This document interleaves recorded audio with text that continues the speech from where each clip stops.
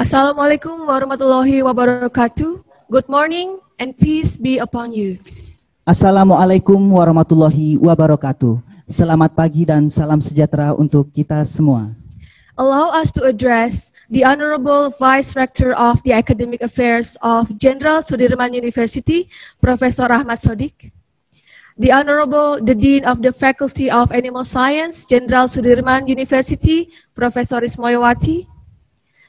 And our speakers of today's seminar, Professor Phu Dinh Tong from Vietnam National University of Agriculture, Associate Professor Yanin Opat Patnakit from Maijo University, Thailand, Associate Professor Heni Akit from University Putra, Malaysia, Associate Professor Bibin Bintang Andriana from Kwansei Gakuin University, Japan, Professor Budi Guntoro from Gajah Mada University, Professor Suyadi from Brawijaya University, Professor Edi Kurnianto from Diponegoro University, Associate Professor Rachel Bryant, Lincoln University, New Zealand, Associate Professor Juni Sumarmono from Jenderal Soedirman University, and Associate Professor Triana Setiawardani, Jenderal Soedirman University, as well as all distinguished guests, all participants and sponsors of today's event.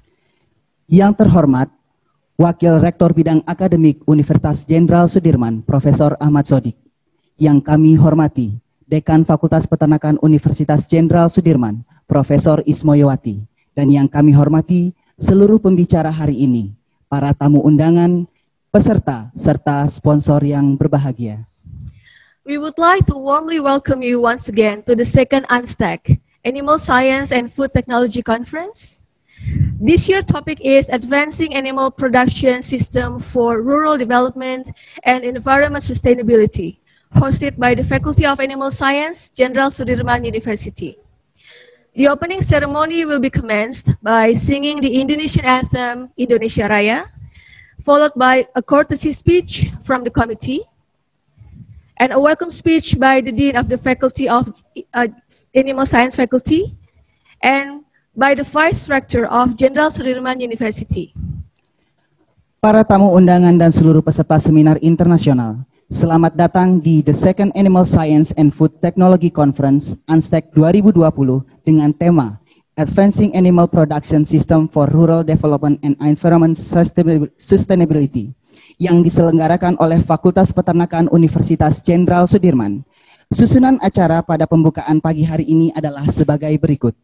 Yang pertama, menyanyikan lagu Indonesia Raya. Yang kedua, laporan Ketua Panitia. Yang ketiga, sambutan Dekan Fakultas Peternakan Universitas Jenderal Soedirman. Yang keempat, sambutan Rektor, Wakil Rektor Bidang Akademik Universitas Jenderal Soedirman sekaligus membuka acara. Kemudian diakhiri dengan foto session dan juga penutup. Ladies and gentlemen, with respect to other believers and religion, let us open this ceremony by praising Basmalah with the hope that the seminar will run well. Hadirin yang berbahagia, dengan tidak mengurangi rasa hormat kepada pemeluk kepercayaan lain, dan dengan harapan semoga acara pada pagi hari ini berjalan dengan lancar, marilah kita awali acara ini dengan bacaan Basmalah. Ladies and gentlemen, please rise for Indonesian anthem. Menyanyikan lagu kebangsaan Indonesia Raya, hadirin dimohon berdiri.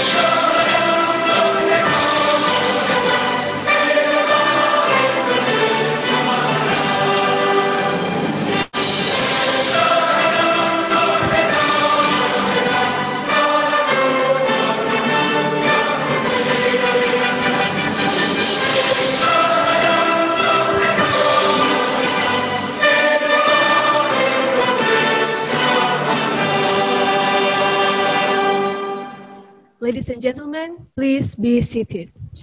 Hadirin yang terhormat, kami persilahkan duduk kembali.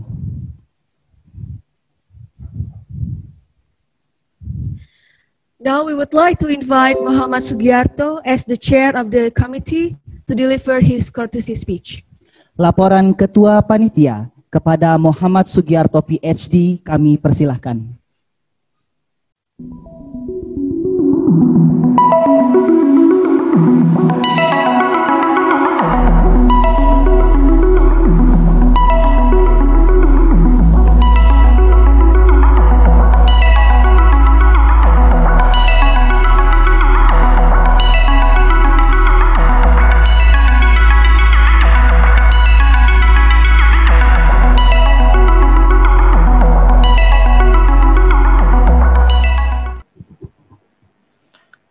Good morning. The Honorable Vice Rector of Jenderal Soedirman University, Professor Ahmad Sodik, the Honorable Dean of Faculty of Animal Science, Jenderal Soedirman University, Professor Ismoyawati, keynote speakers, guests, all participants, invited speakers.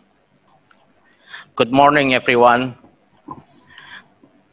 With thanks to Almighty God who really giving us blessing this morning, so we can attend and participate in the very great event this morning, that is International Conference on Animal Science and Food Technology, AnSTC 2020.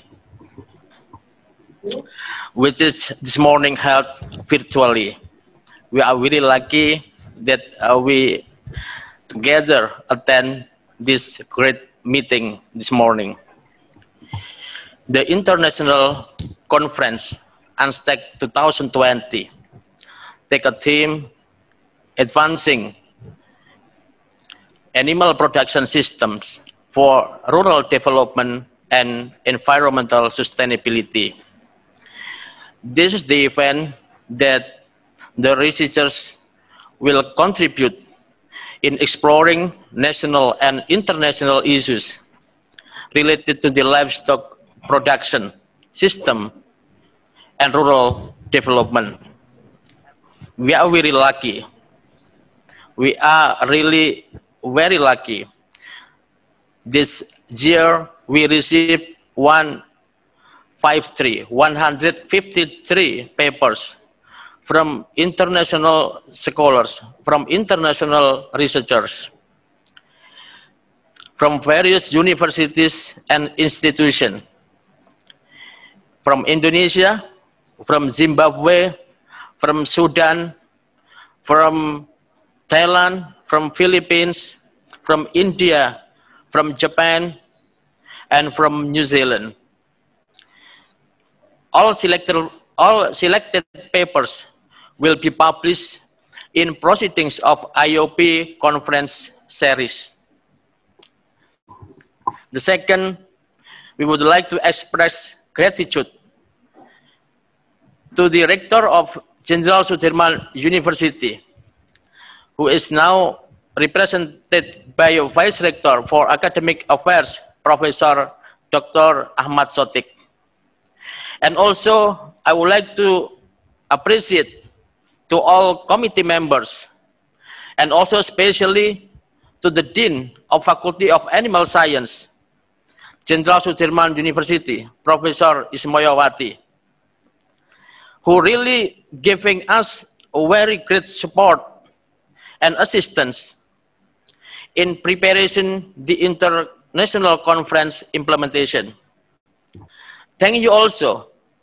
I want to extend it to the all speakers, to the also all participants, all presenters, reviewers, moderators, and also partner institutions such as Journal of Animal Production, Indonesian Association of Animal Husbandry Scholars, Poultry Magazine, InfoVet Magazine, for their involvement and collaboration in the Animal Science and Food Technology International Conference 2020. We hope that this event is not the last. We hope also that this event will strengthen our cooperation, our network among researchers, participants, and all institutions. Finally, apologize for any inconvenience in this seminar due to our limitation. Thank you, and we look forward to seeing all the participants in the next AnSTC, in the next Animal Science and Food Technology Conference. We hope we can see each other for AnSTC, for the third AnSTC in 2021. Congratulations for all on following this event until it's finished. And hopefully it will give us very good impression and memories for all participants. Again, thank you very much and congratulations. Wassalamualaikum warahmatullahi wabarakatuh.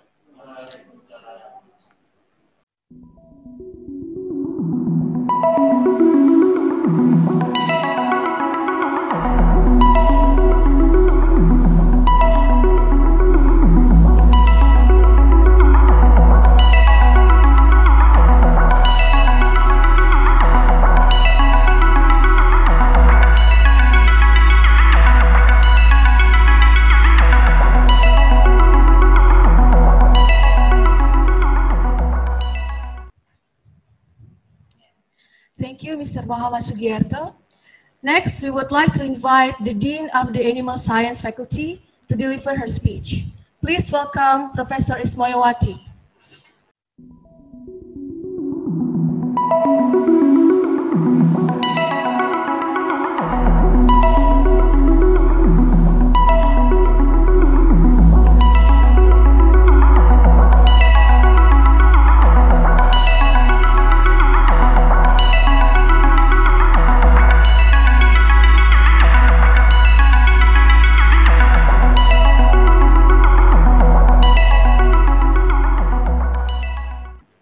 Bismillahirrahmanirrahim. Assalamualaikum warahmatullahi wabarakatuh. The Honorable Rector of Jenderal Soedirman University, or the representative, Professor Dr. Ahmad Sodik, Vice Rector of the Academic Field, keynote speaker, invited speaker, and all presenters, our nation and international colleagues, and distinguished guests and committees. First, I would like to welcome you to our Faculty of Animal Science at Jenderal Soedirman University, where scholars and researchers in partnership with government, industry, and non-profit organizations develop cutting-edge knowledge and innovation for our future society. I am very grateful that the Faculty of Animal Science at Jenderal Soedirman University can hold the second international conference on animal science and technology. Previously, the first was born in 2019. In the second edition of AnSTC, we took the theme Advancing Animal Production System for Rural Development and Environmental Sustainability. We are committed AnSTC will become the academic tribunal for us. The Faculty Animal Science, as a part of the education entity of Jenderal Soedirman University, is committed to supporting the achievement of our university vision to become an internationally recognized center for rural development and local wisdom. by 2034. The theme of this international conference is very harmonized and support the achievement of this vision. In the future, livestock development will face the challenges of environmental sustainability, increasing the rural economy, and strengthening social value and local wisdom. More especially, livestock development is expected to become a medium in accelerating sustainable development goal, namely ending poverty, reduction inequity, and protecting the environment.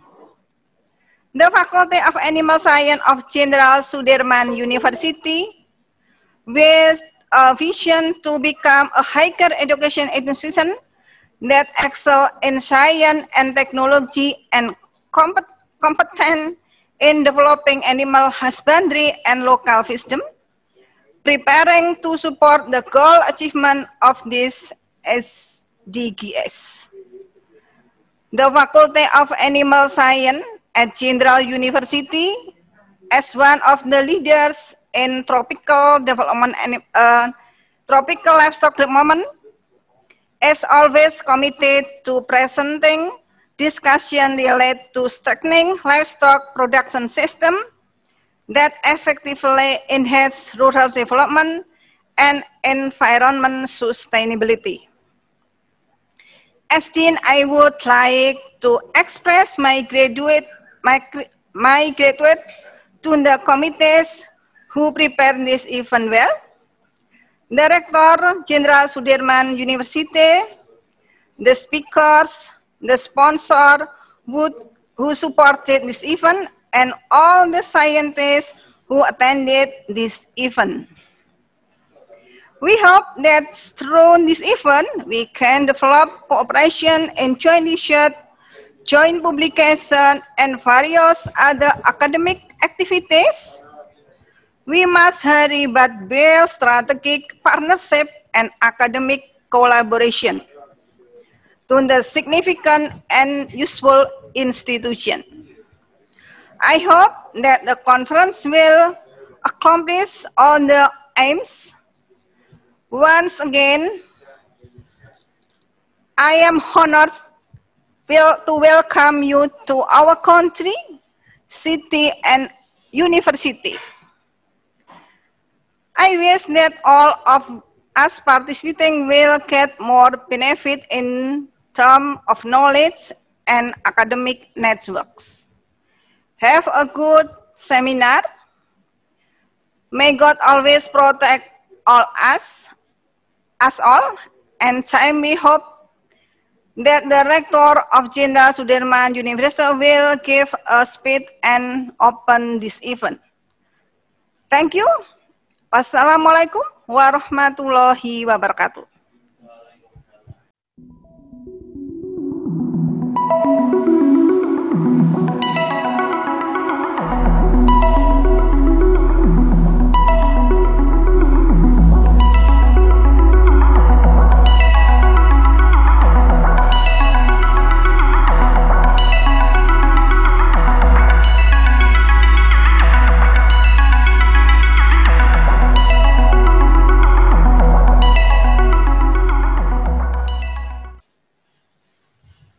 Thank you, Professor Ismailwati. Now we would like to request the honor from the Vice Rector of Jenderal Soedirman University to deliver his opening remarks and officially open the seminar. Sambutan Wakil Rektor Bidang Akademik Universitas Jenderal Soedirman sekaligus membuka acara kepada Profesor Ahmad Sodik kami persilahkan.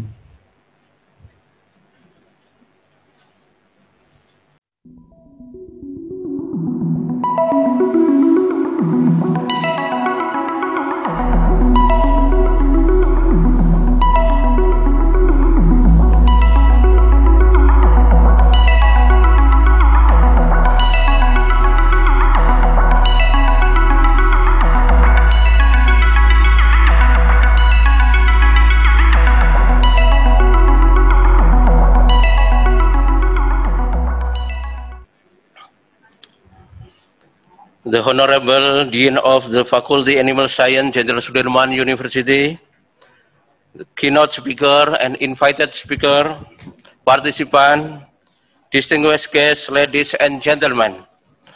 Assalamualaikum warahmatullahi wabarakatuh. Selamat pagi, salam sejahtera untuk kita semua.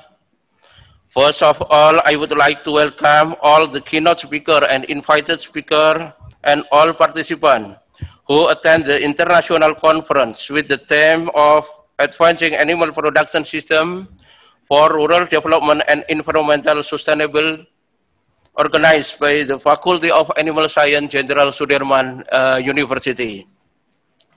Ladies and gentlemen, at the moment, COVID-19 has had a substantial impact on many sectors at global, regional, and national level, including the animal production sector.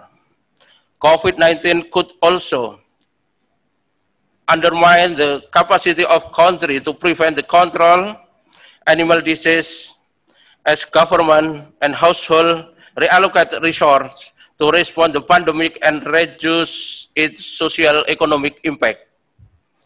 The livestock supply chain and animal health are the elements that can be give more attention in animal production.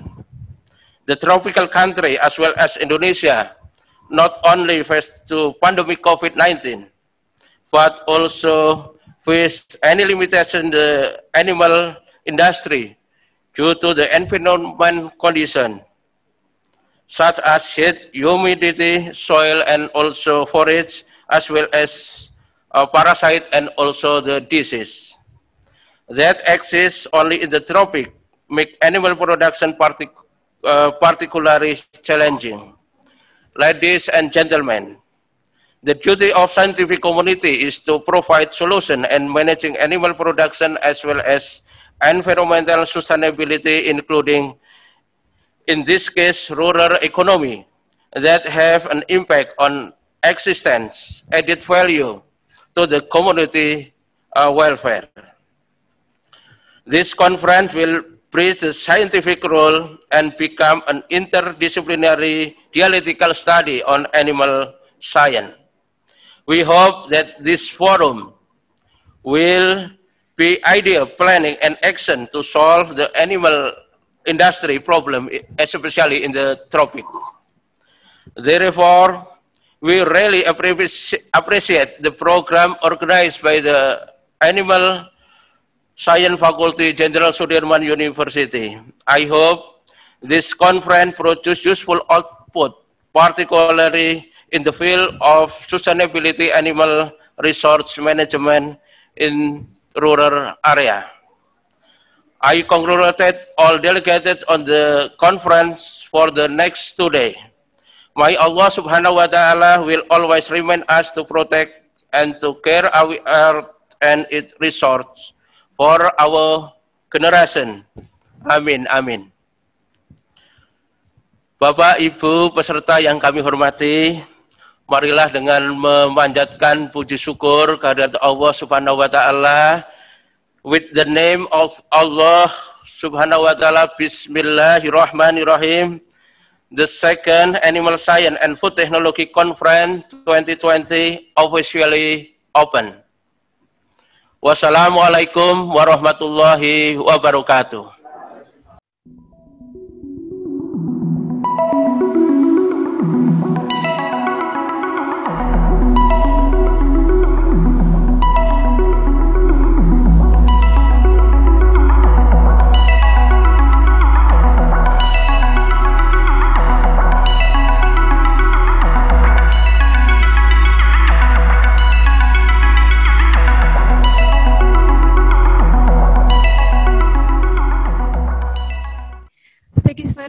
Professor Ahmad Sodik. The second AnSTC 2020 is now officially opened. Kami ucapkan terima kasih kepada Profesor Ahmad Sodik telah membuka acara kita pada hari ini. Now moving on, we will take a group photo. First, we'd like to request the committee chairman, the Dean of the Faculty of Animal Science, as well as the Vice Rector of Jenderal Soedirman University to have your camera ready. Baiklah, acara yang selanjutnya adalah sesi foto. Sesi foto yang pertama, kami undang dengan hormat kembali untuk ke stage Ketua Panitia, Dekan Fakultas Peternakan Universitas Jenderal Soedirman, dan juga Wakil Rektor Bidang Akademik Universitas Jenderal Soedirman untuk mengambil sesi foto.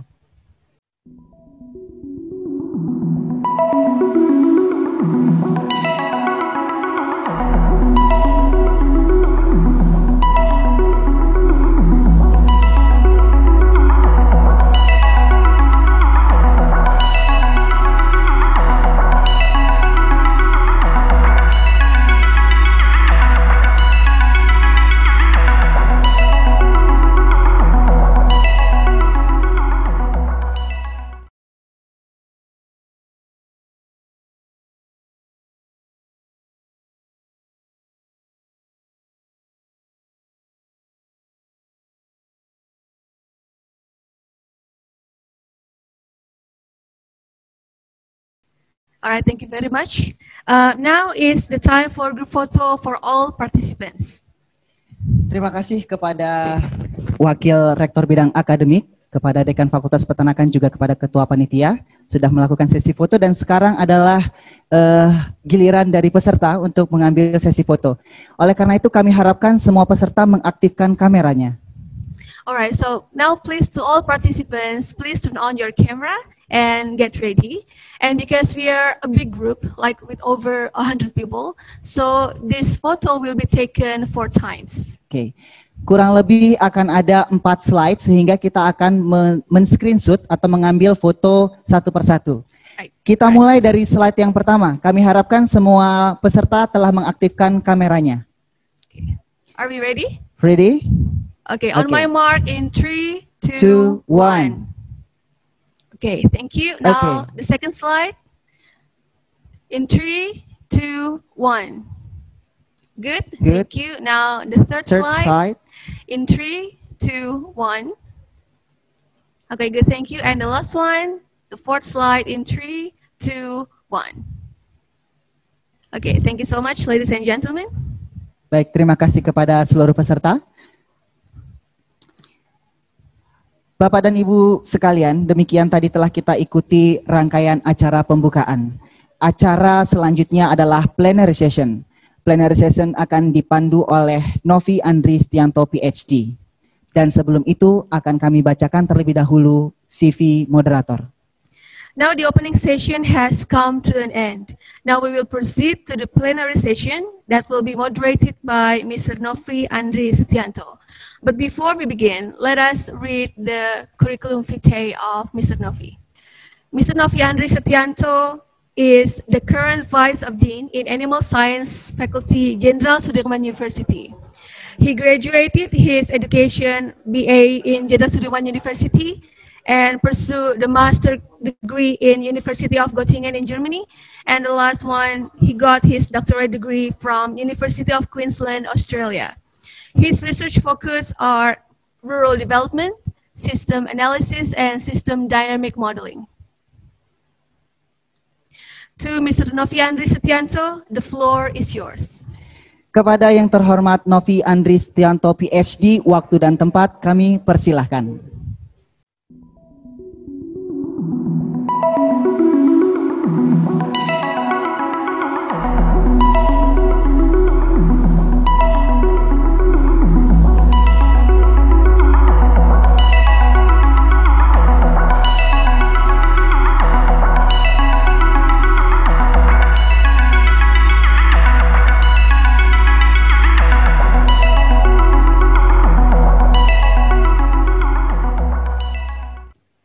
Good morning. Welcome to the plenary session. My name is Novi.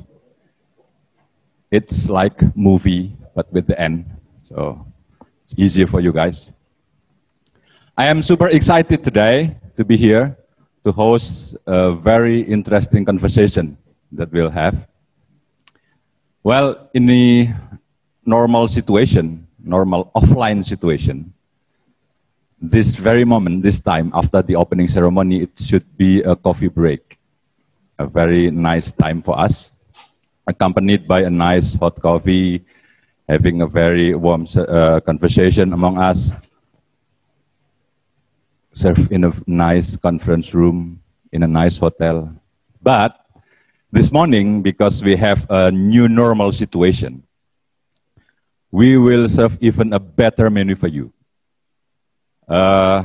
This morning, we have a special deal of combo menu for all of you. We call it a Fantastic Four menu. Fantastic Four. 4 speakers from 4 different countries. Talk about 4 different topics just for you. It is a great honor for me to introduce 4 keynote speakers who already joined us. I would like to check whether today's keynote speakers already joined with us. First, I would like to invite Ibu Associate Professor Henry Akit, PhD. Hi, I'm here. Good morning, selamat pagi. Selamat pagi, Novi. Thank you for joining us. And then the second speakers for this session, Associate Professor Dr. Yanin Opatpat Patanakit. Yo, good morning. Good morning. Thank you for joining us, Professor. Yep. Before we start the session, let me read the short curriculum vitae. Associate Professor Henry Akit, PhD. She is from University Putra, Malaysia. She is now the head of Department of Animal Science, the Faculty of Agriculture, University Putra, Malaysia. Her researchers are mainly focused on poultry and horse nutrition. She will deliver a very interesting topic, which is super current, circular economy. So if you Googling this keyword in any browser, you can easily find, because it is very recent. Circular economy. It's an alternative to a traditional linear economy. If you are interested to develop a green and sustainable agriculture, then her talk will give a fresh insight and ideas. Then it will be followed by a talk by Associate Professor Dr. Yanin from Maejo University, Thailand. He is the Vice President for Academic Affairs and Student Development. His specialization is in the area of ruminant nutrition, dairy, and beef production.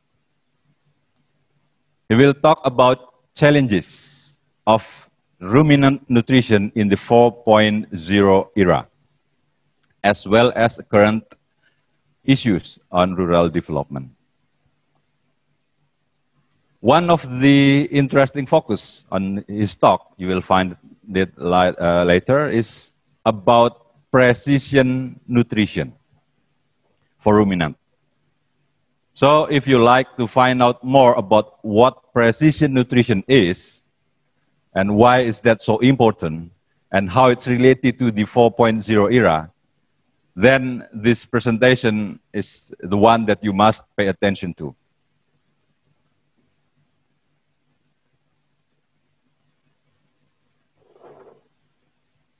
For this plenary session, we each will have 30 minutes for presentation, and then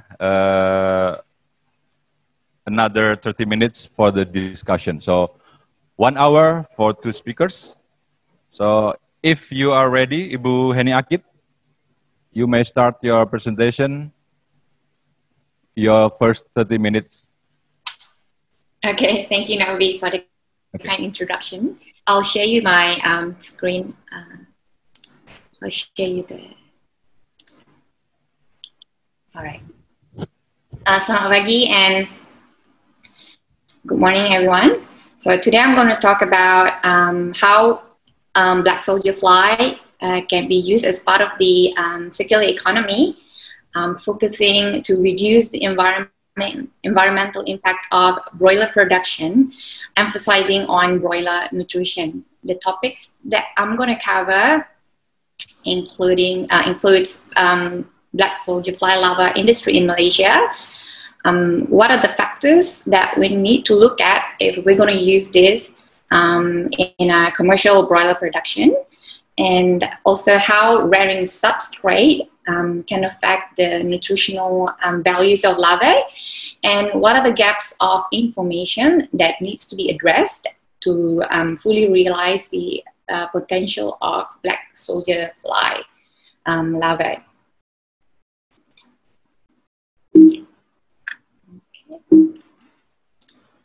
All right, yeah, this has nothing to do with the fly, but I just want to tell you that I'm a big fan of Sheila On7, and we bumped into Duta 3 years ago when we went to post-grad concert in Bangkok. Yeah, that was fun. Nothing to do with the black soldier fly larva. Anyway, okay, so let's start with what life cycle assessment is. Okay, climate change is a serious matter and it needs to be urgently addressed. And so when we consider using alternative feed protein, it is important to evaluate how it can impact the environment. So LCA, or life cycle assessment, is a tool that can be used to evaluate the impact of production systems. So in this case, it will be the broiler production and black soldier fly larva production. So within each production system, the environmental impact of the whole process involved in the production is taken into account, starting from the raw material extraction and processing, production and manufacturing, transport, up to its final use and disposal, as well as emissions from animal housing and manure management. So using LCA, all of these factors are considered to justify the land use, energy use, and global warming potential.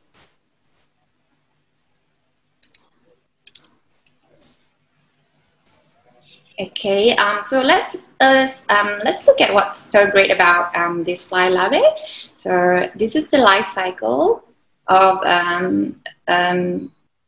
this fly. So it starts when the adult mates. It will produce the female will produce eggs, and then these eggs will grow into a larvae stage, and then into the pre-pupal stage, and then pupal stage, and finally becomes an adult, and then the cycle goes on like that.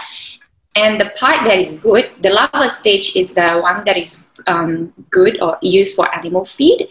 Okay, so this larvae is it's a good source of protein, fat, energy, and minerals, and it also has good properties like chitin and lauric acid that could promote the gut health of the chicken.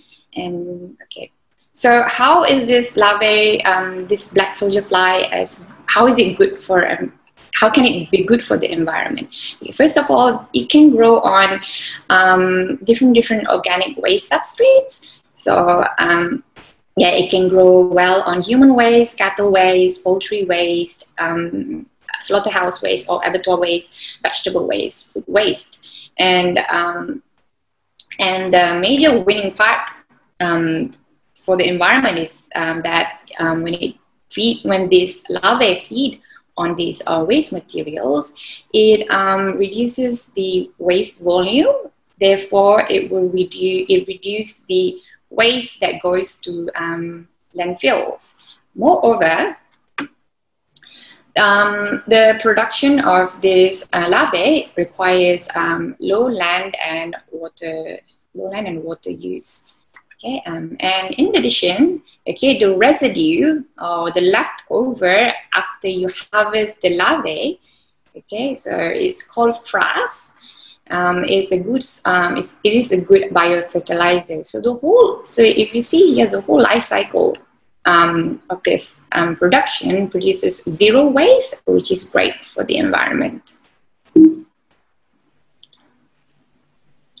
Okay, so let's look at what circular economy means and how we can, where we can place larvae in this circular economy. So, as mentioned by Novi earlier, okay, the linear economy is the one that we are currently using, where we import corn and soybean meal. Okay, majority of it we import, bring it into the country, and it goes to the feed mill for feed formulation and mixing before it goes to you know, chicken farms and so on. Okay, so this you can see it's a straight line, it's a linear. Circular economy, on the other hand, is secular. Okay, and it aims to reduce waste by making full use of the waste, and also it aims to reduce the environmental impact of broiler production. So you can see here, instead of using import feed, okay, so 100% imported feed. So this larvae, we can rear it on chicken manure, okay, and then we use the larvae as part of the chicken diet that goes to the feed mill. And then you can see it's closing the loop of the broiler production here, which could enhance sustainable agriculture. And farmers in Kenya is already using this this concept of circular economy, where they use the manure plus the vegetable waste as a rearing substrate for their larvae. Yeah. Okay, so the larvae can also be reared on food waste. Okay, closing the loop of the bigger cycle, which is the food chain cycle. And one company in Malaysia is already doing this, where they transport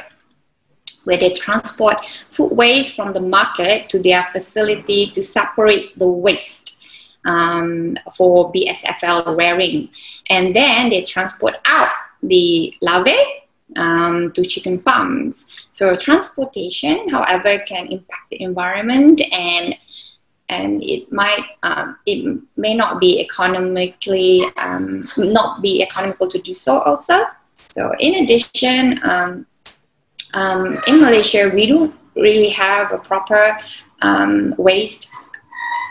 proper separation of food waste, which makes it challenging for BSFL farmers that doesn't have a proper facility to separate the waste. Okay. So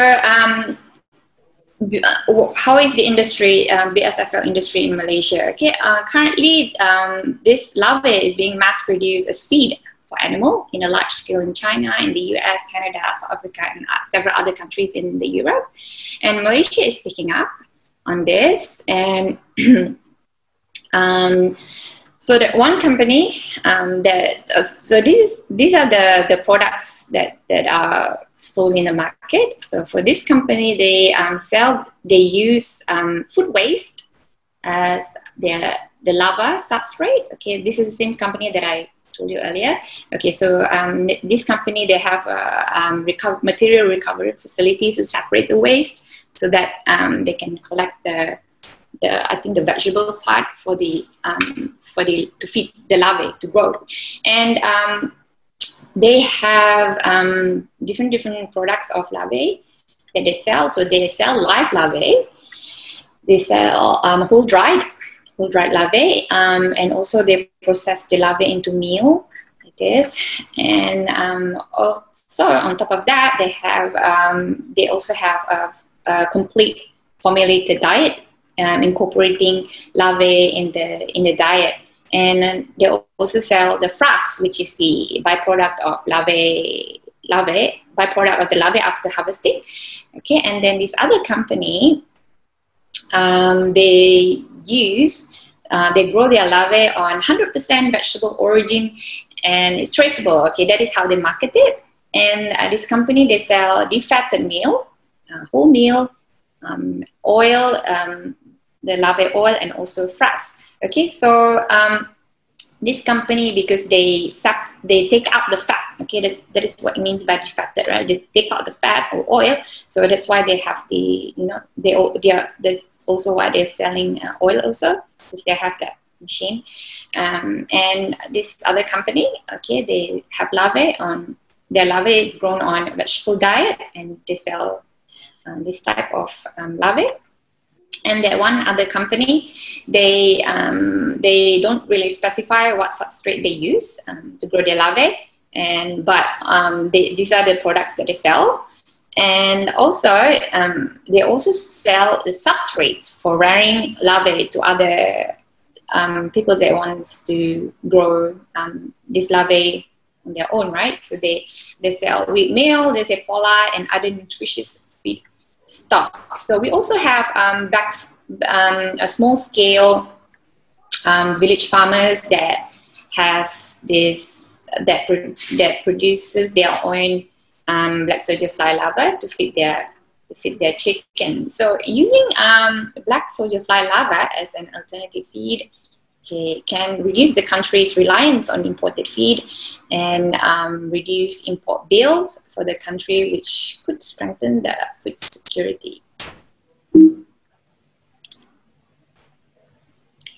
Okay, so to realize the full potential of BSFL in a commercial scale, so a few important factors we have to address. Okay, so the first one is we have to have a steady supply and consistent quality of larvae.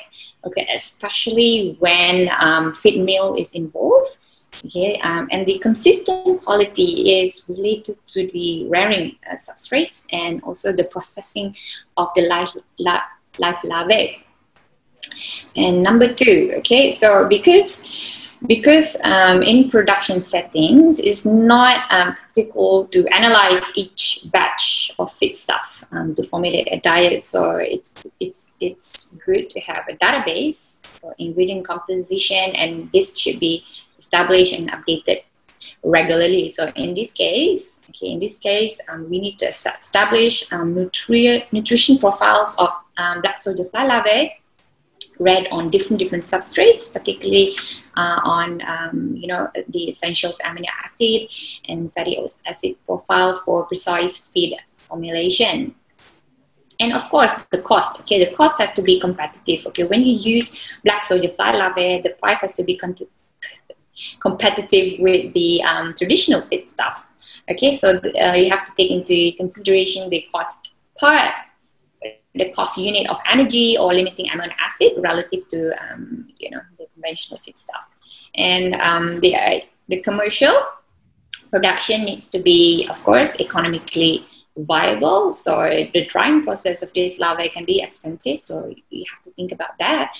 And also the mass insect rearing facilities needs to be cost effective and well optimized to provide steady and consistent quality of larvae. And of course, food safety. Okay, food safety, especially when using waste as substrate. Okay, legal issue has to be related to sanitary problems, should be set to encourage the use of this larvae commercially.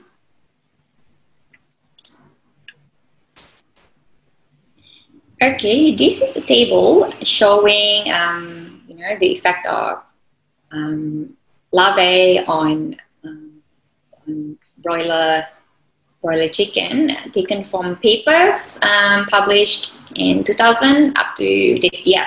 And if you notice here, different papers, they use different types of larvae. So this paper here, for example, it has partially defatted, meaning that it has taken out some of the fat. And some papers, they use full fat. And then also take note of the substrates. Okay, they use different studies. They use different substrates. So this paper used vegetable byproduct, and this one using horse manure.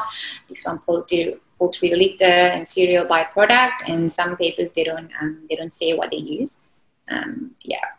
So in general, if you look at here, so it looks like less than 10% inclusion rate can be beneficial for the broiler chicken in terms of performance, the health and welfare, as well as meat quality. Okay, so in a balanced diet formulation, okay, the inclusion rate of how much you put in this larvae, okay, it influences how much. It also influences how much soybean meal you're gonna put in, how much fish meal you're gonna put in, and how much synthetic amino acid you're gonna put in, as well as corn and oil, because black soldier fly larva not only contains high amount of protein, it also pretty fatty. Yeah, depending on what your basal diet is. So in some instances, a diet using this black soldier fly larvae, okay, it decreases the soybean meal, which is good, but it increases the levels of synthetic amino acid that I put in, and corn, okay, so which might not end up being economical. So, but if the cost of the diet using the larvae and conventional ingredients are at least comparable, and using BSFL is better for the environment, I think that would be fantastic. And yeah, there are a few factors that can affect the nutrient composition of larvae. First is the substrate, which I will talk more in the next slide, and also how it's processed. Okay, whether you are feeding it in a live larvae that is live, or whether you dry it, or whether you defat, whether you remove the fat, and so on. And also depending how you process it, using what method. Okay, so to achieve consistent quality each time, it is important. It is best to limit all these variables so that you get a consistent quality of larvae.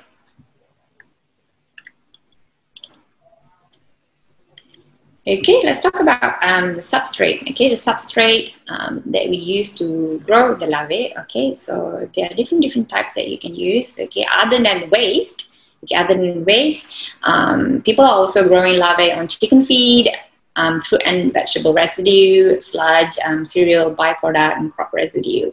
And you can feed it as a single blend, like just chicken manure, for example, or you can have a blend, like, you mix the chicken manure with vegetable waste, or you can have it as, or you can treat this substrate with microbes to do microbial fermentation.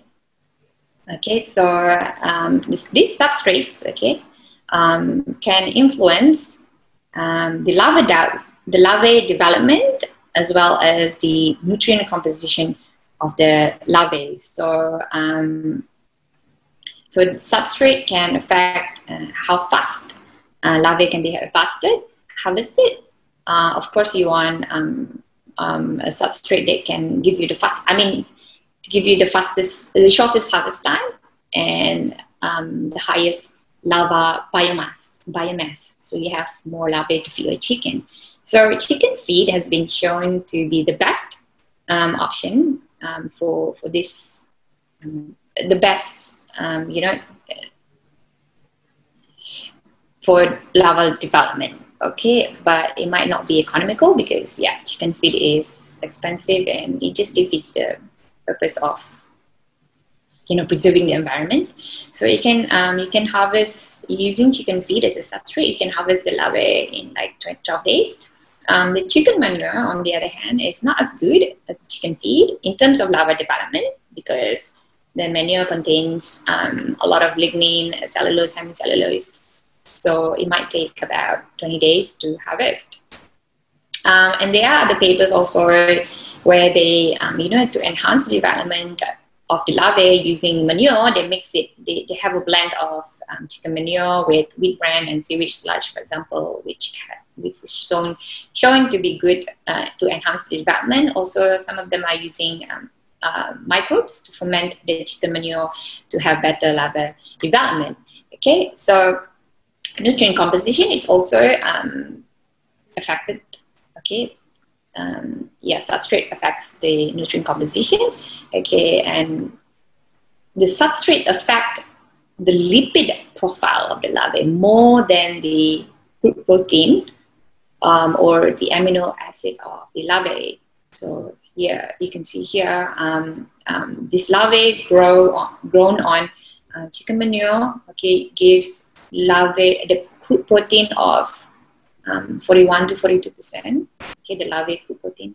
So the larvae grown on fruit and vegetable waste gives crude protein of 40%, and restaurant waste 43%. So you can see different waste. Okay, it doesn't really, the crude protein doesn't really change. So it ranges from 40 to 43%. Okay. And BSFL read on poultry manure shows an ideal amino acid profile for broiler for requirement of chicken. Okay, in fact, this study shows that the EAII is higher compared to for the larvae compared to the fish meal and soybean meal.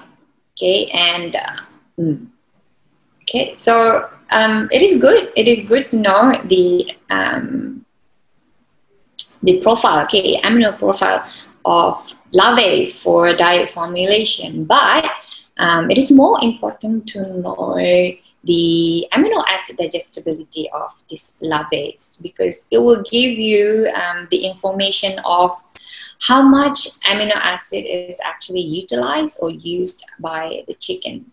Okay, and this one study shows that amino acid digestibility of these larvae fed on cereal byproduct as a substrate had lower digestibility than compared to soybean meal.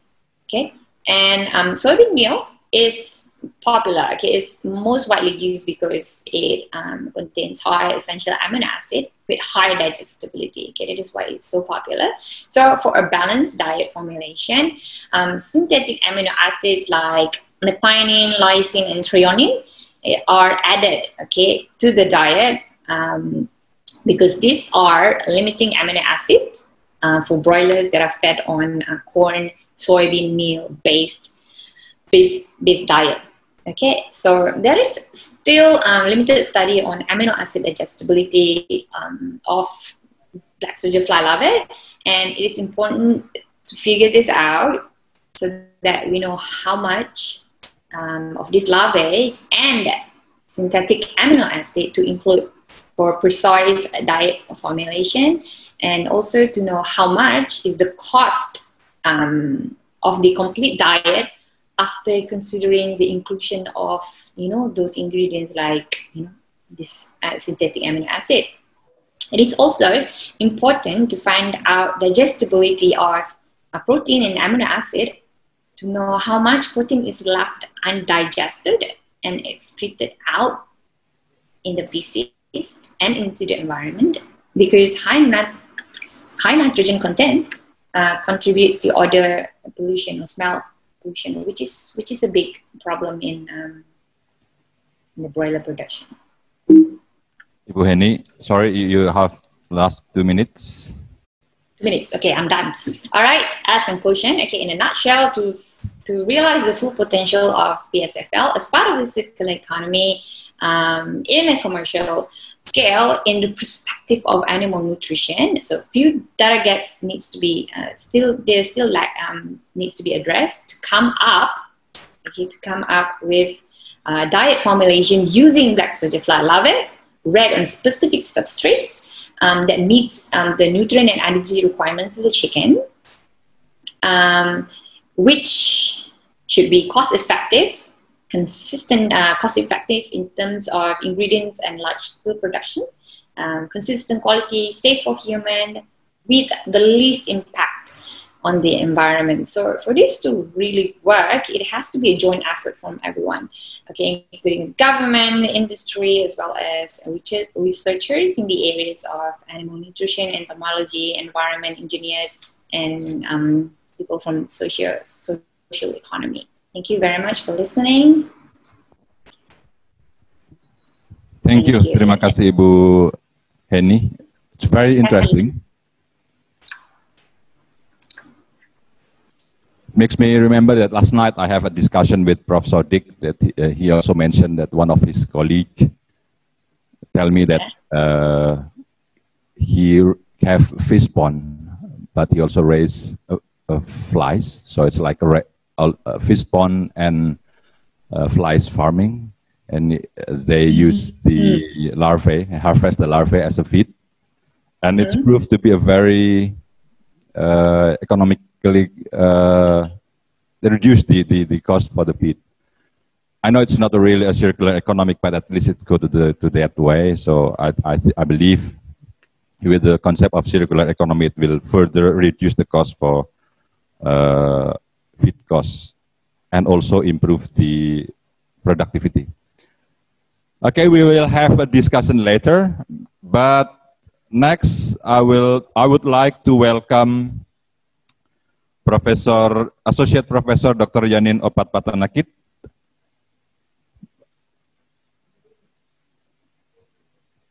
Pak Yanin, are you ready? Yeah, I'm here. Okay, so you can stop. For the participant, if you have question, please write in the chat menu. Okay, Pak Yanin, your 30 minutes is... Yep, can I share my slide?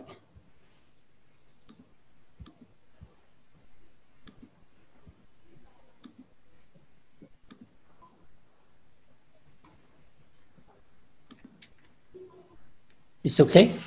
Everyone saw it? Is this okay? Dr. Naomi? Hello? Yes. Yeah, okay, right. Good morning, all the participants and ladies and gentlemen. Greeting from Thailand. First of all, I would like to express my sincere thanks to the organizing committee for inviting me as a speaker at the second Animal Science and Food Technology Conference. My talk today is about the challenge of ruminant nutrition facing Industrial Revolution 4 and rural development issue. Actually, it's my touch is might be my talk. It might be split like a way around, like a nutrition and also the Industrial Revolution or Agriculture 4 also deal with the rural developments. But in the recent years, I think we got the face of the disruptive technology, and that's going to be a significant attempt into the fourth industrial revolution, or we call Industry 4.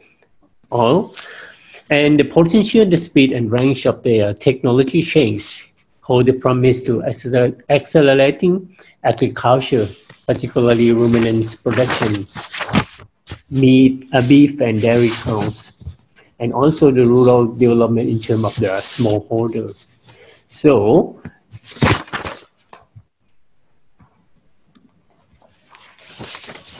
then it means that the immediate impacts of the new technology is more evident on the government policy also. So it's sort of like in Thailand, we have a Thailand 4 also, and also Agriculture 4. And also the ruminant nutrition played the important role in the ruminants production to produce the meat and milk as a protein source for the human. How to manage the feeding system for the ruminants to maximize the productivity when the new technology enter, and many people lacks of the knowledge in the rural area. That is not only for the ruminants nutritionists, but also the smallholder farmer, government, and all stakeholders that related to the production. And I think, as you know, that the fourth industrial revolution is involved with all the robotics, nanotechnologies, gene technologies, artificial intelligence, machine learning, and also energy generation. I think that all that we know, and this one we face on the new technology. And agriculture for also they put it on like quite a big vast bird and also not really well defined, and how to do the more effective and more sustainable. That's another question that we need.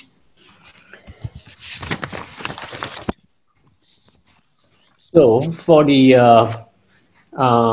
agriculture force, the potential is to be disruptive, and also it might be the transformative in many ways, and to change the production and distribution and consumption as well as rural environments of the life.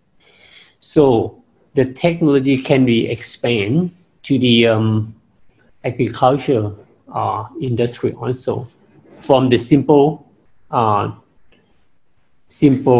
production-oriented agriculture to be the urban agriculture.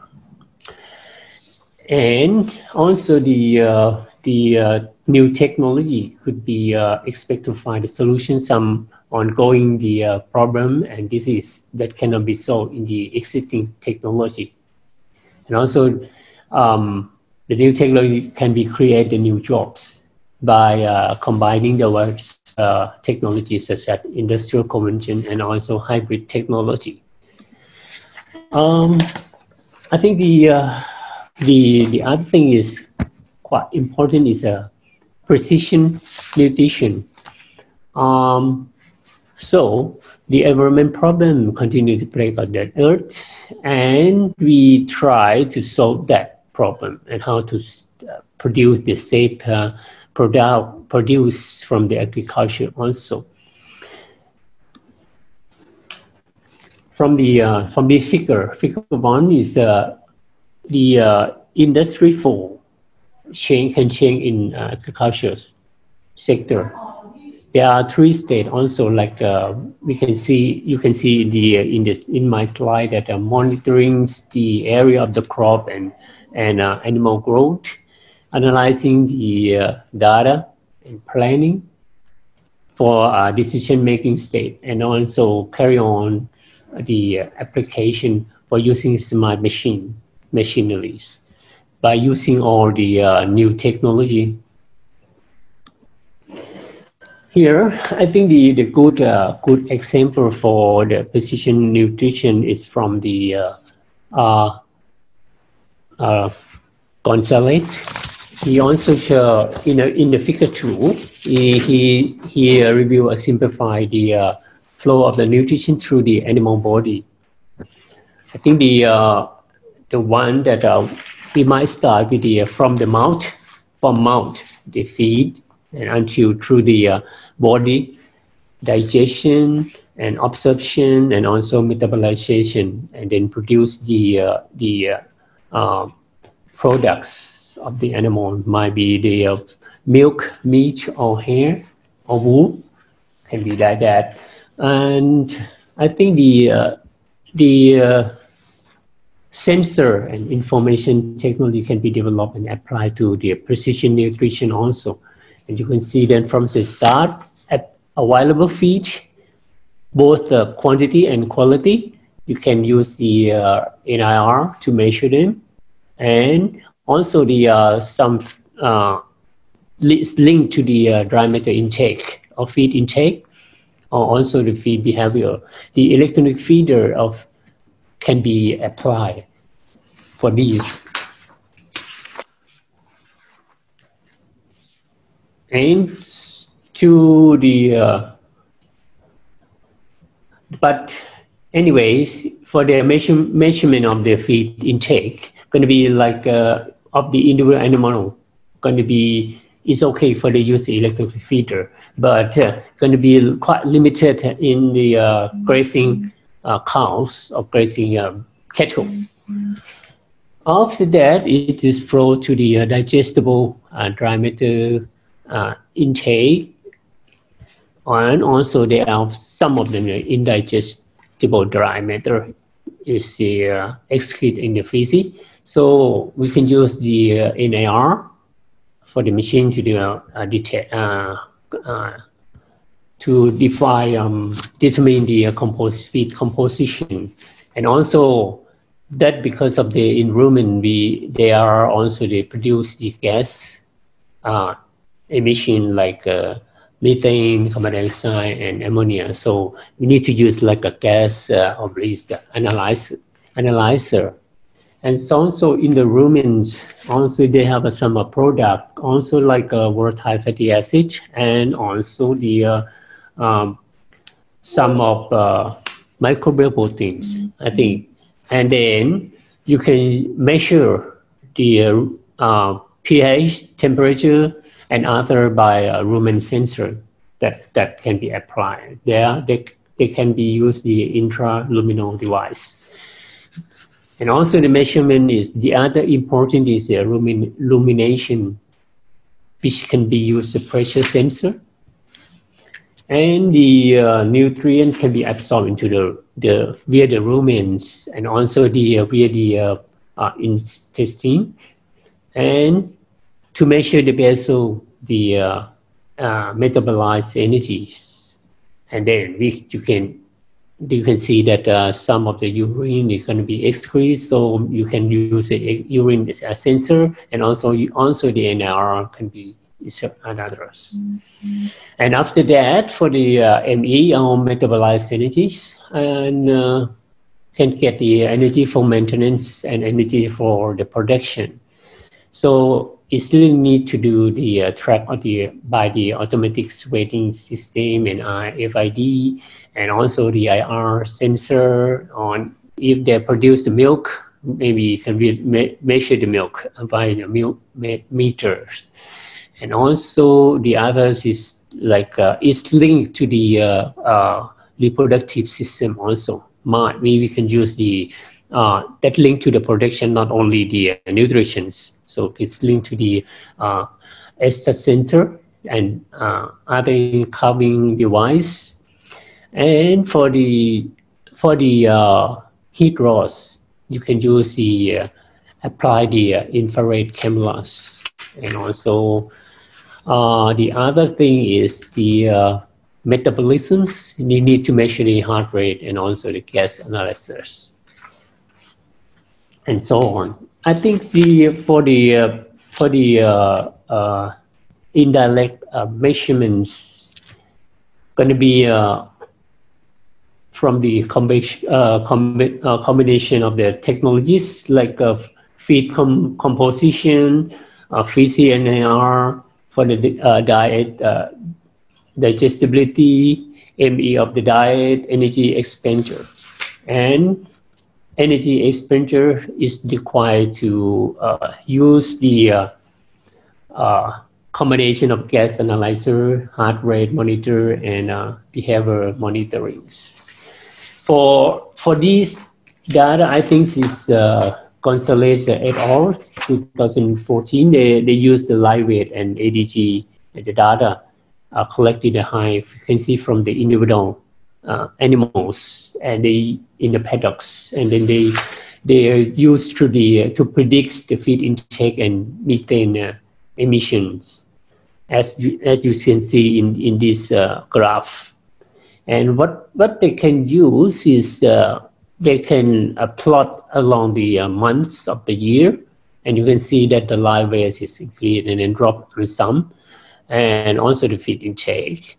So it can make a decision for the farmer that if they want to sell the animal, like in July, the weight is okay, and the methane and growth rate, maybe its growth rate start to drop, but it's still compared to the January for the next year, it's going to be reduce the feed intake for 122% and reduce the methane emission compared to January is about 105%. So I think this is that's why we can use the precision nutrition for that and our technology. But anyway, for forecasting the result would be required incorporation like weather forecasting or different climate scenario also to predict the partial growth that affect in the nutrition animals. And that this one in the present, I think in Thailand it's still like this also. It is still it have some question that what gonna do in the future is okay. If we use the technology, new technology can be adopt, but how about the farmer? I might touch a bit about the ruminant nutrition and environment friendly. And because we know that ruminants are important as a producer of the greenhouse gas, like a methane and carbon dioxide. And also they have some waste that are methane from the methane also. So, for example, the nitrogens, the nitrogen can be associated with the loss of the farm through the ammonia volatilization, nitrate leaching, and also dissipation of the nitrogen, nitrogen dioxide, and also on that affect the quality of a surface and groundwater, and also air. And also the other, not only the nitrogen, is phosphorus and potassium also. So what to do with this? So we really need that for the animal, for the ruminants, the nitrogen loss from the ruminants can be reduced by you can reduce the dietary nitrogen levels, and also to reduce the rumen degradation. And also more effective, you can use a microbe, rumen microbe. So, and also to how to manage the feed. To manage the feed, you can use the complete diet or total mixed ration, and also increase the frequency of the feeding. But anyway, for the dairy cows, you can use a lot of crude protein or nitrogen more efficiently than the other cattle. But anyway, you can find that they still excrete 2 or 3 times of more nitrogen in the manure than in milk. So it's really need to be focus on the how to feeding system to reduce the cost of the milk production, and also to reduce the environmental nitrogen pollution. So come across to the impact of the fourth agriculture technology. I think they still have the question: what will the farmer able to make the full use of this, or will the benefits mainly occur to the private company selling them or their environment? The cost of agriculture for technology is prohibitive for the farmer, especially the smallholder farmers. So our farmer in the future will use a robot, drone, artificial intelligence sensor all at the same time, or will they have to make the prioritized choice about which technology that can economically afford to use? And other thing is to for the disruption, maybe effect on the rural employment also, that might be changed.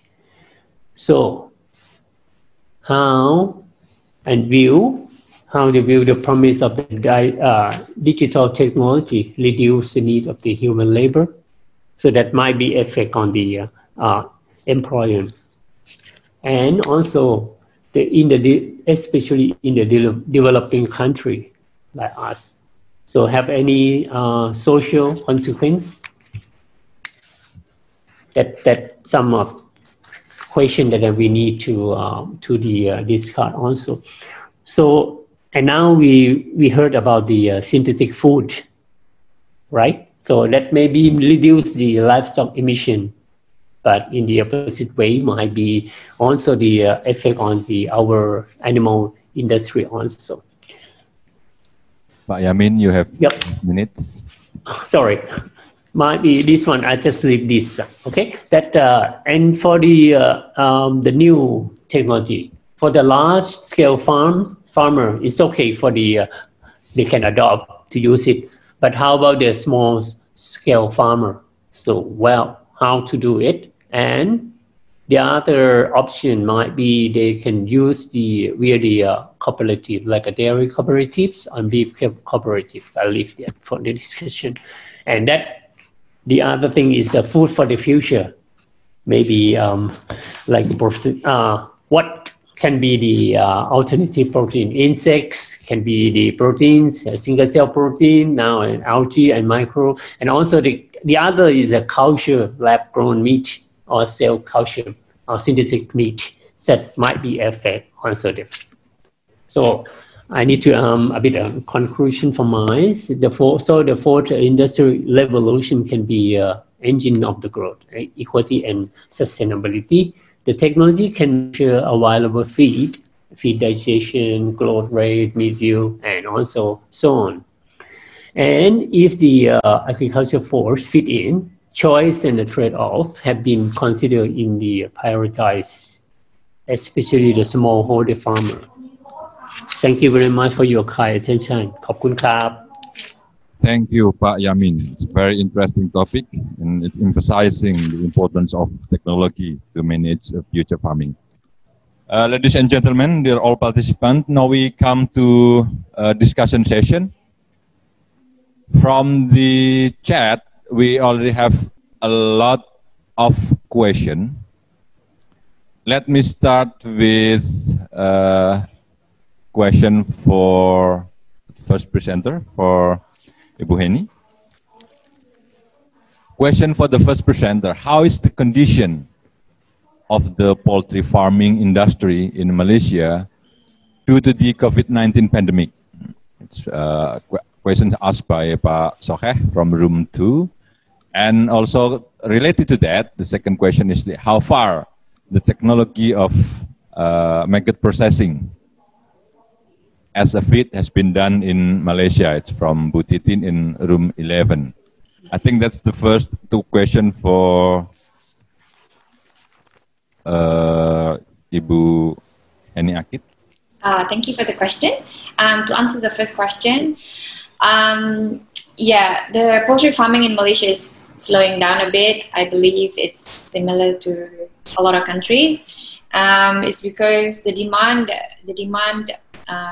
for chicken meat is reducing because of the closure, or because of the reduced sales in restaurants and canteens, at school or factory. So the demand has decreased. So, and although the demand of household use of chicken meat is increased, but it still cannot compensate that that reduce of sales at restaurants, right? So yes, also there are some processing plants that are closed because some workers got infected with COVID-19. So yeah, so it's slowing down a bit. But it's still okay, I guess.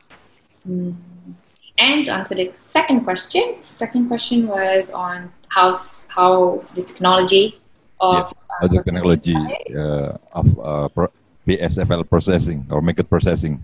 Yeah, the technology is still in infancy, so it is still new, and there's still a big. There's still a large space for improvement in terms of processing. Yeah, especially to process the larvae in a large scale. Okay. Yeah. I hope that then the next question from room 13, Ibu Sophia, is how to process BSFL? Is it drying matter or fresh matter? And then this next question, what percentage of larva flower is obtained fresh? Is it economical? It's from room 14, Bapak Subir. Yes. So how do we process the larvae? Okay. Yes. So for animal feed, you can feed it live because so you harvest it live and then feed it to the chicken straight, or you can process it by drying it. Okay, so you can dry it using oven or microwave, which consumes a lot of energy. Okay, and also you can have it. You can remove the fat, so it's called the fat larvae. Okay, or you can just sell it whole like that, full fat. And so when you remove the fat, the two ways of that, like the few ways of doing it. So one is to mechanically press it to get the oil out, or you can use solvent to extract the oil. So yeah, that is on processing. And the other question, what was the other question again? Sorry. The question is, what percentage of larva flower is obtained fresh? Is it economical? The flour, I'm not so sure. I don't have the answer for that. Sorry, I don't know. Okay. And it's also one interesting question as well from room 2, Agus Hermawan. Is it possible to develop maggot or BSF larvae for human meal? Yes. Okay. Insects are actually delicacy, right? In our region, source of protein, right? Yeah, it's high protein, and people eat insects. Yeah. When I went to Bangkok, people selling biscuits and all. Like, and I'm from Sarawak, Borneo, right? So we eat. We call this butox. You get it from sagu plant. So yeah, I eat that. It's delicious. So yeah. We should try that sometime in the future after the pandemic. Yeah, and also like in the Europe where insects they are trying to promote insect as human food. So where they disguise the look, by processing it into flour, and so they use the flour from they get from larva, they process into flour, and then they for human consumption. Yeah, it is possible, but of course you got to pick the right substrates that is safe so that the larvae is safe for human consumption. Maybe we can use different not larva, just alternative source of protein. So yes. Become, Yeah. Thank you, Associate Professor Henley Akit, PhD, for your very interesting presentation and discussion. Thank you. Now, for the second question, Pak Yamin. Yeah. We have a question from room 2, Muhammad Soheh. Question is, he said that digital procedures in the preparation of ruminant rations are just tools. What matters is accuracy. The material is easy to obtain and cheap, and that livestock are preferred. What do you think? I think for the tool is a tool. I mean, you can measure it. It's quite accurate, but you need to be careful, and maybe you have to interpret the data and transfer to be the useful one. Otherwise, you got only the data. Data is the data, so it's need to analyze also and synthesize it and put into the model. I think that might be like if you have the NIR is a machine, is a tool, so you can give you the idea of the feed composition or feed composition, but you need to synthesize also, analyze on that, and then you interpret the data and put into the model. I think the model is quite important, but the data is also important also. So make sure that you use the right tool and also make the right decision after you have the data and the model, right? Yep. Okay. Thank you. Another question for Ibu Heni Akit. How is the price of BSF, and whether it is economical to use as a protein source? Okay, that's a good question actually. How much? Okay, the price that is available, the ones that are selling for pet food, okay, that's quite expensive. Okay, it might not be economical to put it in chicken feed. So, but I actually don't know how much the price of the pelleted, the complete diet using BSFL in it. So I'm not so sure. Yeah, I don't know how much the price of it. But I think if you own a chicken farm and you want to use larvae as part of your chicken diet, it's probably more economical to have the larvae farm in your own farm than outsourcing it. I think for now, the larvae is not used commercially yet. So I'm not sure. Yeah, those are the things that we still have to find out, you know, whether this larvae is actually economical to use or not. Yeah. So, but if we use larvae in the chicken diet to replace some of the soybean meal, okay, and if we can come up with the cost for this, and if it's comparable to just using soybean meal 100%, then I think it is still okay, because then you can reduce, you know, the import bill for soybean meal, for example. I hope that makes sense. Yeah. Okay. Bu Yen, so currently it's not really economical, but in the future I believe it will become a very useful. Yeah, because when we talk about circular economy, then we're not just talking about economic, but also about the need to have a green, sustainable agriculture. Yes, exactly. Yes.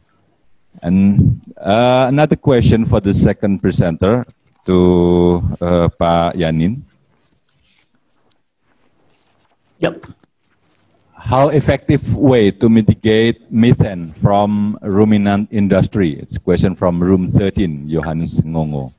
And then the second question is, how does the industrial 4.0 technology benefit smallholder farmers? Yeah, thank you. Thank you for the question. The first one, I think the effective way to mitigate the methane from the ruminants. I think they have a lot of research on the how to feed a lot of the feed stuff to use it, and also the microbiome, like yeast and other things, also the feed additives to use to reduce the methanes from the ruminants ecology. So I think there are a lot of the research on that and also to a lot of them made a commercial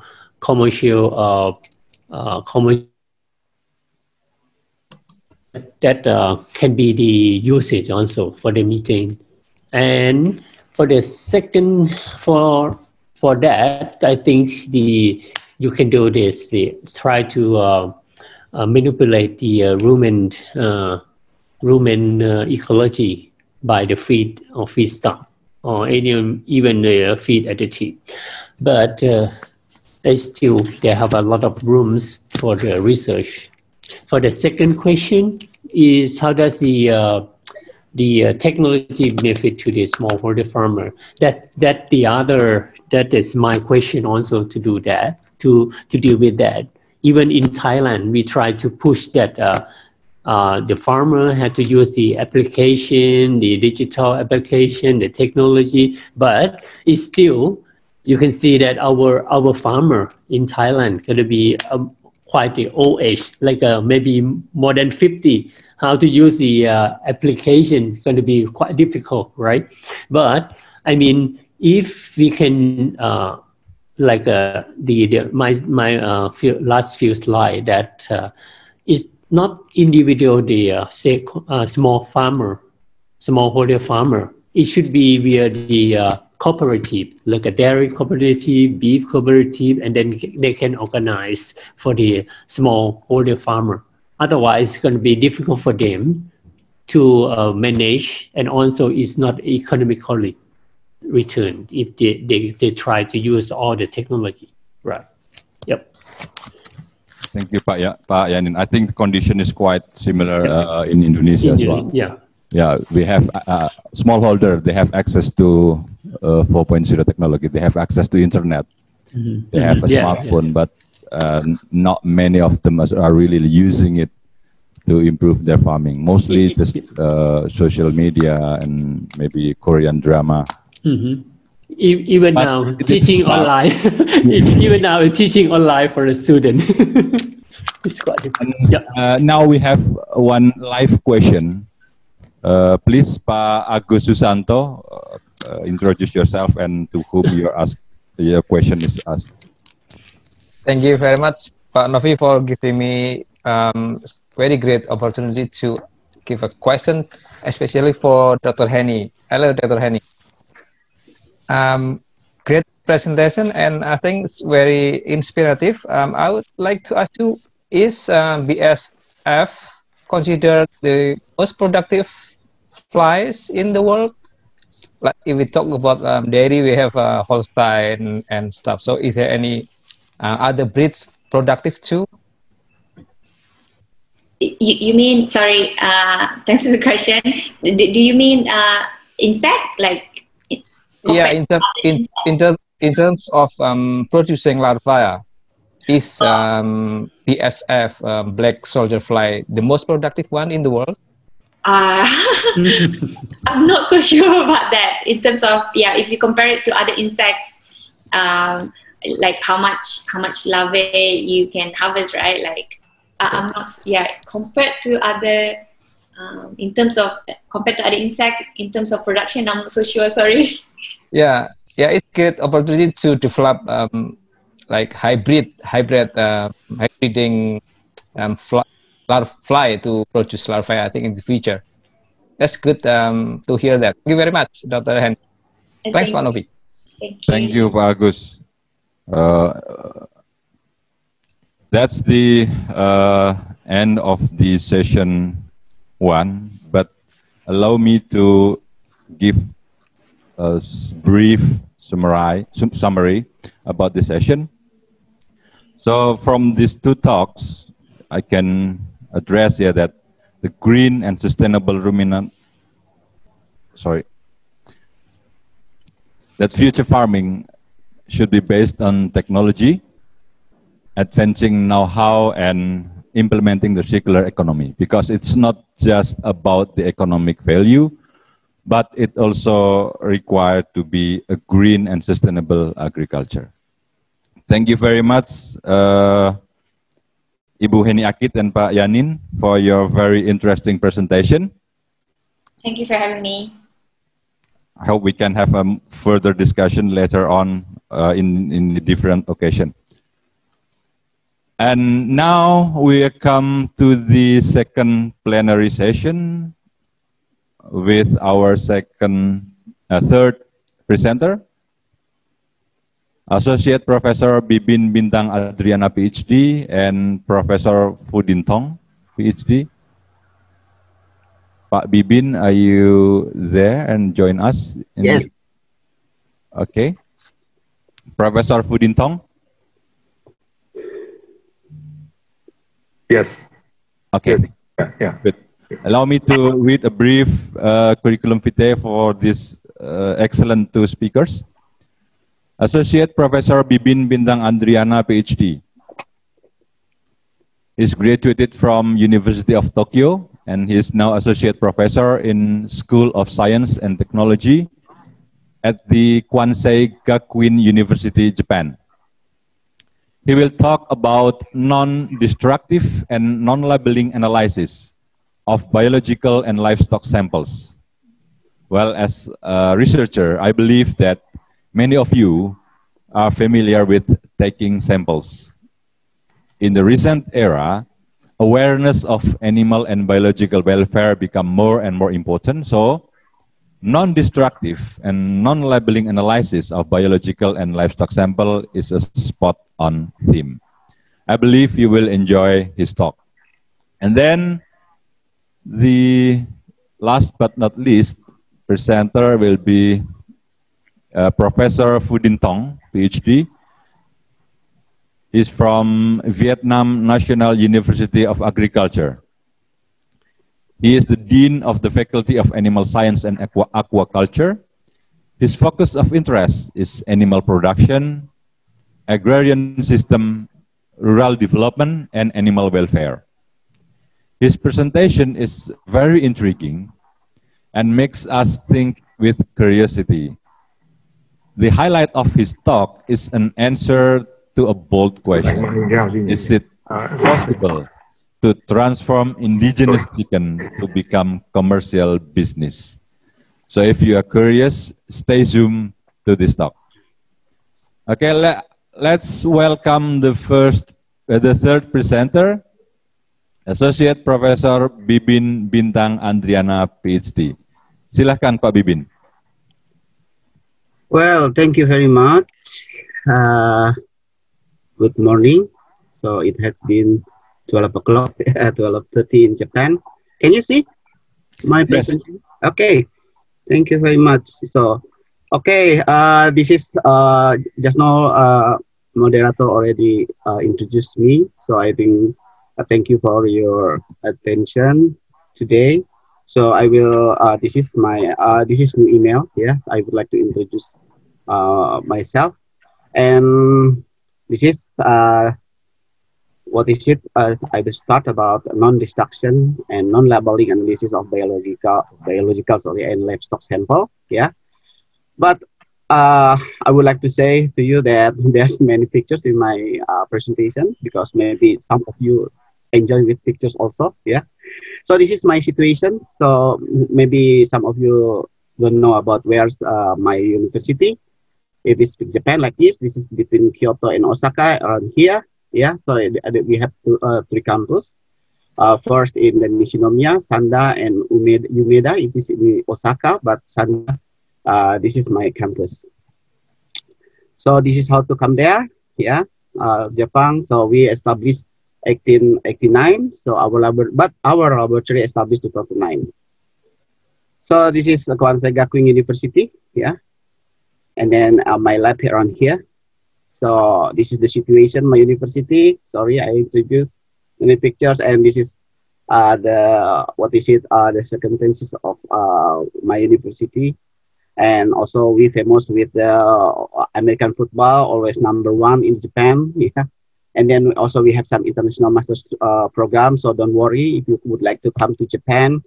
You don't need to have a skill in Japanese language. So it's already changed if compared with 20 years ago. So you just have a good TOEFL and IELTS. Yeah, because in Indonesia, maybe in some country also English is still have some, we still have some difference. So this is the situation. So this is my university, my campus. And this is a golf course, so you can imagine how beautiful my campus. Thank you very much. This is the situation. My department, the chemistry. Yeah, so this is a list of professors. So you can click this one in your computer and internet. So this is the situation, and we have also some laboratory in the world largest synchronous radiation facility. This is the world's largest because the diameter is about 500 meters, so can produce high energy. So we can sometimes, some researchers said that you can create the new science from here. So this is medical science. Also, the hospital, we can, if you would like some what is it proposed to study about something, what is hospital relation. And we shall also, if we would like to study about developmental biology, yeah, we have some laboratory also. This is, I would like to, general purpose of my laboratory. In this case, make Raman spectroscopy for rapid analysis in real time for biological field, of course, inside livestock and marine biology. So, you know that many researchers predict in 21st century said that this is the period of light for analyzing of biological sample. So, because here using Raman, yeah, non-labeling without chemical or dyeing, something like that. So, and non-invasive and non-destructive method. This is also because of we have some digital data, so we can have some as a model or some capital for basic support for AI or also industry 4.0 and faster for reaching data. Sometimes only 30 seconds or sometimes 1 second we can produce the data. And without preparation, this is very important. So we don't need preparation, and then potential to observe sample with low cost. Yeah, so therefore this is non-waste and non-pollutant. Also, I would like to maybe you know about conventional method, yeah, like using transmission microscope, immunochemistry, and Western blotting, PCR, scanning, etc. Yeah, but now we are going to introduce about Raman spectroscopy as non-destructive, non-labeling, and non-invasive. But you know that conventional method always destructive and sometimes need labeling. This is the idea from here. So the laser set up a glove for biopsy without the knife. So we just bring the data and scan something and then by computer so we can produce here. So what solution of this one? So we proposed Mr. Rama produced Raman spectroscopy long ago because based on there's some vibration from the. I would like to introduce this one because you know just now you read that my background is animal nutrition and I never know before about Raman before, so therefore I pretend that I will use. So I would like to introduce what is Raman. So this is Raman spectroscopy. You know that a molecule always have some vibration. So with this kind of the technology, we can see, and this is the result. For example, this one molecule categorized as cholesterol with the spectra like this, and then also actin. Yeah, this is in the cytoplasm area, and DNA maybe in the nucleus, so collagen. So then one day, if we give some treatment, so some changing of this one, we can hit. You know, this is, I think, people from chemistry or biochemistry know about this one and familiar about this one, that some stretching mode, yeah, they will do like this, stretching, you know, stretching like, and then sometimes a molecule also will do like this, yeah, deformation mode, this is twisting, or maybe some scissoring, something like that. So, and let me show you, this is what is Raman spectrum. Yeah, so if we lesson light and Raman sketcher, this is from this one, we can read the Raman, with Raman we can read, and then the expression of the molecular fingerprint like this one. So I just want to, this is my custom to introduce the one. Yeah, this is like, for example, banana. Yeah, there's the sun, and we can, the young generation, I mean, baby, something like that, what is it? And then thinking, and sometimes ask to the mom and daddy, and that's banana, for example. Yeah, but when there is like and put in the mirror like this, yeah, and then they will think, what is it? Because they cannot read. Yeah, also, yeah, this is, I don't know, yeah, because there's some, what is it, the mirror behave like the fluorescence in this case, so we cannot see this one. Yeah, so therefore I would like to say, like, if this the sun is laser, and then this is temple, whatever is it, and then this is the CD camera, yeah, and then this is spectrometer to convert, then you understand. But this is the disadvantages of our Raman system. This is the, if there's some fluorescence like black color, dark color, or like I would like to tell you, for example, just now banana, the skin of banana, there's a yellow, so, and also like goldfish, yeah, if there is koi, or we call this koi. So this color also cannot read by this one. Actually, we can read this one, but the fluorescence cover this one. So with mathematics, we can solve this problem. But yeah, anyway, we are going to, this is still developed. So therefore we dazzle, or, and then you don't know due to the dazzling of this one. Yeah. So like also here, like the leaf here. So we will have data like this one. Actually, there's some information here, but because this system, so we just overlap with the high intensity of the fluorescence fluorescence sample. So Ramang are very sensitive with pigment sample and will produce strong fluorescence in broad spectra. So this is the problem. Okay. So therefore, honestly, I support in my laboratory actually working in biomedical application, but year by year, I would like to introduce this kind of technology to livestock also, because, you know, my background also from the animal science. Yeah, but here we support them. So for biomedical, yeah, we hope with short time, less than 10 minutes, we can produce the data. So with high accuracy in band intensity and frequency, and mechanically stable. Yeah. So this is what we have here. Yeah, using this is actually we bought from the Reniso, from United Kingdom, and here we assembly and we develop by ourselves. Yeah, and then this is portable. Yeah. This is the chemometric, the process how to process the data. So due to Raman spectroscopy, the new equipment in observation sample, this is in developing country, so we have the data like this. Yeah. So therefore, our laboratory actually welcome to any kind. So it's let me tell you, it's kind of like repetition maybe of the research, but we would like to, just to change about the time, about the, just know about the ways to eliminate or to avoid from the waste. Yeah, this is the way we are going to promote the Raman spectroscopy, and then also reduce the cost. So this is, however, particularly in using Raman spectroscopy, we also promote probe in order to help the laser reach something inside our body. This is maybe the other, the difference our laboratory with the others. So because, for example, in Indonesia, yeah, I think just Indonesia University and ITB and BP have this one, but unfortunately they cannot use it for studying the internal cell and tissue in real time. Yeah, for example, to check some alteration in the tissue or cell inside the colorectal or inside the gastric. Yeah.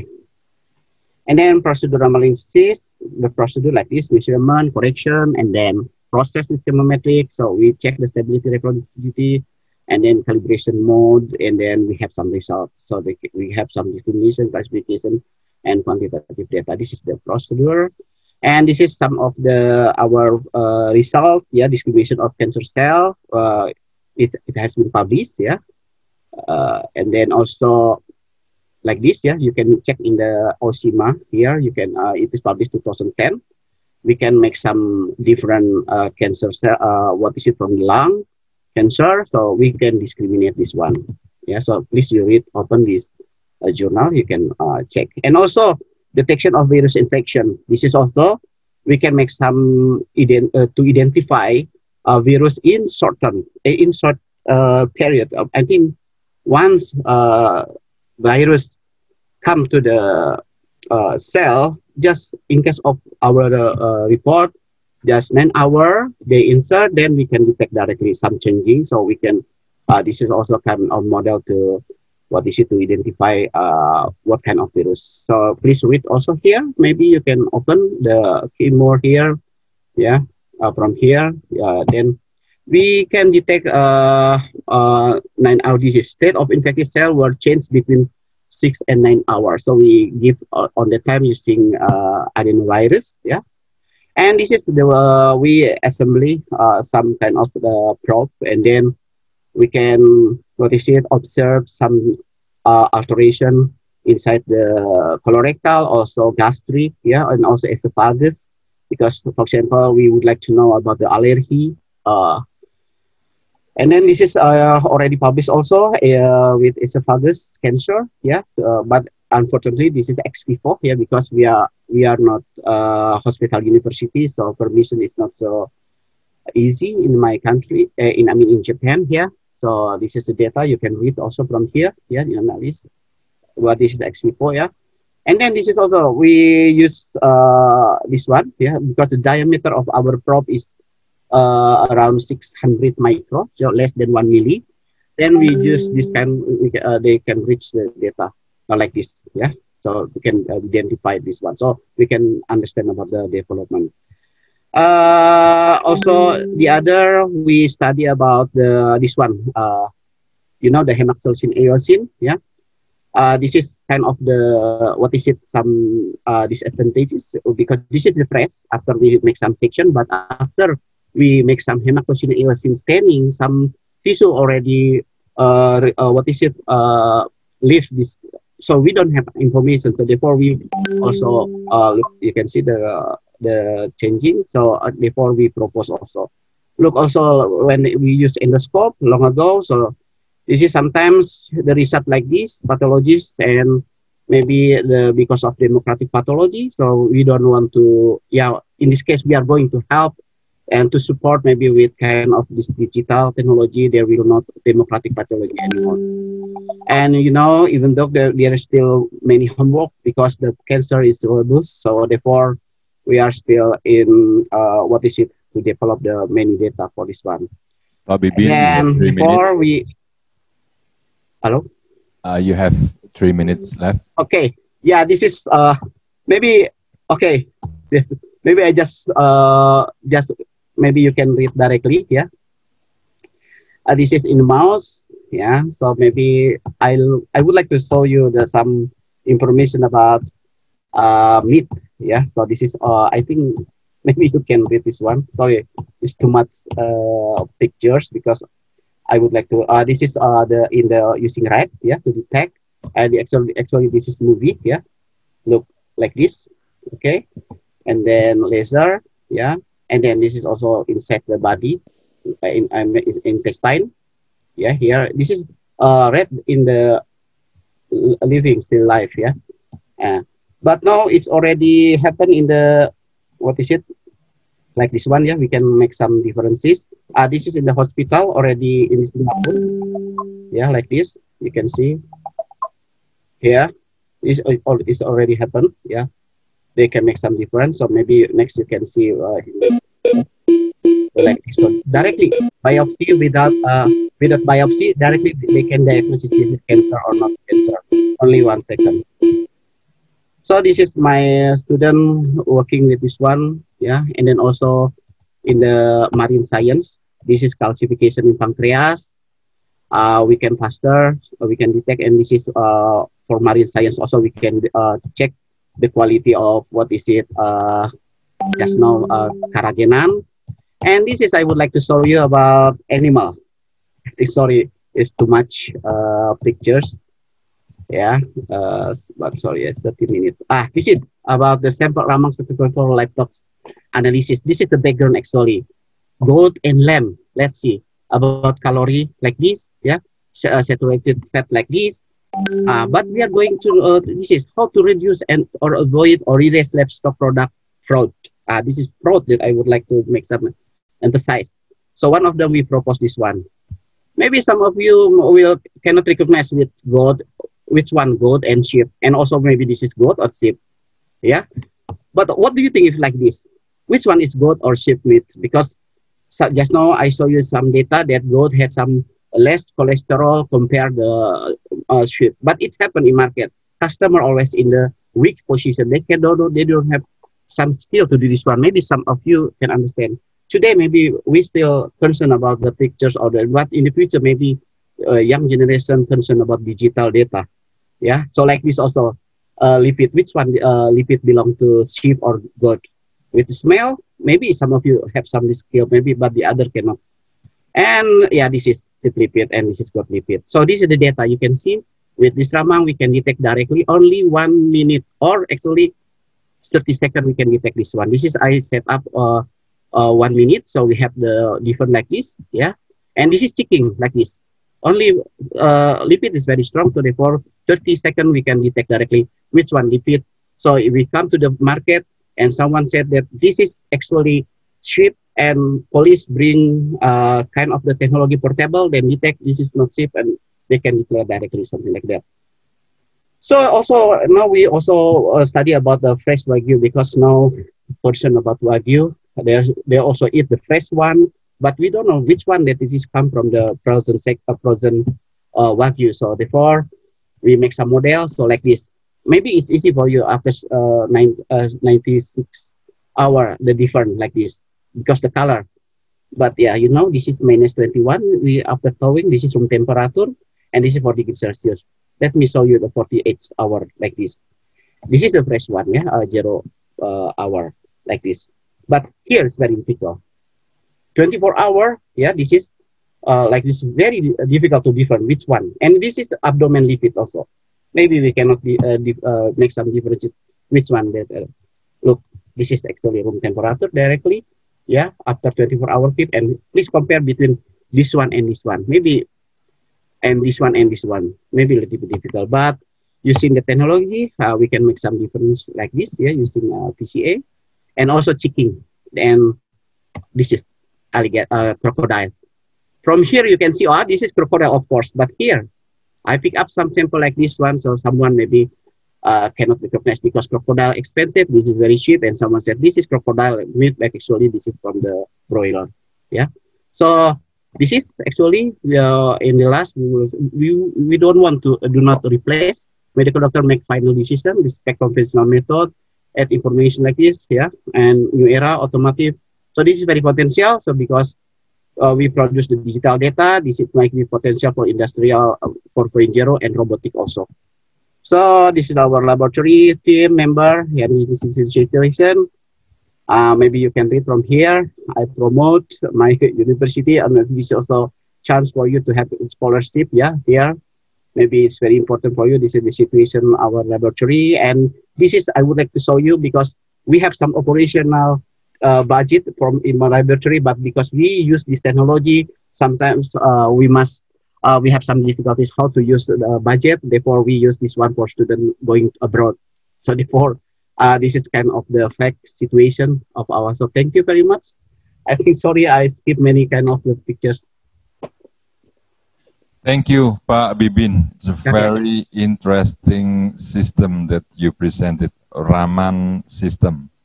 I agree that we are more and more instant people with instant culture. We always want it fast, we want it easy, we want it reliable, but more of that, it should be unharmed. And Raman system provide an alternative technology to answer that demand. Thank you. We'll have discussion later. Now let me invite our last speaker of the day for this plenary session. I welcome Professor Dr. Fu Ding Tong. Good morning. Good morning, Professor. Yeah. How are you? Yeah. I'm fine, you? Yes, I think good. This morning you monitor very well. Oh, it's good. Is it rain there? It's raining? How's the weather there? Weather is okay. Now it's autumn in Vietnam. That's why the weather very nice. Yeah. Okay, that's good. Okay, you not have all 30 Vietnam, minutes. Not all in Vietnam, but only in the north. I'm in the north of Vietnam. Nice. Oh, okay, okay. Center Vietnam, not good, no. Okay, so you can start your presentation. Yeah, thank you.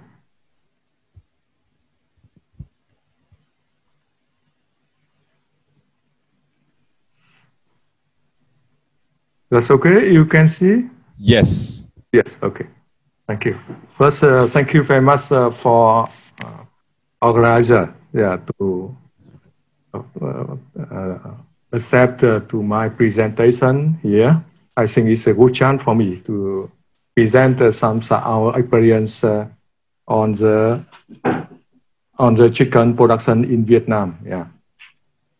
And you see, the topic I win presentation is the transforming indigenous chickens become commercial business. Is possible? I think it's a very big question for us now.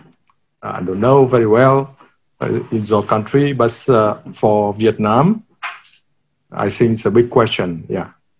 And I base is a nice topic. That's why I base on my experience and try to share our experience with you.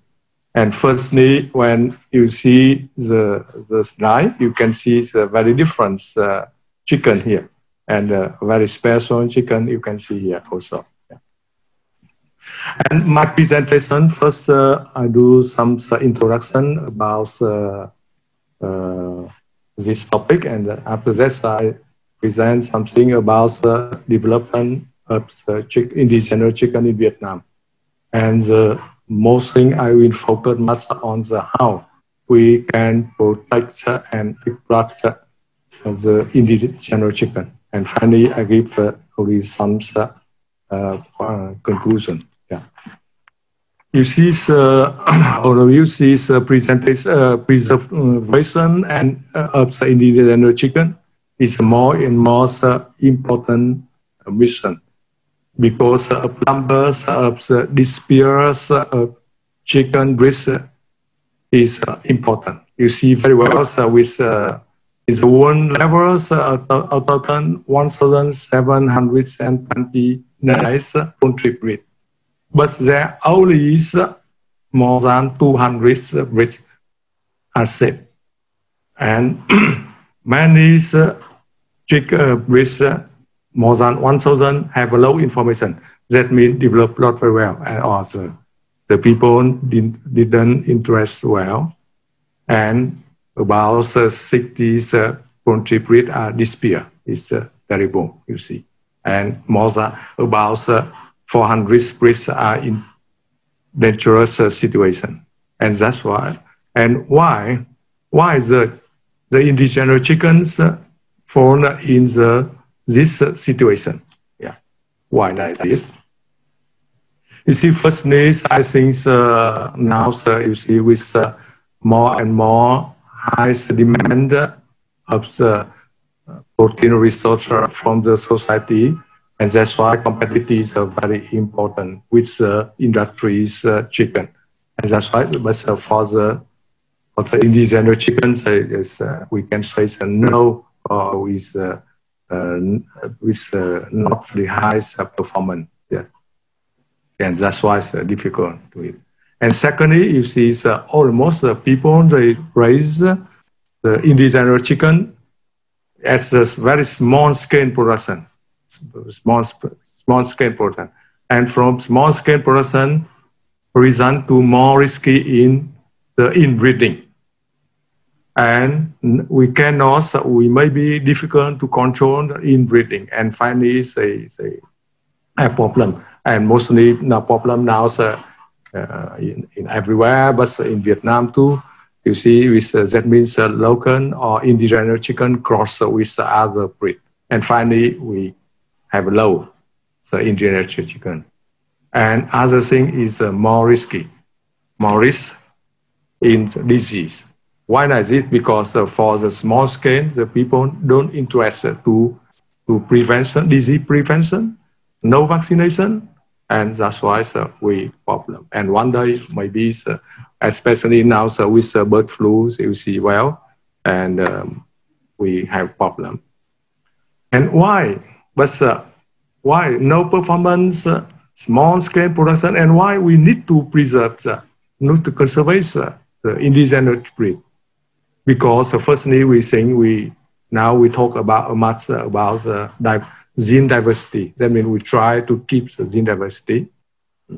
And secondly, you see very well, and now we discover, so we identify the indigenous chickens possess some precious characteristics, like a good resistance to disease, adapt well with poor condition of husbandries, and especially they have some bioactive compound.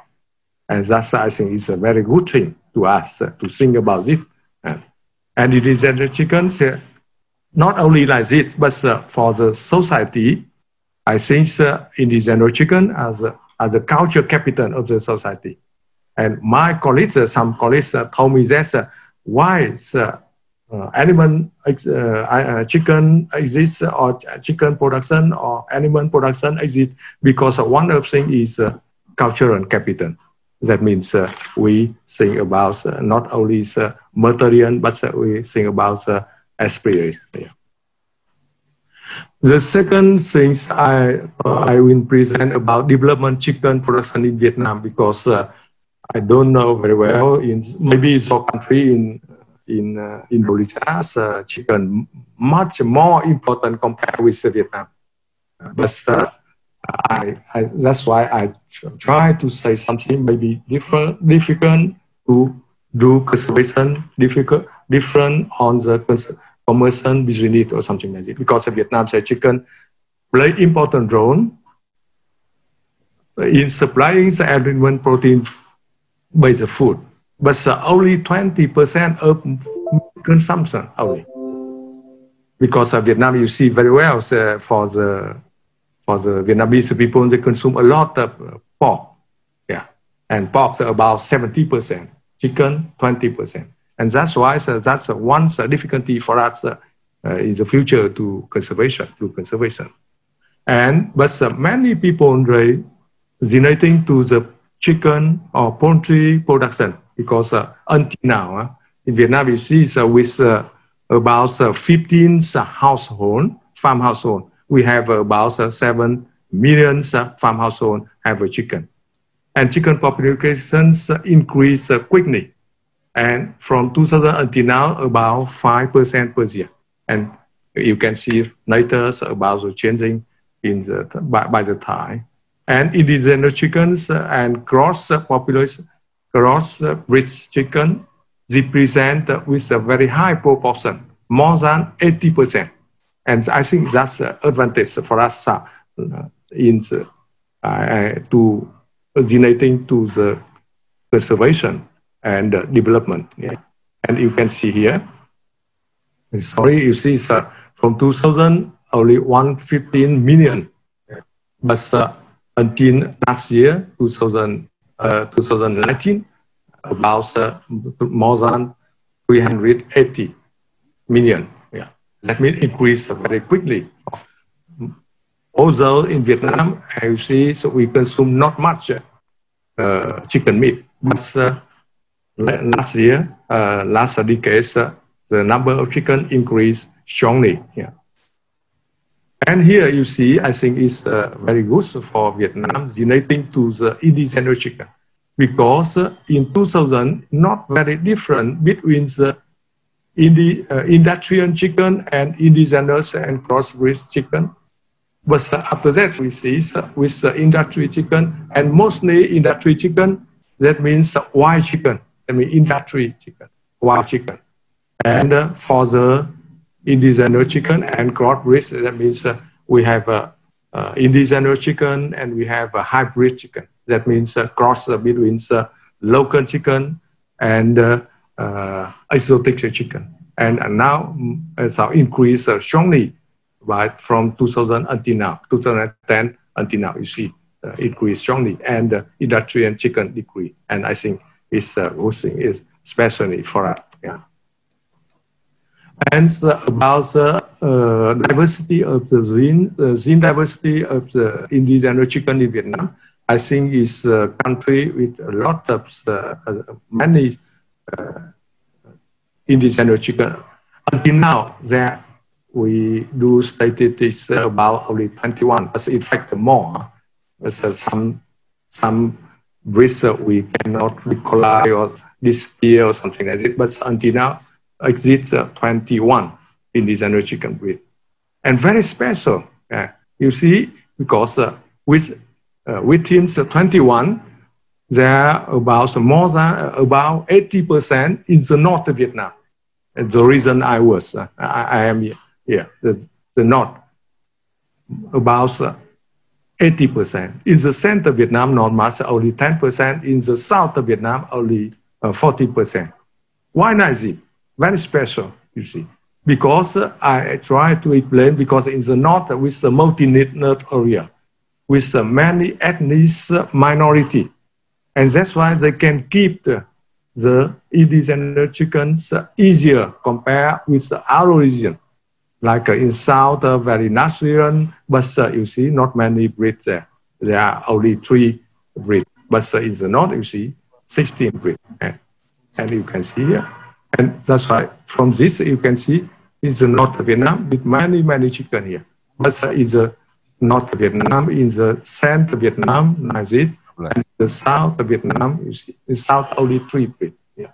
Yes, that means diversity and diversity of the indigenous chicken generates closely with the ecological season. Yeah. And I talked something about the advantage to develop the indigenous chicken in Vietnam. And firstly, I think is a good quality product.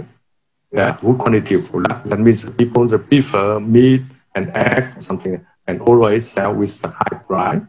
And the secondly is the high resistant and well adapted with the with the poor condition of the production, like uncomfortable housing, poor nutrition, and poor disease prevention or something like this. And the third is the now investment in the chicken. And now you see, well, so with the tropical or it's like a temperature climate, you see, we always been close housing. But for the indigenous chickens, we know sometimes some ethnics, they no need housing for chicken. It's not good for welfare, but in fact, they can resist very well. They can adapt very well. And the indigenous chickens can raise in the mountainous area and the remote area. And it's an advantage because in this region, normally is more difficult region and poor. And the people they have not much for investment for the animal production. And that's why they can develop the indigenous chicken, I think. And the other thing you see in the north of Vietnam, why not there are more indigenous chicken breed compared with other regions in Vietnam? Because in the north, with the multi-net area is very important in Vietnam. And other thing is preference of the local consumer, yeah, with the product, indigenous chicken product. That's the advantage. That means, but now we can say about the difficulty, because the difficulty is very important. Because our topic is what is we can do the commercial business for the local, for the indigenous chicken or not. And you see, that means eliminating much on the difficulty. And firstly, you see, I talked already, no competitivity. Because no grounds, snow ground, no reproduction, extensive and small scale production, etc. And other thing is epidemics. And now, so you see, with the bird flu and other, and Newcastle happens this very often. And other thing is a high inbreeding coefficient, because with a small population, small scale farm, and finally result to the high inbreeding. And high inbreeding result to the no ground, no productive, no performance. Yeah. Another thing is the risk of cross-breeding.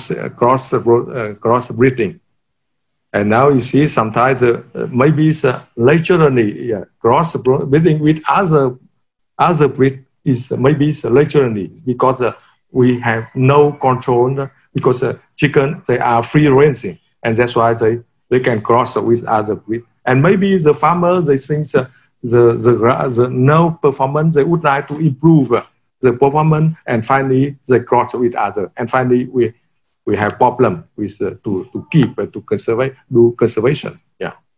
And one thing, not only relating to technical aspect, but relating to the commercialization, to trade. That means with a very small scale, and that's why the how can I say the chain to sell is not very easy. Yeah.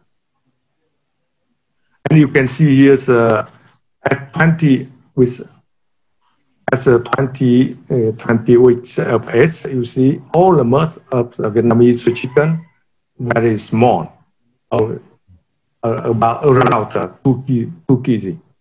And you see the number of eggs normally about less than 100 eggs per year.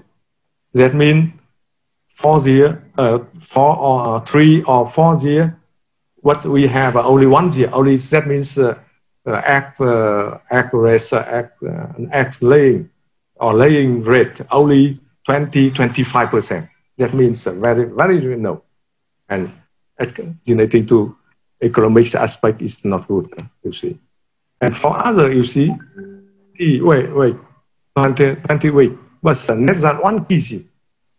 You see, with very low performance, and that's why I think it's the most difficulty for us. And you see, relating to the distribution challenge, you see, normally with the local chicken, local or indigenous chicken, the channel is very short. That means mostly from the producer to consumer, and that's why it's very short like this, and that's why the quantity is not very high, and the price cannot high because they sell to the local people. That means the people is the same reason. It's very difficult if you to sell in the same reason. And you see with with Đông Tao chicken, with whole chicken, is the reason is not Vietnam. And you see where they sell with a very short challenge. And now we talk about how to protect and develop indigenous chicken. For me, I think firstly, we had to characterize indigenous chicken. Why we need like this? Because firstly, to recognize easier the indigenous chicken, because now many chickens are more and less the same. And if you say, and with the indigenous chicken, we would like to sell with a high price, and if high price, but the buyer, they don't believe, they don't know, and that's why we had to characterization here, to recognize easier, to identify the characteristic of chicken. Because why we need like this? Because character to avoid the mistake between the chicken. And other thing, we can improve the breed. And from characterize, we identify the limit, identify the advantage or something like that. And that's why we can apply the selection program and to improve it.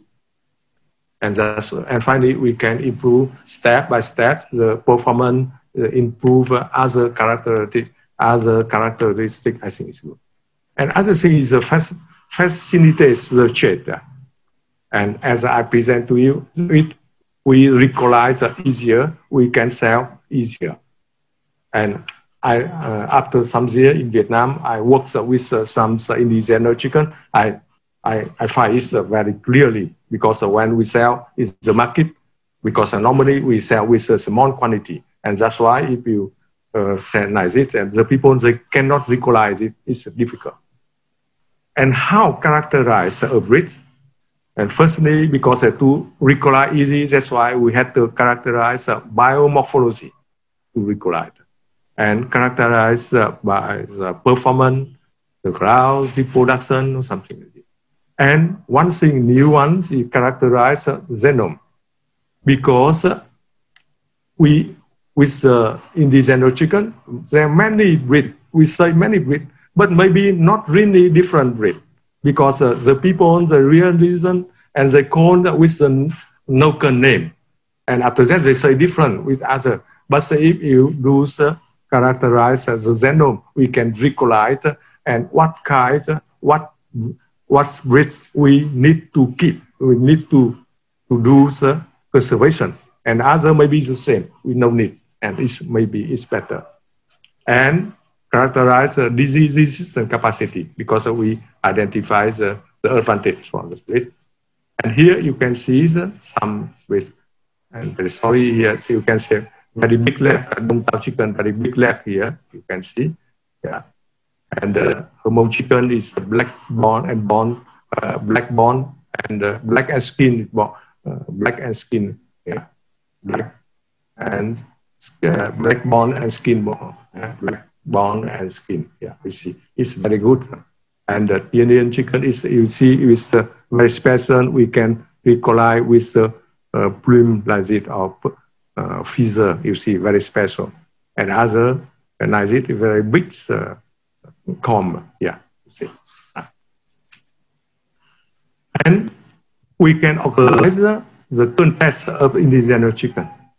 I don't know if the country you can see contest. You see with the jury, like for students we organize. But here you see with the jury, yeah, with Dongtao chicken and here mere chicken. We evaluate. And here's the whole chicken. Yeah, you see and I think it's very good. Because with this we can identify. Identify the best chicken, the cock and the hen, and from this we can do better the breeding, and we can do introductions about indigenous chicken. From this, more people, more producer on this breed. That means increase the population, increase the trading. And when we organize this for the Dongtao chicken example, where I think about 5 years ago we organized the contest, and after that we sell much better. We sell a lot because many people they know about this breed, and that's why we try to develop it. Yeah. And identify the second is identify the special quantity indigenous chicken. I think is good because you see with no performance, and now so we have to identify something better. If no like it, it's difficult to do commercialization. Yeah, and so now so you see with some first you see so we have in the chicken meat we have some special bioactive compound like anserine, carnosine. It's very good for like functional food. You see, especially it's good for anti-aging, anti-cardiovascular, etc. Yeah. But until now in Vietnam, very sorry, we cannot. I try, but not successful because we have a low machine identify this compound. But in Thailand, like Soedirman, they can identify, they can detect, they can analyze to find. And I think if we find this, I think it's very good. Yeah. But in Vietnam, we do only with iron and the melanin for the black bone and black skin chicken. But omega-3 we can find too in the egg. Yeah, that means we try to look for what breeds, which breeds we can identify the good specimen product like it. And secondly is identify the precious gene. Precious gene is firstly to because with no performance. And that's why now we would like to increase it. We like to improve it, and that's why we try to look for the good gene and genetic to growth, genetic to reproduction, or genetic to disease, something like that. And now in Vietnam we try with it, but until now we do mostly for the growth and reproduction. Prof. Ton, you have yes, I know. Yeah. More minutes. Yeah. And the third is a comparison between conservation and development. Conservation we know already because we would like to keep the pure breed. We have to do conservation. Yeah. But for me, I think if you keep only the pure breed, it's not good, not enough because they grow very slowly. We need 4 months to have broiler. But for industrial breeds, we need only 1 month a half. Yeah, that's why difficult. That's why we had to think increase something like this, and that's why we try to crossing with with the breeds as a high potential to increase performance, to diversify gene resource, and increase the production efficiency. And of course, we use more indigenous chicken. And the fourth establishment association and association or cooperative. Yes, and associations, they play very important role to protect the breed. And you see the associations, they can set up the technical standard. I think that technical standard not belong only to the scientists, but the farmer too, because sometimes they know better than us. And that's why they set up like this. And finally, we can select it because sometimes it's crossed with other already. And being up the cooperative or maybe company of the indigenous chicken, I think is very, very important. If you would like to do commercialization, if you would like to development. And in Vietnam, we have two kind of cooperative with some breed. And we have a company too. And with the company or cooperatives, they are in charge. They are in charge mostly for commercialization, for the product. That means broiler, that means meat or something like that. And maybe they can produce DOC too. And if they produce DOC, it's better because they have a big herd and they can select well. They have program select well, and especially they can sell do trading easier. And the fifth is the building up the distribution challenge of indigenous chicken, because we produce. But I think for farmer not difficult to produce, but to commercialization product is always interest by the farmer, and that's why we have to think and we try to set up to have a labels for the chicken, and Vietnam we do already. And you see here we have a cooperative of the production and business or enterprise. Yeah. Here's for the Dong Tao chicken, and here's a mere chicken from company. See, and here you can see the product. Yeah, they sell product, very different product. And here in Vietnam we have a program, OPO program. That means one commune, one product. And I think that we based on the local product, we can develop like it.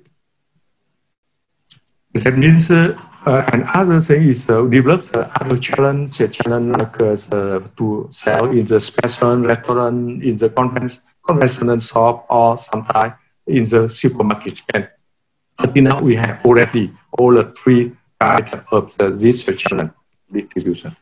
And finally, conclusions, you see conservation indigenous chicken is very important, but not enough. But if we only think about conservation, but we have to think about commercial, because the commercial and conservation is how can I say, at the mutual. And I think we need to think simultaneously about the conservation and the commercialization. Yes. Thank you very much for the attention. Yeah. Thank you, Prof. Ton, for your very interesting presentation. One thing that I remember about indigenous chicken, it tastes very good. Well, before we come to the discussion session, I would like to go to Pak Bibin again.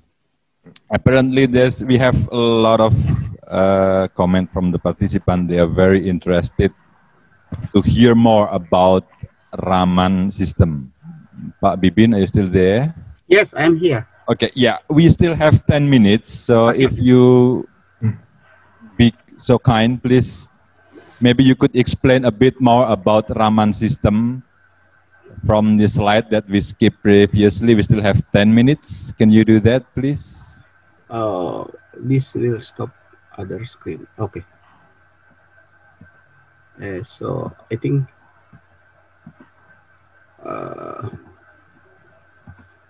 okay, so this is actually, okay, I just want to, yeah, maybe, yeah. Can you see? Okay. Yes. Okay. So I would like to what is it? To spend a little bit more because now I think yeah, just now I already saw some my data already published, so you can browse in internet. Yeah.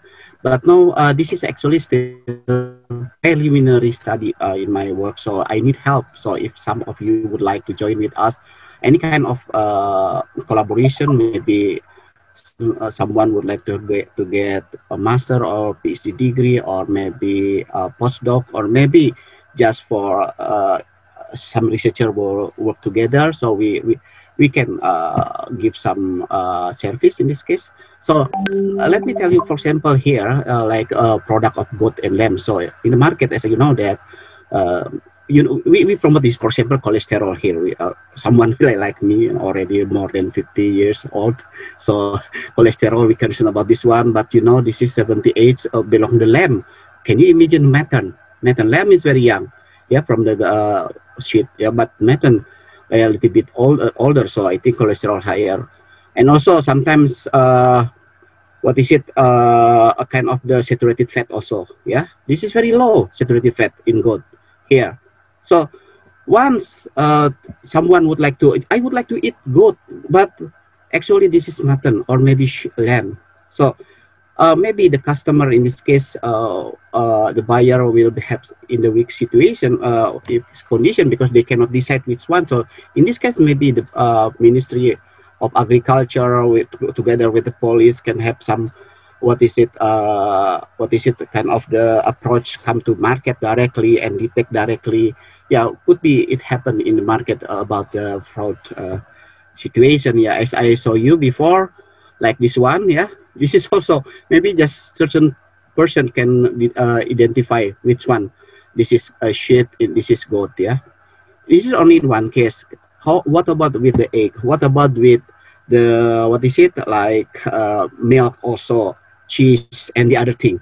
There's potential. What I would like to say you before in my technology about ramang, if there's kind of fluorescent color, for example, I also what is it, in preparation for publish which kind of the fish that is already what is it, it's already preserved by formalin.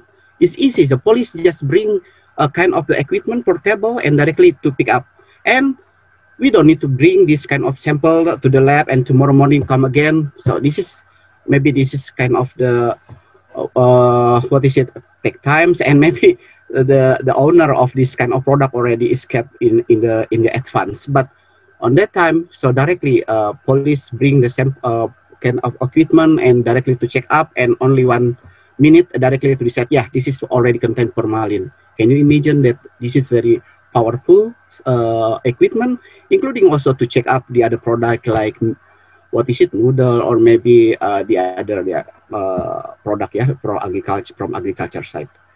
So this is yeah, I just to show you a lipid. This is, yeah, some company already produced this one portable, yeah, and then I think I mean what to make some protection for our generation, because sometimes it already contains some of the very biohazard, like to protect from the insect. I heard that some melinjo, you know, melinjo genemon already protect from insect. They already mix with kind of the pesticide. So with this technology, directly on the spot, we can directly to decide this is contain something.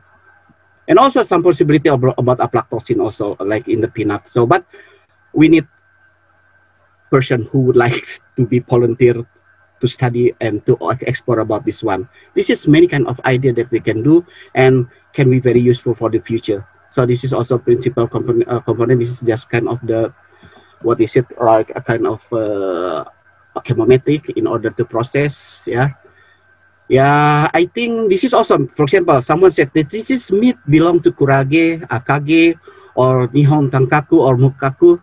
So customer doesn't know about this one, but government in this case gives some a service or give some policy. So always control the shop, yeah, or the restaurant, and can some recommendation that this is of course could go because the government have some what is it, for example, a kind of budget or maybe also equipment, so directly on the spot can control. So maybe also now we also have some kind of the cloud technology, so on the time, so maybe hopefully one day the price of Ramang system will decrease the price, yeah. So with the cloud system, so when I attend many kind of the what is it conference, international conference, when I check up, so the what is it, the delegation from Indonesia who concerned about the usage of Ramang for agriculture, I can say just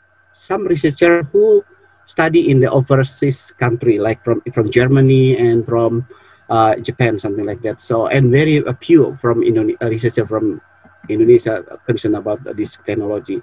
But actually, there's potential also, like content of salmonella, and also this is I make some model also. Now my students study about which one the meat that it is actually already, this is fresh one because the fresh maybe very expensive, but after put in the freezer and also 4 degrees Celsius, because you know that there's lipid that very sensitive for oxidation. The oxidation, because the oxidized lipid is very it is not good for our body also, but they declare that this is fresh, this is something like that. So with this technology we can detect, and very important what is it is easy on the time. So maybe I think only that's all, yeah. And, yeah, this is also like I just show you in case of this one, and also meat also, because now from Australia, for example, let me tell you, this is kind of to $25 as long as I know, but this is maybe only what is it only, yeah, $1 maybe, yeah, about $1 only one, this one $25, $1, but from the performance you can see it's a little bit difficult. Or if already cooked, if there's no bone, can you see, can you imagine if there's boneless? So could be restaurant can do something that this is they will mix, for example.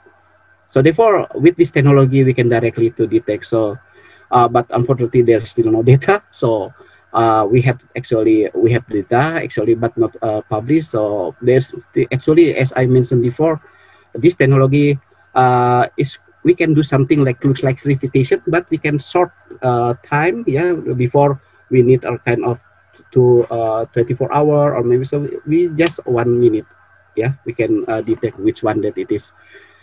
Yeah, this is also I already inform you, yeah, about the automation. There's some possibility robotic, for example, like no pandemic also. Actually, this is very potential. We just ask robot bring something and check directly the sample, so we don't worry about there will, I mean, this kind of the virus will transmit to us, because we can ask robot bring this kind of technology and using cloud, and they will give some information that this is actually COVID or something like that. This is very potential. Okay, I think maybe only that's all. Thank you, Pak Bibin, for your further clarification. And one thing that I should highlight here is that he invites all the researchers from Indonesia. He welcomes you to use Raman systems. Yeah, betul Pak Bibin ya? Yes. Okay, that's good job. Now we come to the discussion session. There's a lot of questions. First, I would like to address the question for Pak Bibin. Yes. Are there differences in the result of the analysis between the Raman system method and the animal blood chemistry procedures? It's a question from Pak Muhammad Soheh from room 2. And then the second question is from Bapak Ahmad Bayu Aryawan from the Faculty of Animal Husbandry, Halu Ulio University Kendari. Sir Bibin, why did goat has the highest protein than lamb, also bringing the same feed? And the last question, altogether 3 questions for Pak Bibin. Thank you for a very interesting presentation. Any information why this very useful and expensive equipment bought in 2016 underutilized in Indonesian institutions? From Yohanes Ngongo. Please, Pak Bibin, you can respond to that first three questions. Yeah. First, about if we speak about blood, yeah, I think actually Raman spectroscopy also have some potential to do this one, because now, what is it? Maybe by naked eye, it's very difficult to make some difference about, for example, which one basophil, which one eosinophil, which one neutrophil, I think. So because small amount of white blood from the, but with this technology, we can make some difference this one. Also with the blood color like porphyrin, yeah, because porphyrin is very important in the blood, yeah, this is kind of the protein, and we can also make some differences. Then before now, yeah, maybe we just wait for check. We are going to submit this one because our product, our Ramang system already have some capability to detect blood, yeah, about eosinophil that maybe because of the allergy, yeah, just in 1 minute also. So therefore, if you ask me about the what is it? Wait a moment, system method and animal blood chemistry procedure. I think it is possible then, but we need your help in this case to prove this one. As I mentioned to you, we are very welcome, yeah, to do this one as long as our equipment applicable for your purpose. So therefore, I cannot answer this one, but as long as there's no fluorescence, for example, some researcher from Pajajaran Bandung request me to study about thalassemia, and then they bring to me what is it, kidney. Honestly, I will tell you that our Ramang system cannot detect the kidney because the kidney have some fluorescence factor, so we cannot detect this one. Yeah, therefore, but when we bring liver, and then also intestine, we can do this one. So for if in your case about animal blood chemistry procedure, so I think there's some possibility. So, but hopefully there's no different result, because as I mentioned in the what is it in the beginning, that this equipment actually work based on the vibration of molecule. So the problem only the human in order to interpretation the result, because if the researcher doesn't have a good knowledge about chemometric, or maybe also the other software like MATLAB or maybe Python, so maybe they will have some difficulties to understand about the result. It is very sensitive actually. Thank you very much. I hope it will answer your question. And then the second is, I don't know why God has the higher protein than lamb out of bringing the same feed. This is also, we need to prove this one. So I think this is kind of the idea also. Is it right that, what is it, a goat has the highest protein compared to lamb? This is also, if you have this kind of the data, based on the conventional method, whatever you have done. So let's prove with this one. And as I mentioned to you, they will answer in the short time. So because, yeah, of course, in the first time you will analyze, you need time. But one day after you finding a kind of the marker, so when you come to the market, you can, or not to market, to the industry, you can directly to check out which one that it is higher protein and lamb or goat. So I hope it will be it can answer your question also. And then also, is it possible to use Raman software for integration? Yeah, of course. I already tried this one, but that's all. I don't have time to because yeah, therefore I need help from your side also. Any kind of milk, for example, you let me tell you, for example, the milk already come from Fries Holland and milk from the other the other strain, and let's see the result of this one. This is one of the possibility, and also maybe the effect of the ration, the ration for the dairy cattle milk production, and also maybe in advance we can detect about the mastitis effect in the beginning, before, as long as I know, before we just see that if there's a little bit blood, something like that in the milk, we categorize that this is actually already contaminated with the mastitis. With this technology, some possibility we can detect in advance that mastitis already available there. So there's also some possibility, and also the last is why this is useful.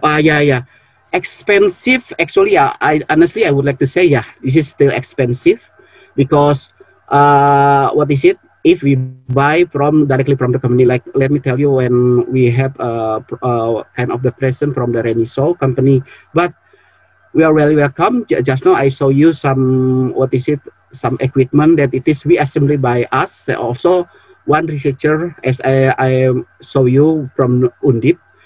But now he is a teacher in the Satya Wacana, Mr. Angga. He very have a talent, so we welcome on that time to solve this one directly to them. And please make record or something like that. You can assembly in your country. And this is my professor, very welcome. So on that time also, honestly, I would like to say, Mr. Mr. Mr. Abe Susanto also come to my university, and he was very surprised. So it's very open. Yes, it is open because we are education. Because if many researchers use this one, of course the price will cost down. But unfortunately, I would like to say, in case of Indonesia, maybe we must talk about tax, because I know tax is very high. So therefore in Indonesia the price of this kind of equipment very high. Let me tell you, one of the portable Ramang system, only a big like this one, like this. When I attend some conference in Jena in Germany, so this kind of company produce kind of the Ramang system that can detect marijuana in the in the airport, even though this marijuana already contain the black color, but this kind of Raman system can detect it. And that time I asked them how to solve this kind of the problem. This is a kind of secret from their side. So therefore, this is actually, in company sometimes they will keep something. So but we still chance to improve our Ramang system. So, and also welcome, there's many homework. So what already have what already have done by conventional method can be repeated by unconventional method in order to make some sort and to cost down the budget. I hope it will answer all of the question. Thank you very much. Thank you, Pak Bibin. So I see it's a very wide range use of Raman system. Just want to clarify, is this system available in Indonesia? Yeah, of course. Why not? Yeah, this is. This system available. I think like just now I'm informed in Universitas Indonesia and also in ITB and also in LIPI. But unfortunately, they just use this one for like to study about zeolite and only like that, I think, but not from biological. Okay, so there's some possibility. You explained that it can be used for health diagnosis and to detect fraud, quality. Can it also used to be optimized in the halal studies, for example, to assess whether there's unwanted material in the product? Yeah, I heard that one researcher from Gajah Mada already done this one using FTIR. Yeah, but maybe if we compare with Ramang system, I think Ramang system more have some potential. In this case, we don't need to make preparation because using FTIR, we must decrease the water content first. So therefore, we must make some preparation. And during the preparation, I'm afraid that some of the biochemical will release, evaporate or something like that. So but with this one, it's possible. Let me tell you, for example, actually, I also already discussed with, yeah, I think from Gajah Mada, I think Professor Abdurrahman, as long as I know, yeah. And then his friend also from Kazakhstan, Professor Diaz, already contact me. And also, we also have some connection with Mr. Irwandi, maybe from Malaysia, yeah, who have already have some award from Halal. About halal study from the King Faisal Award, something like that. It looks like Nobel Prize in the Islamic field. So Rahman system is very potential. Let me tell you, for example, we talk about cortisol hormone, and also cortisol, and yeah, because you know cortisol and serotonin is very close relation with the situation of animal when the animal will face the slaughtering, yeah. But okay, I think I cannot speak this one more because also actually I need help from them also, yeah, to this. But I make model in this case using mouse, yeah, because sometimes a definition of halal also I think I need time to study again about that one. So therefore, my approach with my discussion with Diaz, Professor Diaz from Kazakhstan in this case, we would like to know about the concentration of serotonin and cortisol, yeah, in order to know about the stress condition. So, and then you know that this is cortisol and serotonin can be found in blood. So when we slaughter animal and then blood still remain there, so of course we can detect the availability of cortisol. And also, you know, cortisol and also serotonin have some negative effect for someone who consumes this one. So maybe I would like to say that it is recommended to use Ramang, and we can do this one. And my professor also concerned about the halal here, Mr. Hidetoshi also. So therefore, because we Professor Diaz, also one of Professor Abdurrahman, yeah, from Gajah Mada. Diaz also is a friend from it, so we have some connection, something like that. I think it is potential for using Ramang. Yeah, very interesting. Thank you, Pak Bibin. Okay. Now I go to Professor Ton. There's several questions for you, Pak Ton. First, how big is the market share of indigenous chicken in Vietnam compared to broilers? It's addressed by Pak Subir.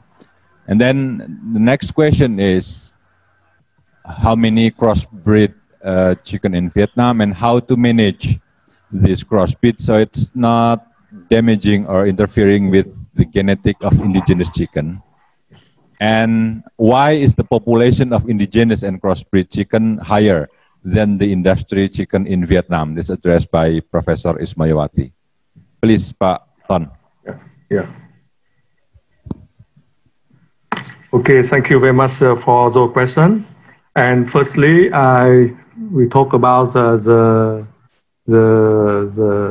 market of the indigenous chicken and in the broiler chicken in Vietnam.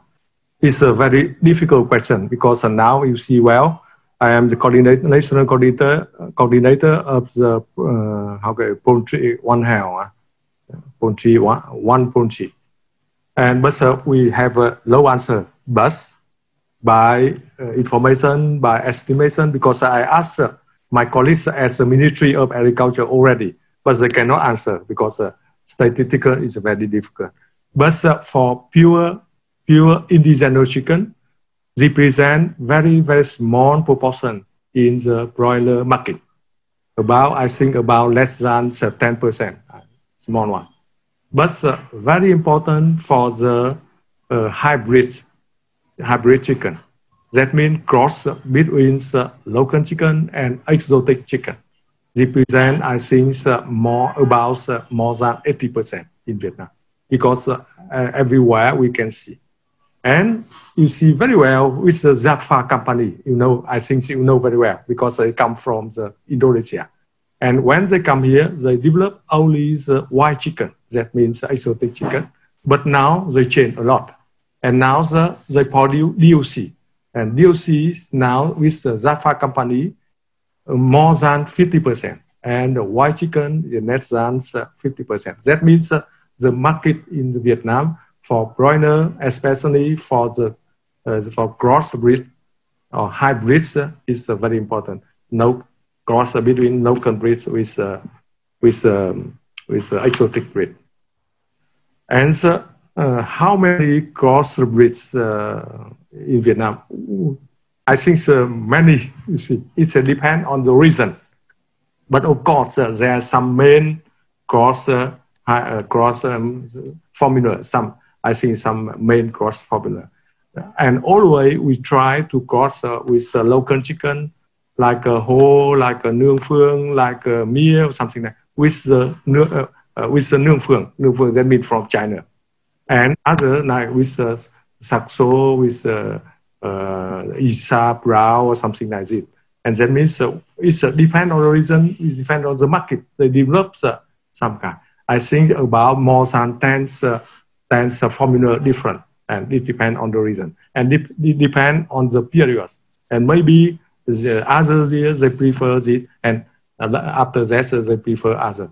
But in the north of Vietnam, where I am here, you see, we have about 4 or 5 main crossbreed, very popular in the north of Vietnam.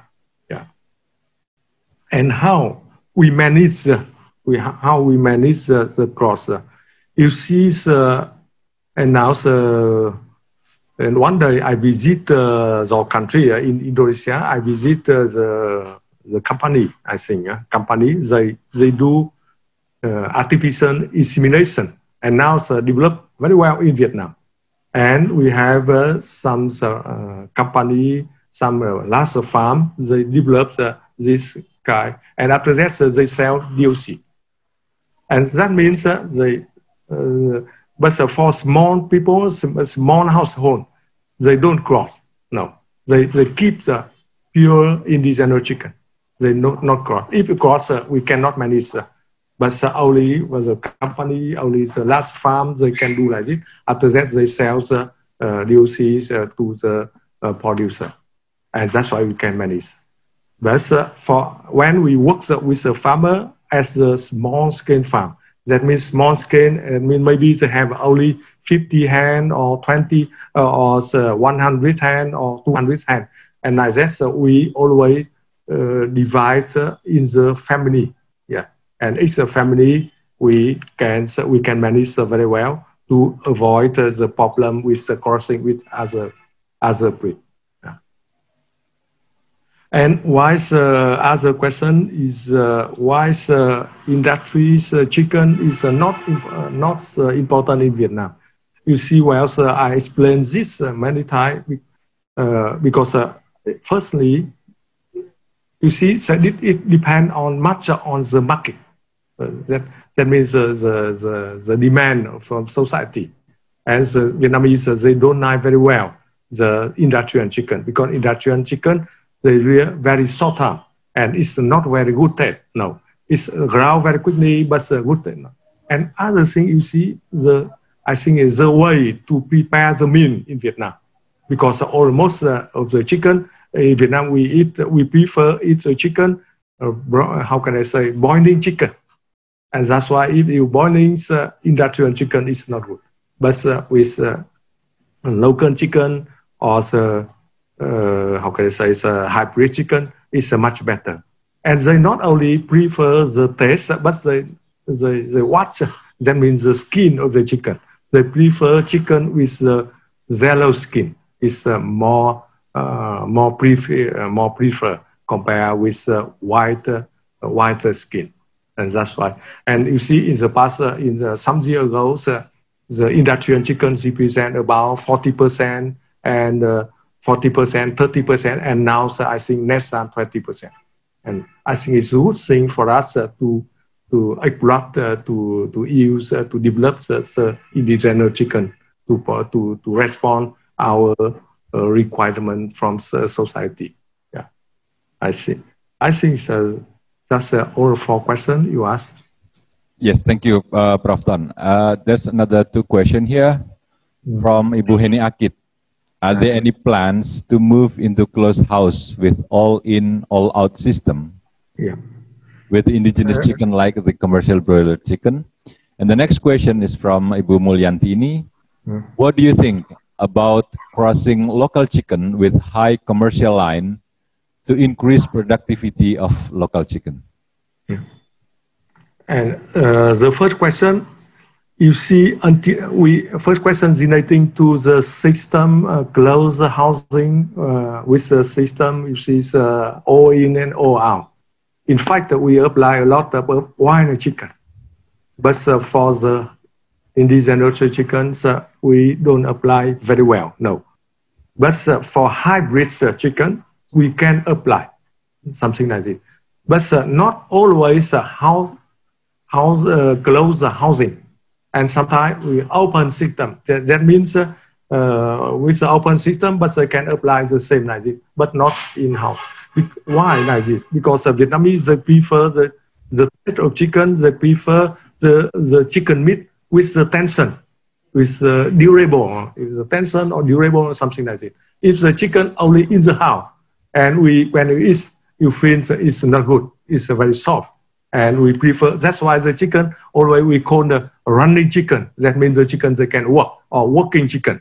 And that's why we develop maybe in the garden, that's why system, chicken in the garden, or maybe in the forest, in the hill region, in the forest region, with the last area, we develop this kind of chicken. And that's why you see the price of the chicken normally 2 times compared with the white chicken. And for pure chicken, or maybe 6 times or 10 times compared with the white chicken, the price. And but the Vietnamese, we accept. But this, until now, that's okay. But some colleagues, they come from abroad, they say, no, maybe now with the generation, it's okay. But maybe for young generation, maybe it's not okay. But I don't know. But I think if we keep the traditional preparation, we think we can develop like this.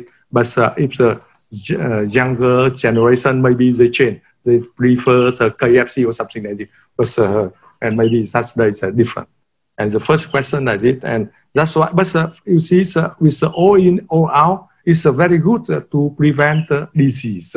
But Vietnamese, they don't apply totally like this, but they, once 1 second, after 1 second, they have about some day to how can I say, to hygiene, to keep the hygiene, to disinfection or something like this. And after 2 weeks or 3 weeks, after that, they have other cycle. Yeah, and they separate between the cycle. Well, and I think that it's rather good to avoid the disease. And the second, and you see now with different program, especially selection or breeding, and we would like to improve the performance, but not objective. One day we hear only pure indigenous chicken, only 40 days or 50 days or 60 days. No, we don't think that's it. We prefer chicken, like I say to you, we prefer big chicken. And normally in Vietnam, we consume about from 2 to 3 kg. But 2-3 kg, but we need about at least, I think, 3 months. That means 90 days, or 9 or 100, or like, or 3 months, 3 months and a half.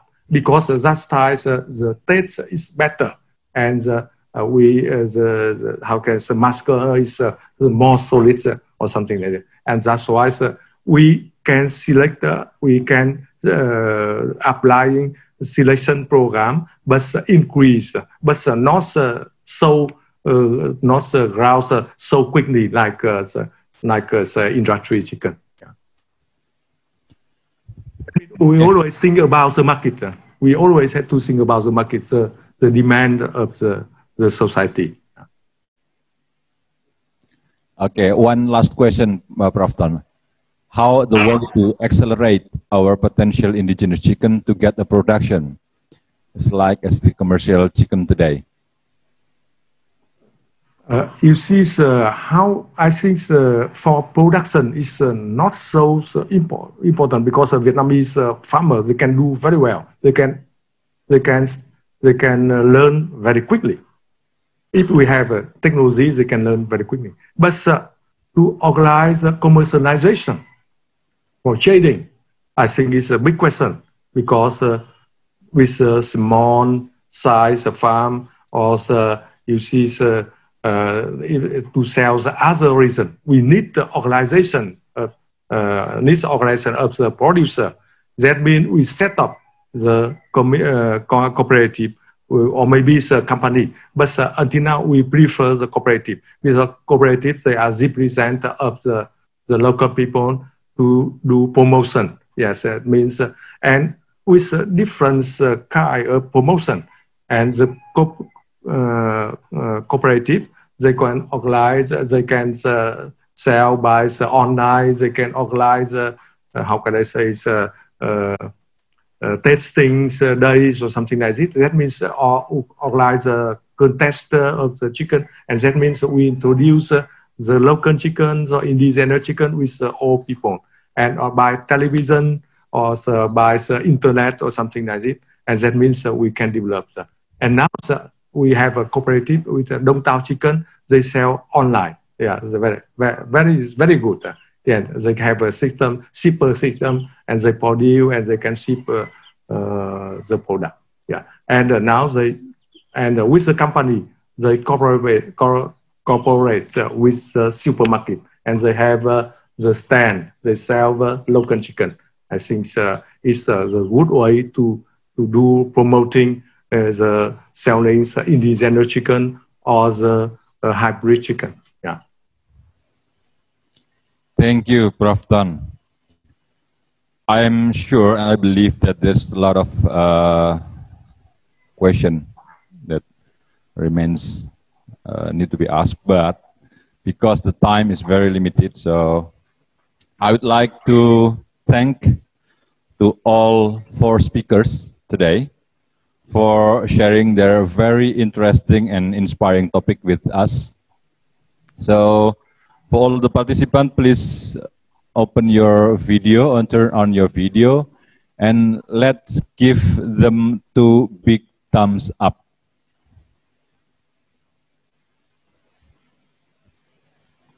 Thank you very much.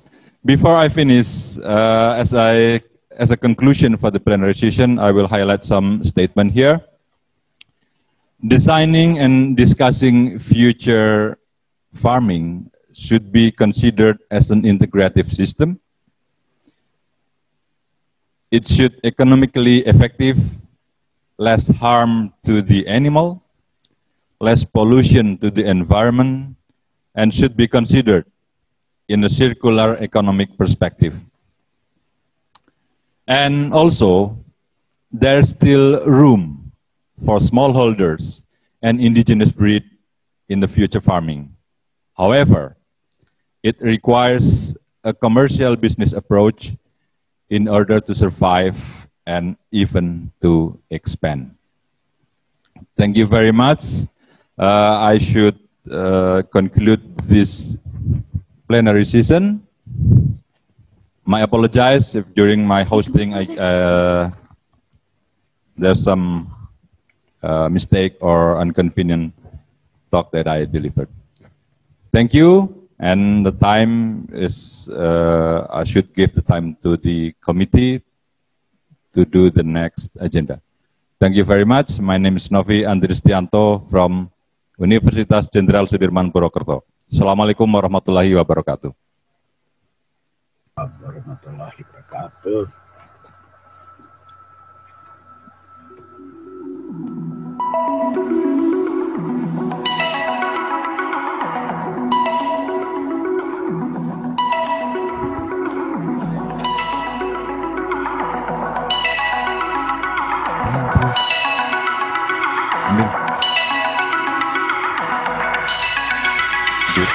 Cek.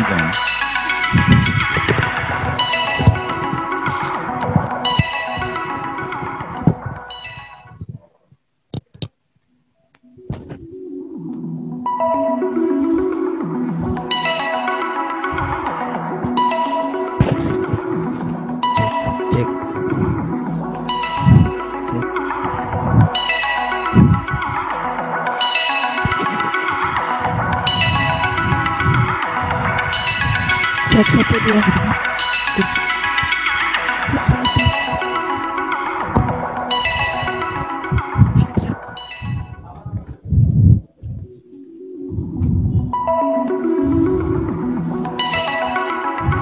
Handphone.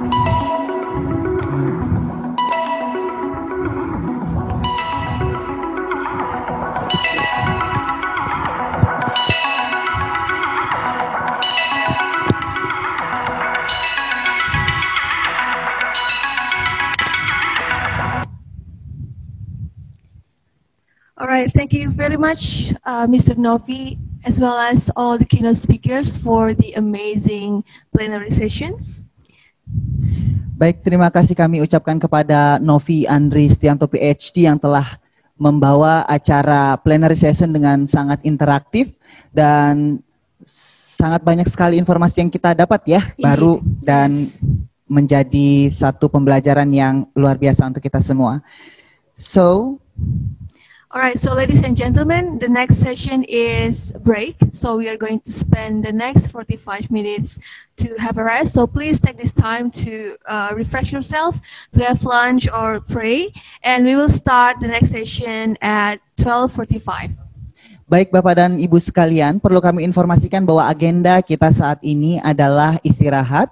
Bapak dan Ibu dapat melaksanakan ibadah atau makan siang atau kegiatan lainnya sampai pukul 12.45 atau we have 45 minutes to break time. Yes. However, please be reminded that all participants, we need you to remain in Zoom. So please do not leave the meeting and stay online because we will put you into the breakout rooms during these break sessions.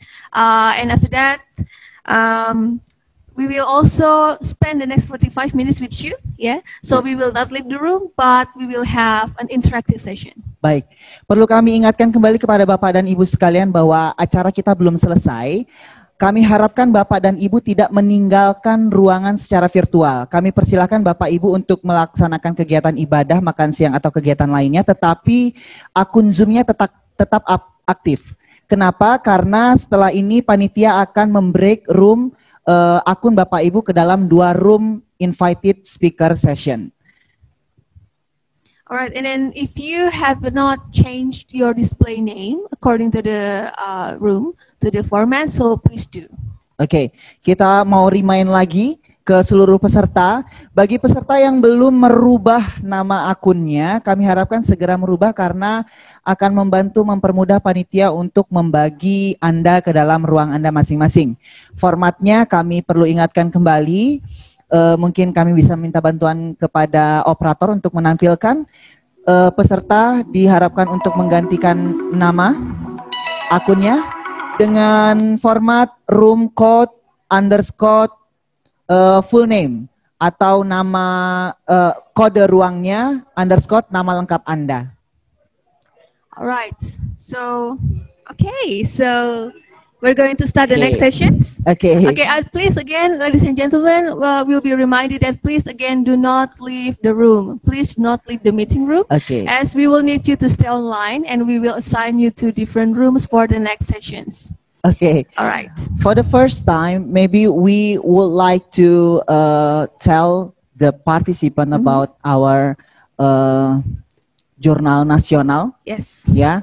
Jadi Fakultas Peternakan Universitas Jenderal Soedirman itu punya satu jurnal nasional yang sudah terakreditasi. Yes, indeed. Okay. So the name of the journal is Journal of Animal Production. Okay. Jurnal Animal Production itu terbitannya dalam 1 tahun ada sebanyak 3 kali. I see. So animal production published 2 times in a year. And when is it? March. Kalau tidak salah ya Miss. Okay. June, and also in December or September. I see. All right. So for those of you who wants to get published in animal production, so I think you still have time. Okay. Okay, to catch up on the next publication. Okay. It is the information for all participants that animal production are called for papers. Yes. For this years, we have to volume or to number of volume. I see. Okay. So like how many articles? Around approximately 14. 20. Okay, about 20 papers. Okay. Awesome. Maybe supaya lebih jelas tentang ini, kita bisa panggil atau kita hadirkan the chief of the animal production, yes. Dr. Agus Susanto. All right, Dr. Agus Susanto would help us to answer all questions. Okay. So if all participants, please, if you have burning questions about how to get published and how to get accepted, so this is your time. This is the golden opportunity for you to ask the chief editor of animal production. And before that, we will remind again to all participants, kalau kita nggak memaksakan semuanya untuk tetap di depan laptopnya, begitu ya. Yes. Kami persilakan Bapak Ibu untuk melaksanakan ibadah, makan siang atau lainnya. Kami di sini menemani buat Bapak Ibu yang memang masih ingin stay begitu sampai pukul 12.45. Yeah, for the next 45 minutes. Okay. Sure. And Okay, yes. Pak Agus, maybe can join with us.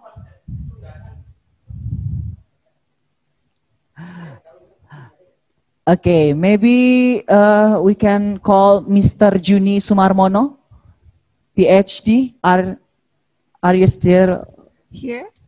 here? Yeah, because animal production is run by awesome people, yeah? Okay. Yeah. Okay. I see this.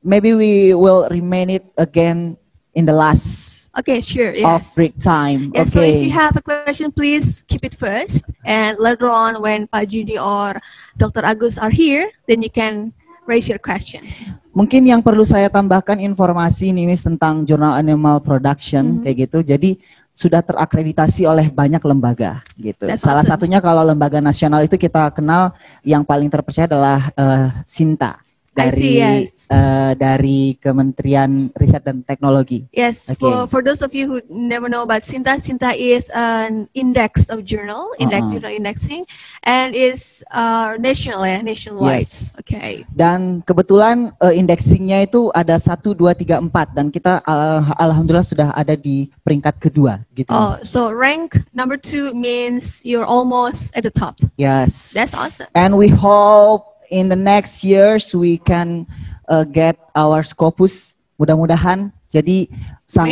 sangat penting sekali ini partisipasi dari Bapak Ibu sekalian untuk bisa mempublish papernya di sini supaya animal production cepat mencapai Scopusnya. Gitu. Okay, that's awesome. Yeah, I think it goes both ways. Yeah, so we need paper to get published, and also we believe that lecturers now they have like more responsibility to get published, and we provide a good media for you to publish your quality paper. So don't hesitate.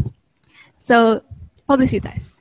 Okay, Miss, let's talk about our city. Okay. Okay, all right. Most of people, ya, bahkan orang Indonesia sendiri, sometimes kalau ditanya tentang Purwokerto, they don't know where is Purwokerto. Where is Purwokerto, gitu That ya. is sad, yeah. So now we would like to tell for all audience, where is Purwokerto place? Okay, where is Purwokerto? So Purwokerto is situated in Central Java Province. Okay. And we are actually a bit to the south. Yeah, agak ke selatan. Agak ke selatan, Alright, agak ke selatan. So if ladies and gentlemen, if you ever been to Jogja, so we are only 4 hours drive from Jogja. Drive with drive a car. And if you live in Jakarta or Bandung, like maybe we are 6 to 8 hour drive. And well, unfortunately, we don't have any airport yet. Yes. So if you want to go to Purwokerto, you can go by either car or trains or bus. Okay. Yes. Jadi informasi yang mungkin penting juga gitu ya, ya buat orang Indonesia dan mungkin juga buat foreigner nih, orang-orang luar negeri yang mungkin nanti mau coba ya pertama berwisata lah, kemudian nanti bisa pindah ke arah pengen kuliah nih di Purwokerto gitu ya. Jadi informasi yang bisa kita terangkan yang pertama adalah bahwa kita dekat dengan 2 bandara internasional. Yes, that's correct. Yang pertama adalah Yogyakarta International Airport, and we will get 3 hours by train from there. That's and then kita juga bisa mungkin kalau yang dari luar negeri mungkin dari Thailand, dari Vietnam dan lain-lain bisa ke Jakarta, Soekarno-Hatta International Airport, and then you can take a train. I think it takes only like 5 hours. 5 until 5 to 6 hours 6 by train. hours. So that's not so far away. Yes. Kita tadi bicara masalah bagaimana menjangkaunya. Nah, sekarang bagaimana tentang society-nya, Miss? I see. Alright. So Purwokerto is actually a very. Di sini Miss Becca asli ya, Purwokerto ya. Actually, I was born in Jakarta and then I moved here to study. But I know a lot, so I'm actually local. But now you are originally of Banyumas, right? Yes, I'm a local. How about the society of the Banyumas? Honestly, I love Purwokerto Banyumas because it's quiet, but it's not that rural, you know. So we have malls, we have universities, we have cool coffee shops, but we don't have any traffic jam. So I think it's fantastic. Yang paling penting itu ya, Miss ya. Kadang-kadang kita kalau mau pilih tempat di ini sudah ada gambarnya di sini. Amazing, thank you so much. Thank you so Mr. much. Operator. Yang paling menyenangkan dari Purwokerto adalah tidak terlalu kota dan tidak terlalu desa, right? So it's like in between city and in between a town. So we do have a lot of facilities and also tourism spots. And so we have great food for sure. I love mendoan. If you ever heard of mendoan, that's the original one you can only find here in Purwokerto. It's like fried tempeh. It's amazing. Maybe it is the important information for all audience that Purwokerto is like a city, but we sangat jarang ya mendapat traffic jam di sini. Bahkan never. I won't say never because we're not like Jogja. Jogja is crowded and it's bigger and it's like one dedicated. It's a special town, a special city. Whereas in Purwokerto, there is no traffic jam at all. So it's really good for driving and riding cars. And as you can see here, we have a lot of tourism spots and it's amazing and it's cheap. Cheap. It is cheap, like really cheap. Itu informasi yang paling penting nih. Tapi sebelum kita ke tentang bagaimana murahnya hidup di Purwokerto nih, Miss. Yang penting, informasi yang penting yang perlu didapat oleh semua audiens adalah bahwa ketika kita merasa stres dengan pekerjaan, stres dengan penghidupan kota, kita bisa langsung nih ke arah atas untuk masuk ke daerah pegunungan gitu ya. As you can see in the picture, so this picture is overlooking a majestic Mount Slamet. So actually if you drive from Purwokerto, you can drive your car only 30 minutes. You can get to a place named Baturaden. And that is a mountain slope. And it's really cool and you can have all the fresh air and it's amazing. So what should we find there, Miss? I think you can get many things in Baturaden. If you like attractions, so you can go there. And we also have, I think, if you like to go to visit some natural resources such as waterfalls, we have a lot of waterfalls and it's beautiful. And also, again, food. We have the great food here. So, and it's cheap. It's like, for example, if you have $1 like 14.000, 15.000, you can get like chicken and rice, right? You can have one plate of rice and chicken. And here, as you can see in the pictures, we call that food is that getuk goreng? Getuk goreng. So this is like a fried made of cassava. It is sweet and it's delicious. Kayaknya kalau di bahasa Inggris ini lucu ya, itu getuk goreng namanya. Getuk goreng is like deep fried cassava. It's different.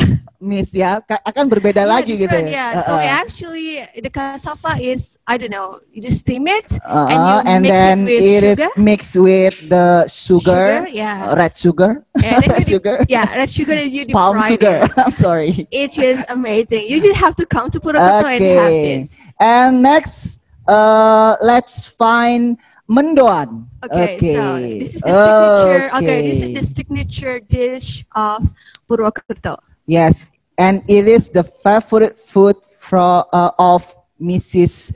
Khomsiatun Nurul Hidayah. And she will be our next moderator, right? Yes. Ini adalah makanan favorit dari Miss Khomsi ya, Miss ya. And it's sehari bisa makan berapa mendoan, Miss?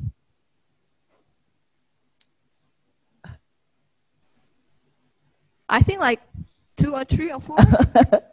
Oh yeah, I think you still mute your microphone. Just keep smiling. Alright. So, sekarang kita sudah bilang nih, Miss, membicarakan mengenai Purwokerto dan berapa murahnya Purwokerto. Sekarang sepertinya sudah join dengan kita beberapa orang nih. Kita akan menginformasikan. We will like to tell about our postgraduate program. Cool. Jadi di Fakultas Peternakan Unsoed ini ada 2 program postgraduate. Yang pertama adalah master program, Master of Animal Science, and the second is the Doctorate of the Animal Science. Alright, so Animal Science faculty, you have to postgraduate degree. So if you graduate from, you have a bachelor in animal science, that you can continue to master in animal science. And then I think that's for the students, And for the lecturers, if you want to pursue your doctorate degree, then we have a good options, that is doctorate in animal science. Saya akan coba mengulangi lagi supaya menarik nih. Jadi kami akan memberikan informasi tentang program pasca sarjana di sini, dan kami harap ini bisa membantu memberikan informasi mungkin bagi dosen-dosen yang masih butuh dan ingin melanjutkan ke studi doktoralnya. Kita punya doktoral program di jurusan peternakan, dan kemudian juga ada nanti misalnya ada beberapa mahasiswanya yang memang memiliki kesempatan dan peluang nih, baik secara ekonomik ataupun secara intelijen untuk melanjutkan ke S2 gitu, bisa juga lanjutkan di sini karena dua-duanya, Miss, sudah terakreditasi. Nice. What is it accredited, like A, B? Kalau untuk masternya A. Kalau untuk S3-nya, karena memang kita baru di B, tapi insya Allah pada next accreditation we will get A. I see, that's amazing. Sekarang sudah hadir di tengah kita Dr. Agus Susanto. Hello Dr. Agus, how are you? Hello, pretty good, thanks. Nice. Thank you for joining us today. You're welcome. Dr. Agus, mungkin bisa menjelaskan sedikit tentang program S3 di Fakultas Peternakan Unsoed. Thank you very much, Pak Abdullah dan Miss Beka. This is a little bit, I'm a kind of a newcomer in the program, Prodi, the doctorate program of the Animal Science in Faculty of Animal Science. The MC told us that this program is quite new. This is only 4-year doctorate program. So, but fortunately, we almost graduate 2 candidates. So we have 2 candidates, doctorate candidates. Then it only to do open exam, the last open exam, and then that's it. They will graduate from this program. Good thing that we have international students. The one that we would like to graduate soon is from Sudanese, and the other one is from Indonesia, from Bogor. And as the MC told us that, this is one of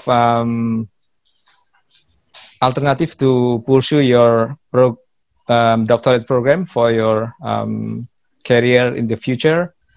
We offer, I think, almost similar like other doctorate program. We have 6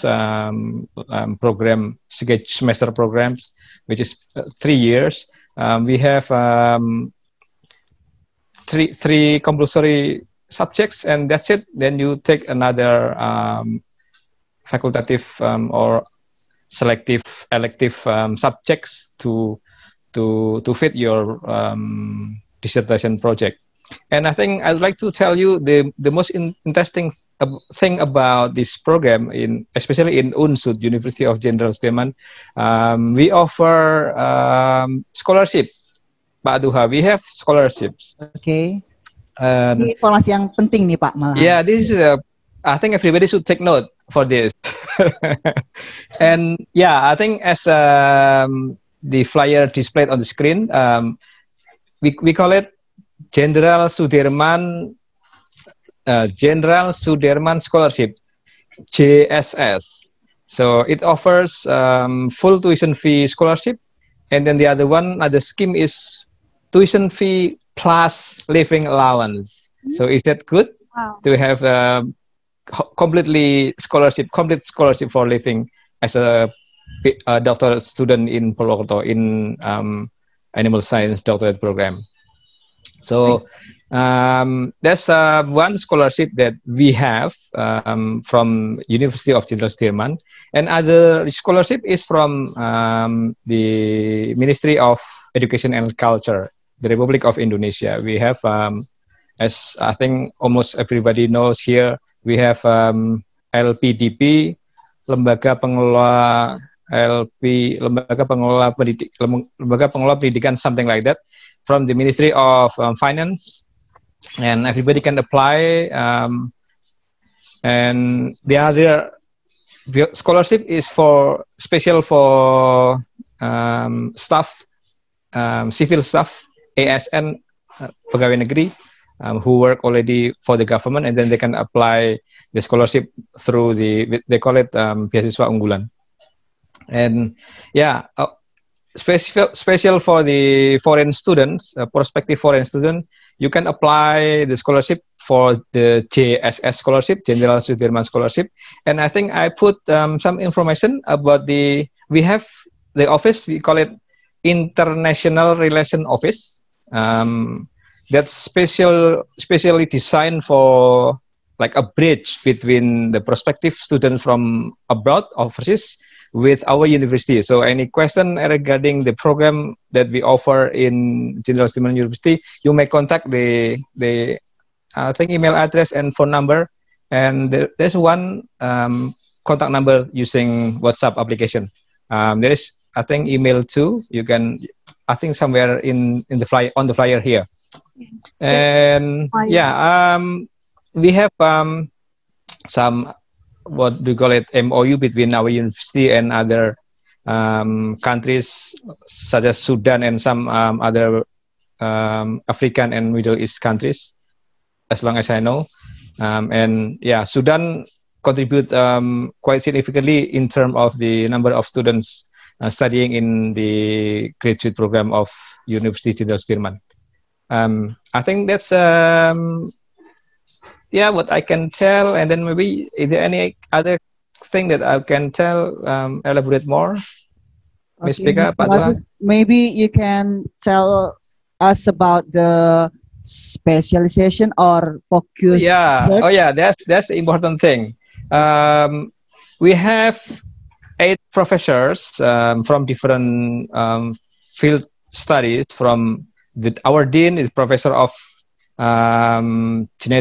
molecular genetic, especially for poultry, Professor Ismoyowati, that delivers speech in this morning for opening the ceremony. And then we have Professor Ahmad Sodik. We also had him in the morning, who opened officially this event. He is specialized in a small ruminant production. So he is a professor in small ruminant production. And then we have 2 professors in field of animal reproduction. One is Professor Dadang, or Professor Dadang Mulyadi Saleh, and then the second one is Professor Masyedi Sumaryadi. Both of them are qualified expert in animal reproduction. So any one of you are interested in that field, animal reproduction, then those Professor Masyedi and Professor Dadang is the candidate for your promoters and co-promoters.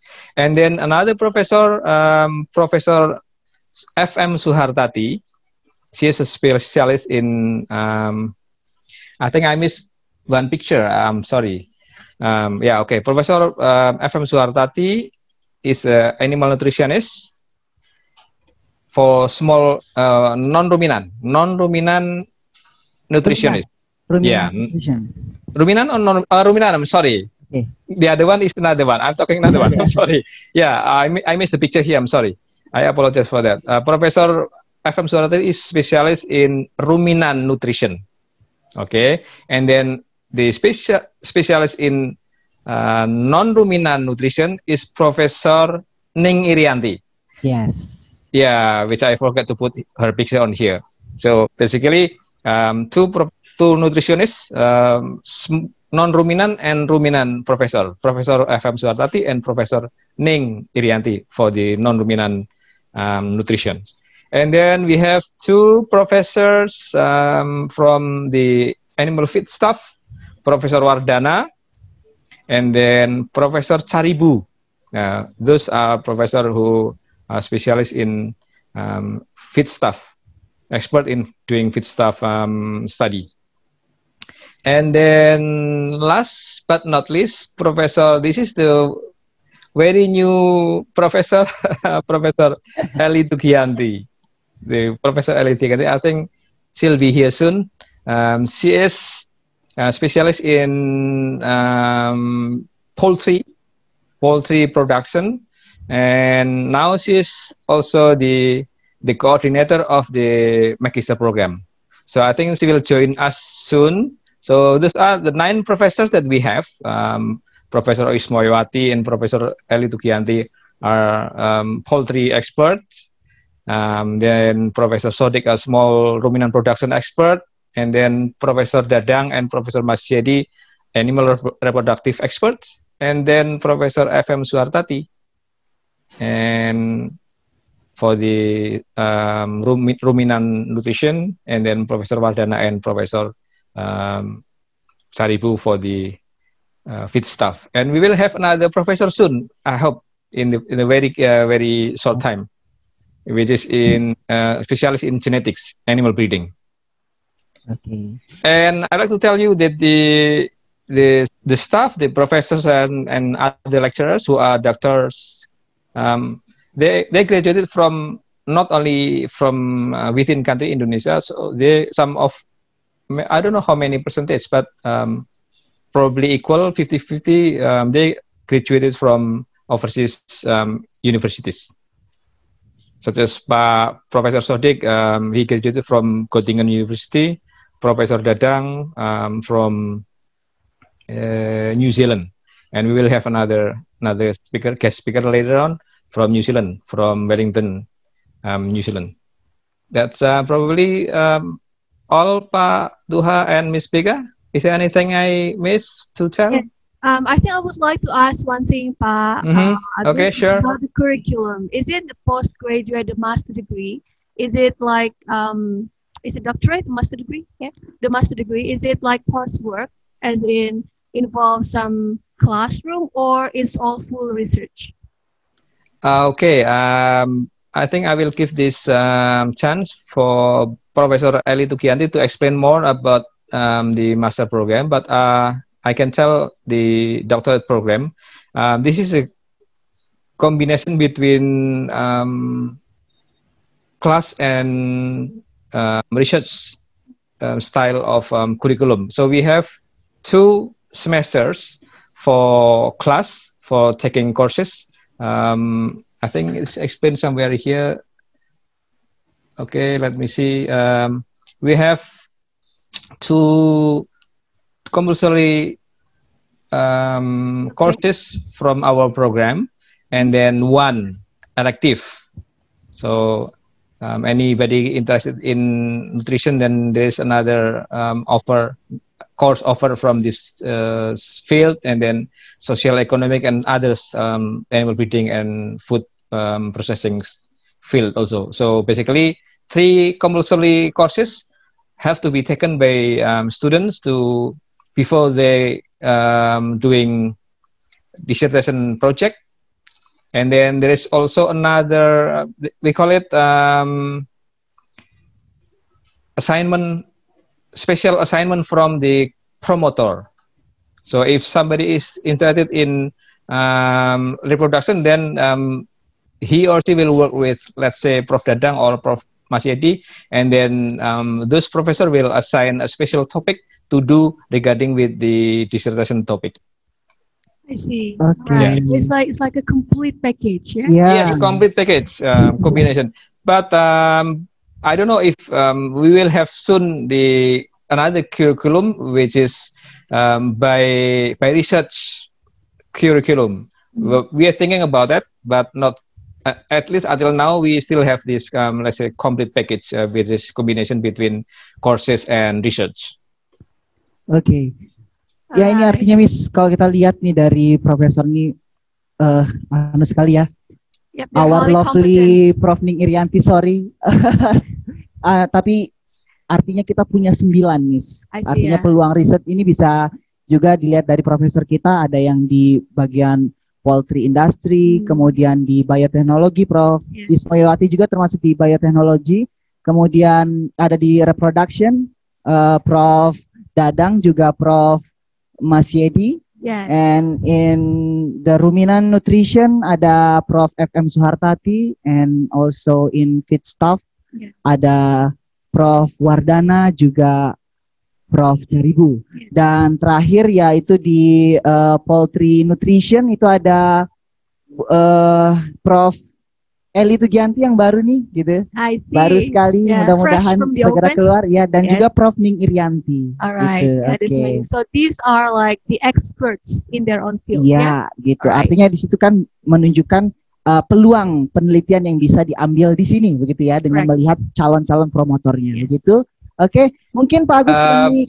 Yeah, one more thing, Pak Duha. I think it's I forgot to mention this.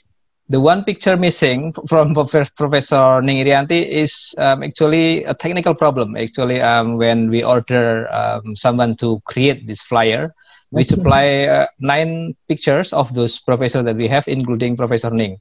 But unfortunately, I don't know, due to technical problem, the designer missed to put that picture. So I apologize for that. Okay. Yeah, apologies, deeply apologies for Professor Ning Irianti. So it's mungkin nanti abis ini nih kalau ada kita coba spotlight Prof. Ning untuk sedikit berbicara nih nanti. Oh yeah, sure. I think that's better. Awesome. Oke, kita Pak Agus tetap di tempat dulu Pak, karena sure. Yeah, I'll be here. PR untuk menjelaskan. No worry. Animal production. Coba kita siapa? Mungkin operator bisa spotlight Prof. Eli Tugianti. Alright.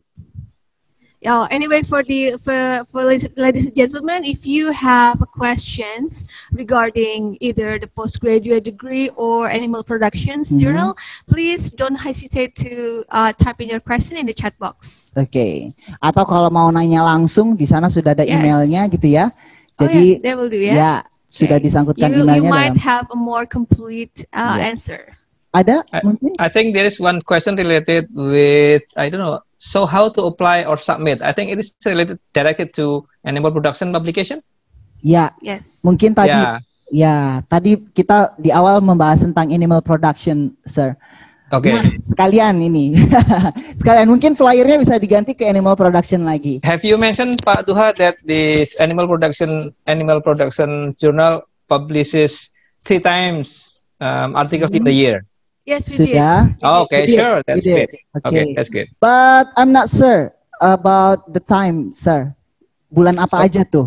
Okay, we schedule for November. For this coming month, we will for this month actually. Yeah, we are working on it. We are almost finished the publication part for November, and then another 4 months, which is on March. We will have another number, and then July. So basically, every quarterly publication. So every 4 months we will publish 1 number. So 3 years 3 times in a year. Okay, maybe Mr. Agus bisa kasih informasi nih, Mr. Kita untuk the last number untuk tahun ini, kira-kira kita masih butuh berapa banyak nih, Mr. Kira-kira jadi bisa. Okay, for this November we still have waiting for quality paper for 2 manuscripts for this November. If everybody listening here have quality paper that fits the scope, as I think MC already mentioned the scope of the publication of animal production, already mentioned before. And if the manuscript fits with the scope, and then let us through email, and then we will review. We'll do a review, blind review. We have many reviewers from not only from within our department, faculty, but we also have reviewers from other institutions, Indonesia or overseas.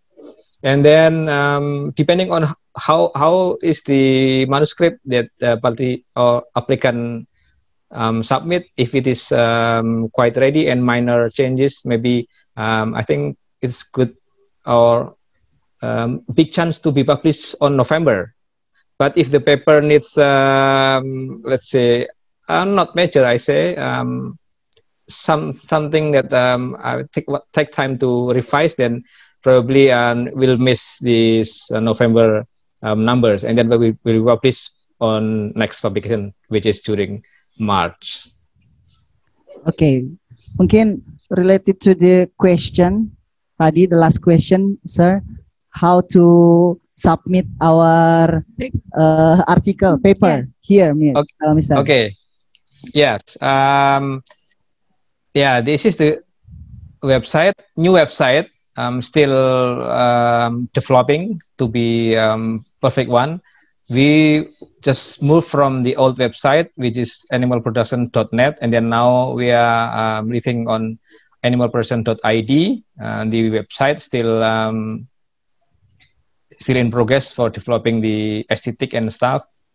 So before you submit, you send email to I think should we type in here redaksi.jab. Can somebody help to type on the chat? The author should submit email, send email that and tell that you will be interested, or you are submitting manuscript to us, and then our editor admin will create an account for this OGS system, in the OGS system, and then including the user ID and password. After that, the author can submit directly by logging into the system, the OGS, the animalproduction.id, by filling up this author information, first name, last name, and then if there's another author, co-author, then everybody should be listed as authors, complete authors, and then abstracts and I think institution affiliation and stuff, yeah, and then finally attach this, basically just attaching the manuscript, the Microsoft Word version manuscript. Oke, mungkin informasi yang sambil ditambahkan ini Pak, berarti kita karena beberapa peserta sudah sangat akrab dengan website yang lama, ini perlu kami informasikan bahwa jurnal Animal Production sudah migrasi, begitu ya Pak ya, ke website yang baru. Kalau website yang lama adalah animalproduction.net, dan sekarang kita sudah migrasi ke animalproduction.id, sehingga Bapak dan Ibu yang akan submit papernya bisa masuk ke animalproduction.id, bukan yang .net begitu. Yes, so don't get this wrong. So go to the animalproduction.id, and then probably Dr. Agus, could you please again mention the scope? Probably we haven't mentioned the scope. Yeah. Yes. Okay. What kind of research that could be published?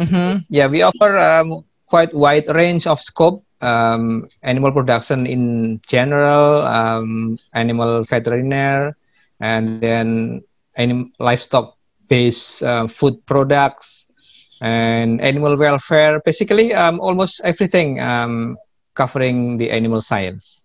We accept that kind of.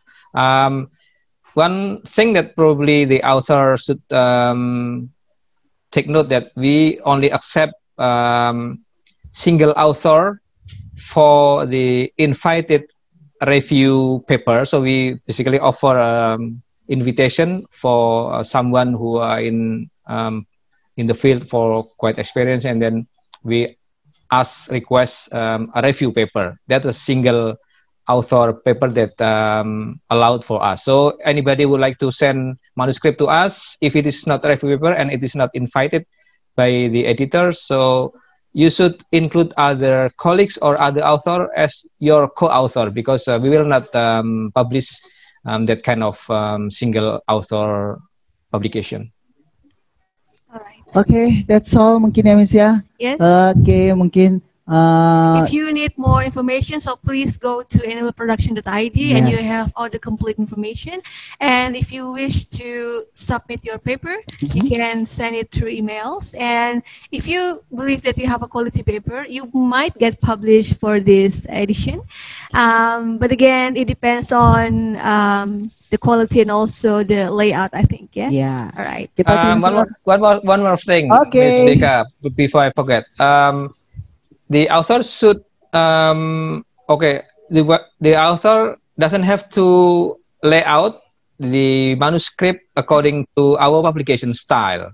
So basically we use double column style. So for the author who submitted manuscript can just use one column style with double space typing and stuff. So we don't have to follow the layout exactly what we publish, because we will lay out later on when we already accept your publication.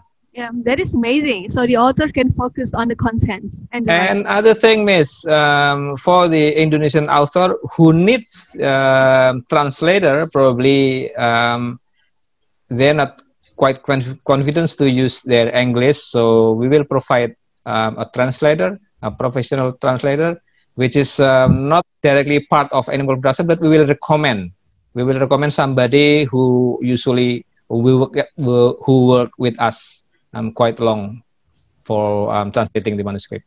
All right, that's really easy for the author to get published, yeah.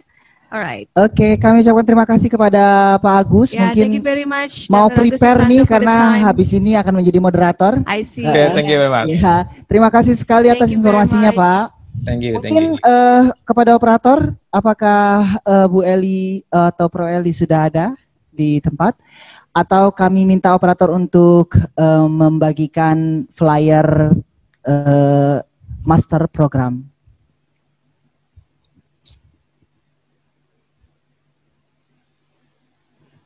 Oke, Miss, ya tadi udah disampaikan ke doktoral program. Ini sayangnya Miss Becca bukan bukan animal science degree ya, kayak gitu ya.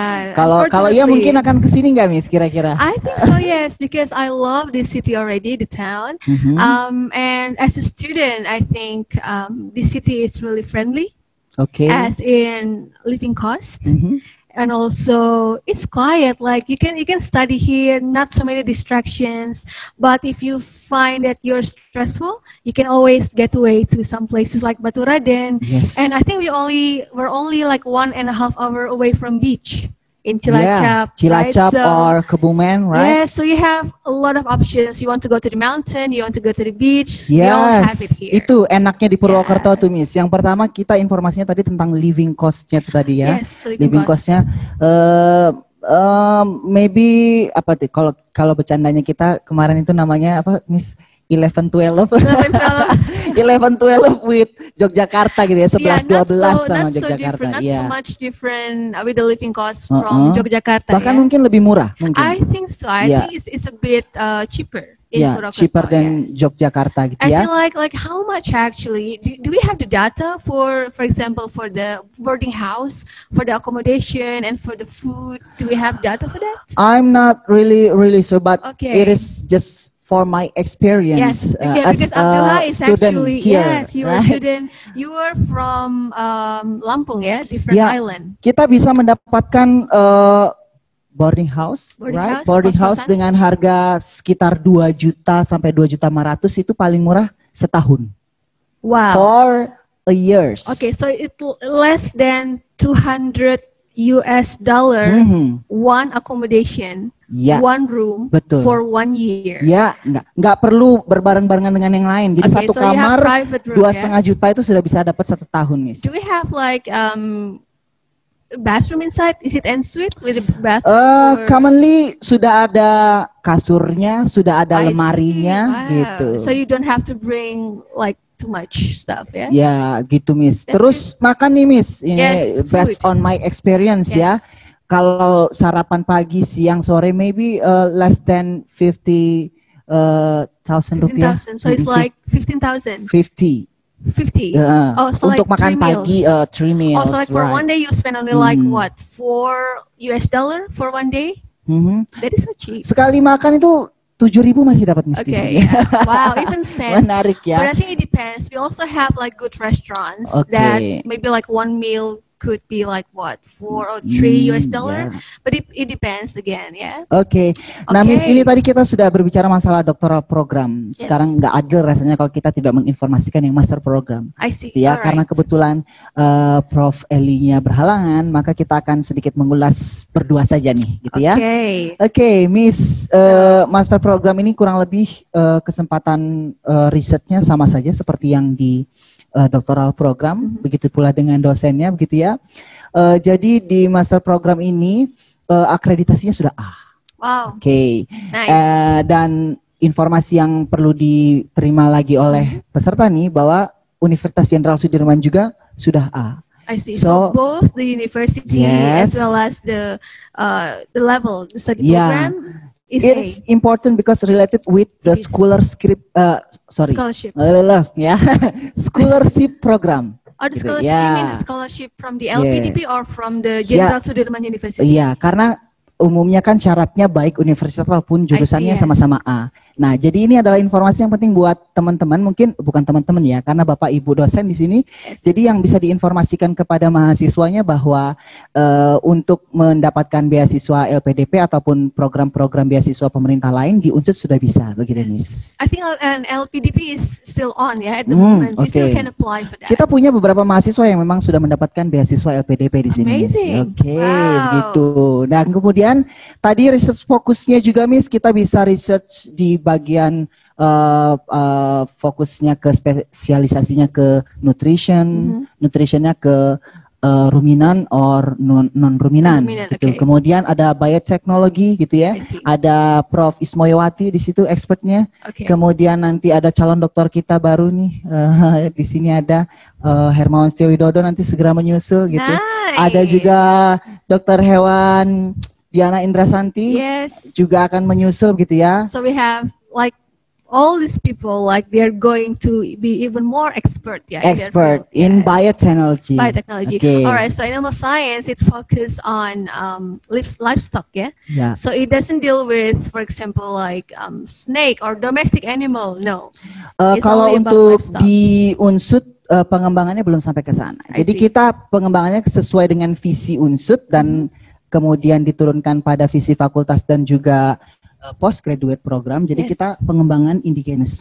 Jadi pengembangan sumber daya lokal dan kearifan lokal. Begitu. Nice. Wow. So you focus on the native, the native species here. Okay. Yeah, that makes sense. So it could develop the rural area here in Purwokerto, ya? Iya, betul. Sangat cocok sekali. Nah, ini juga informasi yang penting nih, Miss, untuk semua peserta bahwa kesempatan dan peluang penelitian yang bisa diambil oleh calon mahasiswa itu adalah satu, kita dekat dengan Balai Besar Pembibitan Ternak Perah Unggul BBPTU HPTH Baturaden. Oh, that's in Baturaden, ya, the place. So that's where people raise cows. I see. So kalau misalnya ada yang research fokusnya pengen ke perah gitu ya, dairy production, cattle, no, not just dairy cattle but also dairy goat. I see dari, Ya. Oke, dari cow, dari goats. Oke. Jadi di BBPTU sudah cukup lengkap. Jadi kita sangat dekat sekali nih Miss dengan BBPTU sehingga yang researchnya lebih mau ke dairy sangat dekat. Oke. First about dairy. Oke. Next peluang penelitian about poultry. Poultry. Oke. Jadi di sini juga cukup banyak sentra-sentra yang mengembangkan atau beternak broiler ataupun ayam petelur. Gitu ya, layer broiler. Chickens. Okay, so actually, if you study in Jenderal Soedirman University, especially the master degree in animal science faculty, so you have not only the space for the academic activity, but also the practice. Yeah, all the places, all the supporting facilities that is near. Dan tentunya masih banyak lagi peluang penelitian yang bisa diambil begitu di sini, Miss. Terutama juga lupa nih, hijauan pakan ternak. Forage. Yes, for forage. Oke, waktunya sudah 49. Oh, really? Oke, wow, mungkin time flies. Kita minta untuk operator. Can you help us to? Okay, so we're admitting participants. Yeah, participants are coming in. Okay, maybe we can ask to the operator. Operator, please to close the slider. Okay. So after this, what we are going to do? What will be the next session? And the next session, the most exciting session ever. Yes. Are the invited speakers. The invited speakers, yes. So jadi nanti akan di breakout menjadi 2 ruangan. Oke, mungkin kita bisa minta bantuan nih kepada operator untuk spotlight dulu, menyapa beberapa orang sambil menunggu dan sambil kita ucapkan selamat datang kembali. Yes, welcome back to the room. We hope you're refreshed ya, sudah makan. Oke, I got it. Kita spotlight Prof. Femi Eli. Ini adalah pelanggannya Fakultas Peternakan, selalu ada di kegiatan-kegiatan Fakultas Peternakan. I see. Wow. So she's legend. Oke, bisa di spotlight Prof. Femi. Can you Assalamualaikum warahmatullahi wabarakatuh. Waalaikumsalam. Panitianya. Bagaimana sehat Prof. Femi di sana? Alhamdulillah sehat. Alhamdulillah. Salam sehat juga ya untuk panitia yang keren-keren ya. Salam sehat juga Prof. Femi. Bagaimana Prof. Femi kesannya untuk ini kedua kalinya mengikuti seminar internasional? Iya, bagus. Recommended, bagus. Thank you so much. Mudah-mudahan Prof. Femi bisa terus bergabung dengan kami di acara-acara selanjutnya, Prof. Femi. Pasti, insya Allah. Thank you so much. Thank you so much. Will you remind or repeat again in your English because maybe Yeah, we would really like to have you, like all participants, to join us again. Yeah, because potentially in the future, next year, we will have the same activity, but that will be even greater, even bigger, and even more awesome. And we will remind again for all participants, bukan percaya ya, berarti pastikan bahwa nama dari akun Anda telah dirubah sesuai dengan format yang ditentukan oleh panitia. Gitu ya, Miss ya? So there will be like R room code and then underscore your name, because soon, very soon, we will break you out into rooms, in the Zoom breakout. And we have 7 minutes left. 7 minutes. So maybe we will menyapa lagi ke yang lainnya. Terima kasih Prof. Femi. Thank you so much, Prof. Femi. Maybe the others, the operator, can you help us? Let's see. Who are here already? Maybe on the photos on the right. For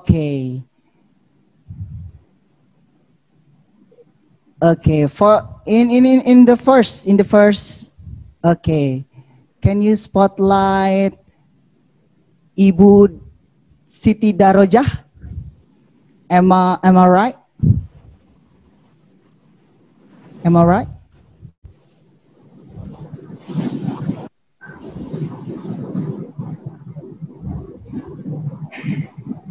Oke.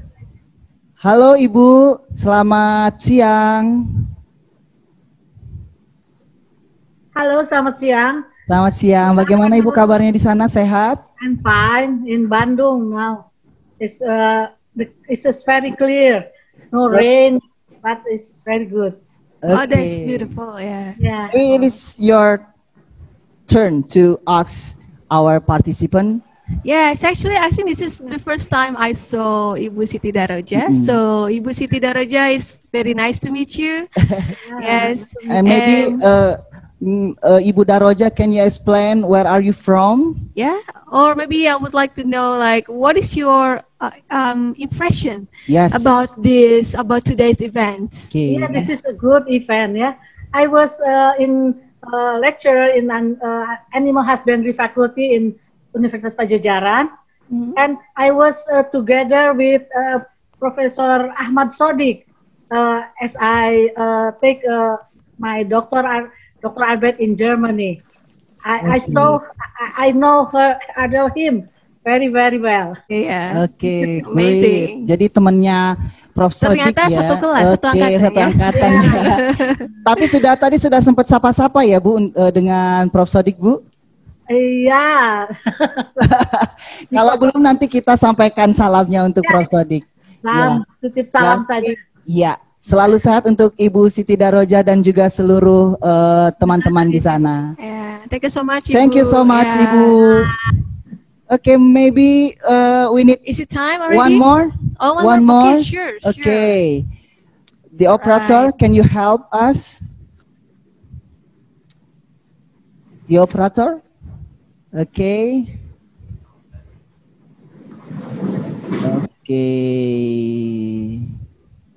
Let's see.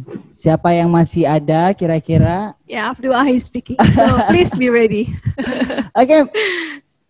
Maybe for the next slide. Ibu Veronica. Okay. Ibu Veronica, hello. Hello, good afternoon. Hello, good afternoon. How are you? Oh, yeah, I'm fine, thanks. And how are you? Good, we're good. We good. Ibu bagaimana? Ibu asalnya dari mana Ibu? Dari universitas apa Ibu? Dari Unhas, Makassar. Oh, dari Unhas Makassar. Bagaimana kabar Makassar Ibu? Ya, baik. tetap macet. Oh, tetap macet ya. Berarti Dan Ibu, panas mungkin iya, ya. berarti Ibu harus moving mahasiswanya ke Purwokerto biar mahasiswanya nggak kena macet di sana. Ya Ibu, mungkin sedikit ulasan Ibu bagaimana pendapatnya tentang acara kita hari ini Ibu dan seberapa excitednya Ibu untuk bisa paparan besok gitu ya? Oh, I see. So she will be presenting tomorrow. Yeah. Excited. I always come to Unsoed every year actually by luring, but now by daring. It's interesting also, but unfortunately I cannot eat what is we call it mendoan.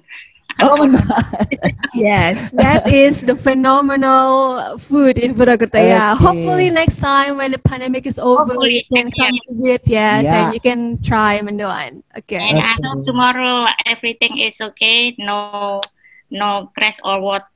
No, I mean, yesterday we have the lamp is turned off because like a blackout. Oh, a blackout. I see. So I hope tomorrow everything is okay. Thank you so much, Ibu Veronica. Kita masih ada waktu 2 menitan ini, Miss. Ternyata ada peserta dari luar negeri nih, Miss, yang mungkin perlu kita sapa. Maybe could you join Mr. Zezai for Zimbabwe? And then ada dari Afrika Selatan, South Africa. South Africa, that's amazing. Okay. Okay. So if you're on now, could you please join us?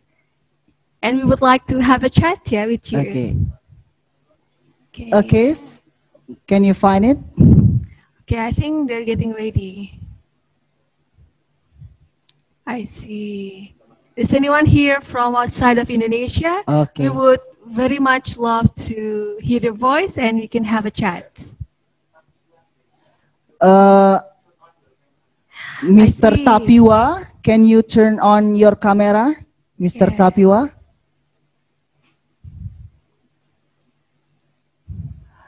Okay, maybe for the next kesempatan ya, Miss ya.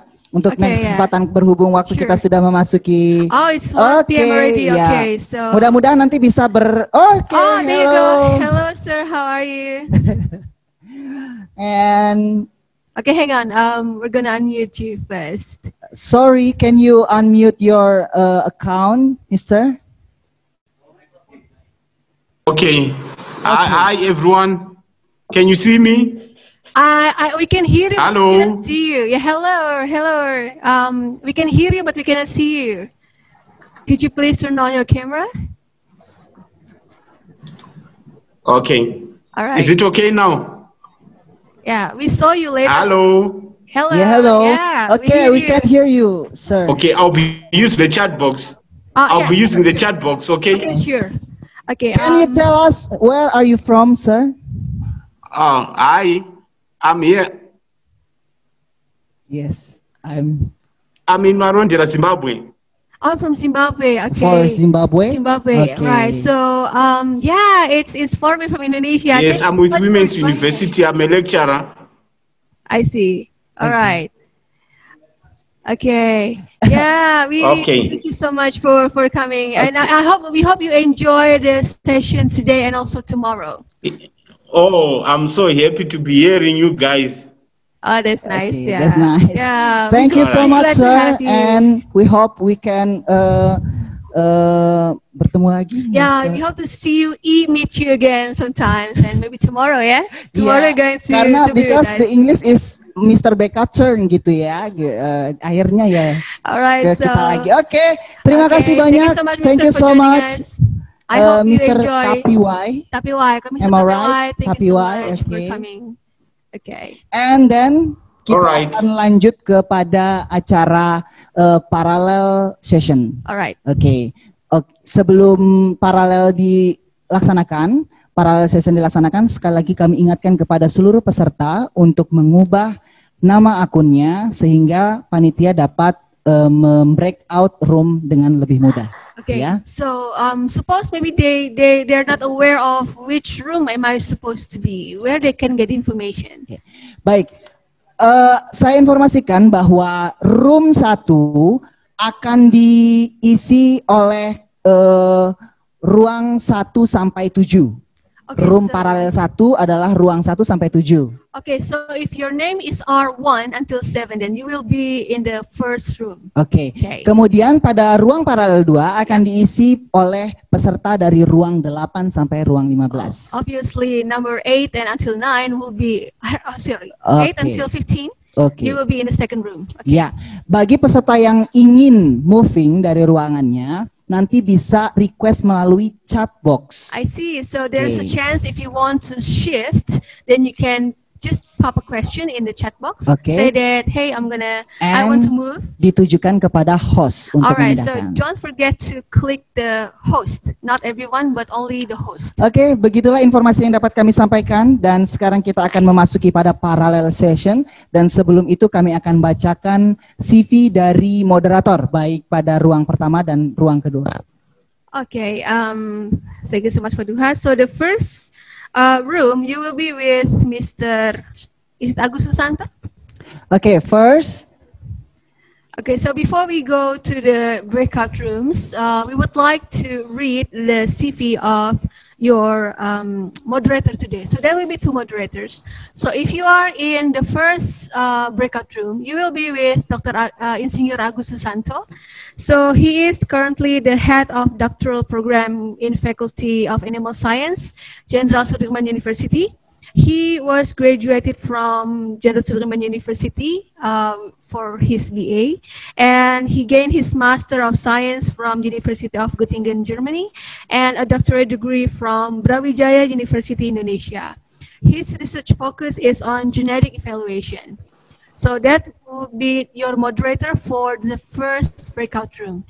And the second moderator is Mrs. Komsiatun Nurul Hidayah. The one and only. She is currently the lecturer of Faculty of Animal Science in Jenderal Soedirman University.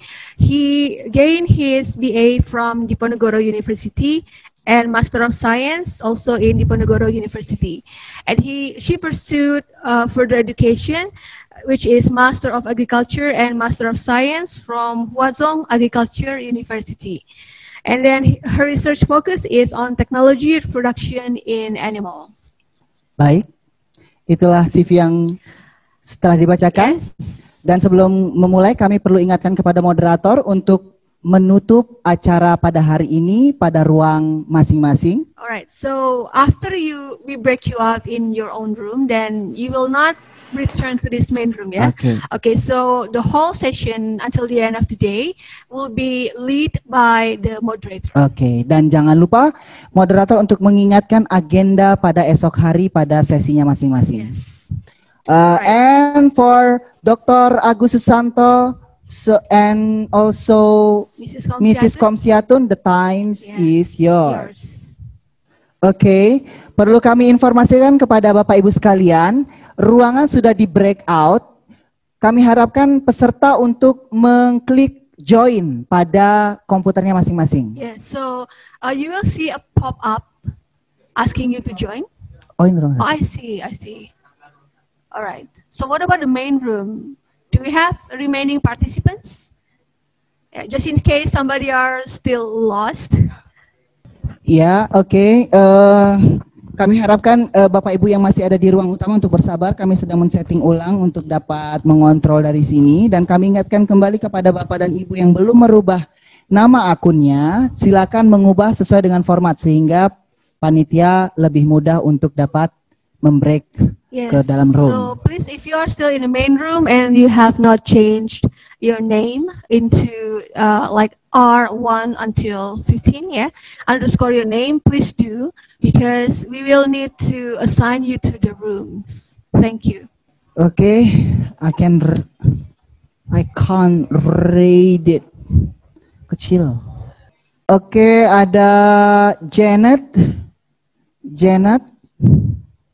Okay, again, we would like to advise, please, ladies and gentlemen, if for those of you who are still in the main room and you have not changed your display name, we cannot put you in any rooms because we cannot see whether you are from room 1, 2, 3, or so on until 15. So please change your display name again. Sebenarnya bisa dicari di itu, Pak. Di guideline itu bisa di search. Itu Mbak Sista. Selamat siang Pak Charles. Kami harap Bapak bisa rejoin kembali dari ruangan ini karena setelah kami cek sudah kami masukkan ke ruang breakout, namun mungkin ada kendala sehingga menyebabkan Bapak belum bisa masuk ke ruang tersebut. Jadi kami harap Pak Charles bisa rejoin. Halo. Halo Pak. Ya, selamat siang. Selamat siang Pak. Barusan jaringan di sini yang putus total. Iya mungkin Pak. Jadi mungkin bisa ini dulu Pak, rejoin dari ruangan. Jadi keluar ruangan kemudian masuk ke ruangan Zoom ini lagi, sehingga bisa langsung kita masukkan. Terima kasih Pak. Saya tinggalkan dulu ya. Siap Pak. Iya. Selamat siang Pak Hari Kusnandi. Kami cek bahwa belum bisa masuk ke ruangan, jadi kami harap bahwa bisa melakukan join dan rejoin ke ruangan Zoom ini. Pak Yohanes Ngango, Unsoed Pak. Selamat siang Pak. Iya, jadi sejauh ini ternyata Bapak belum bisa join. Jadi kami harap Bapak untuk keluar Zoom dulu, kemudian masuk ke ruangan ini lagi Pak. Nanti akan langsung kami masukkan. Bisa live dulu, kemudian masuk ke ruangan Zoom ini kembali. Pak Yohanes, mohon maaf, apakah bisa mendengar Pak Yohanes? Iya Pak, Bapak masih ada di ruang utama. Jadi apakah sudah muncul di sana permintaan untuk join room Pak? Iya, mohon maaf Bapak, mikrofonnya tidak mohon di-on-kan karena kami tidak mendengar.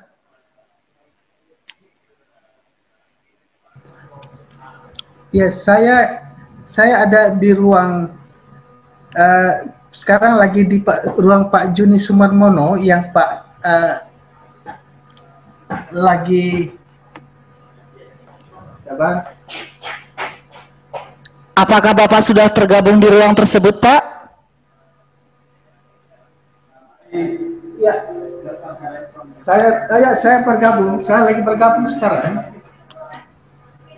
Oh, tapi ini di ruang utamanya masih ada Bapak ya, Pak? Apa Bapak bergabung dengan 2 akun, Pak? Iya, saya kebetulan tim yang satu ada bergabung di satu ruang ini. Jadi saya kebetulan di ruang di nama sini juga saya masih ada.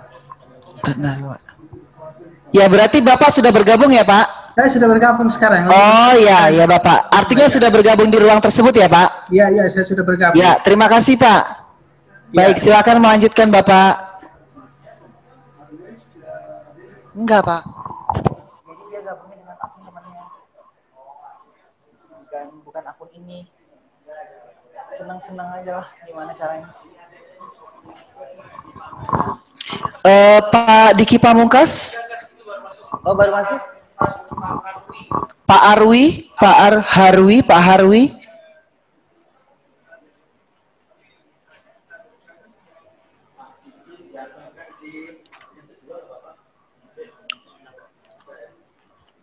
Harwi, mohon maaf, apakah ada?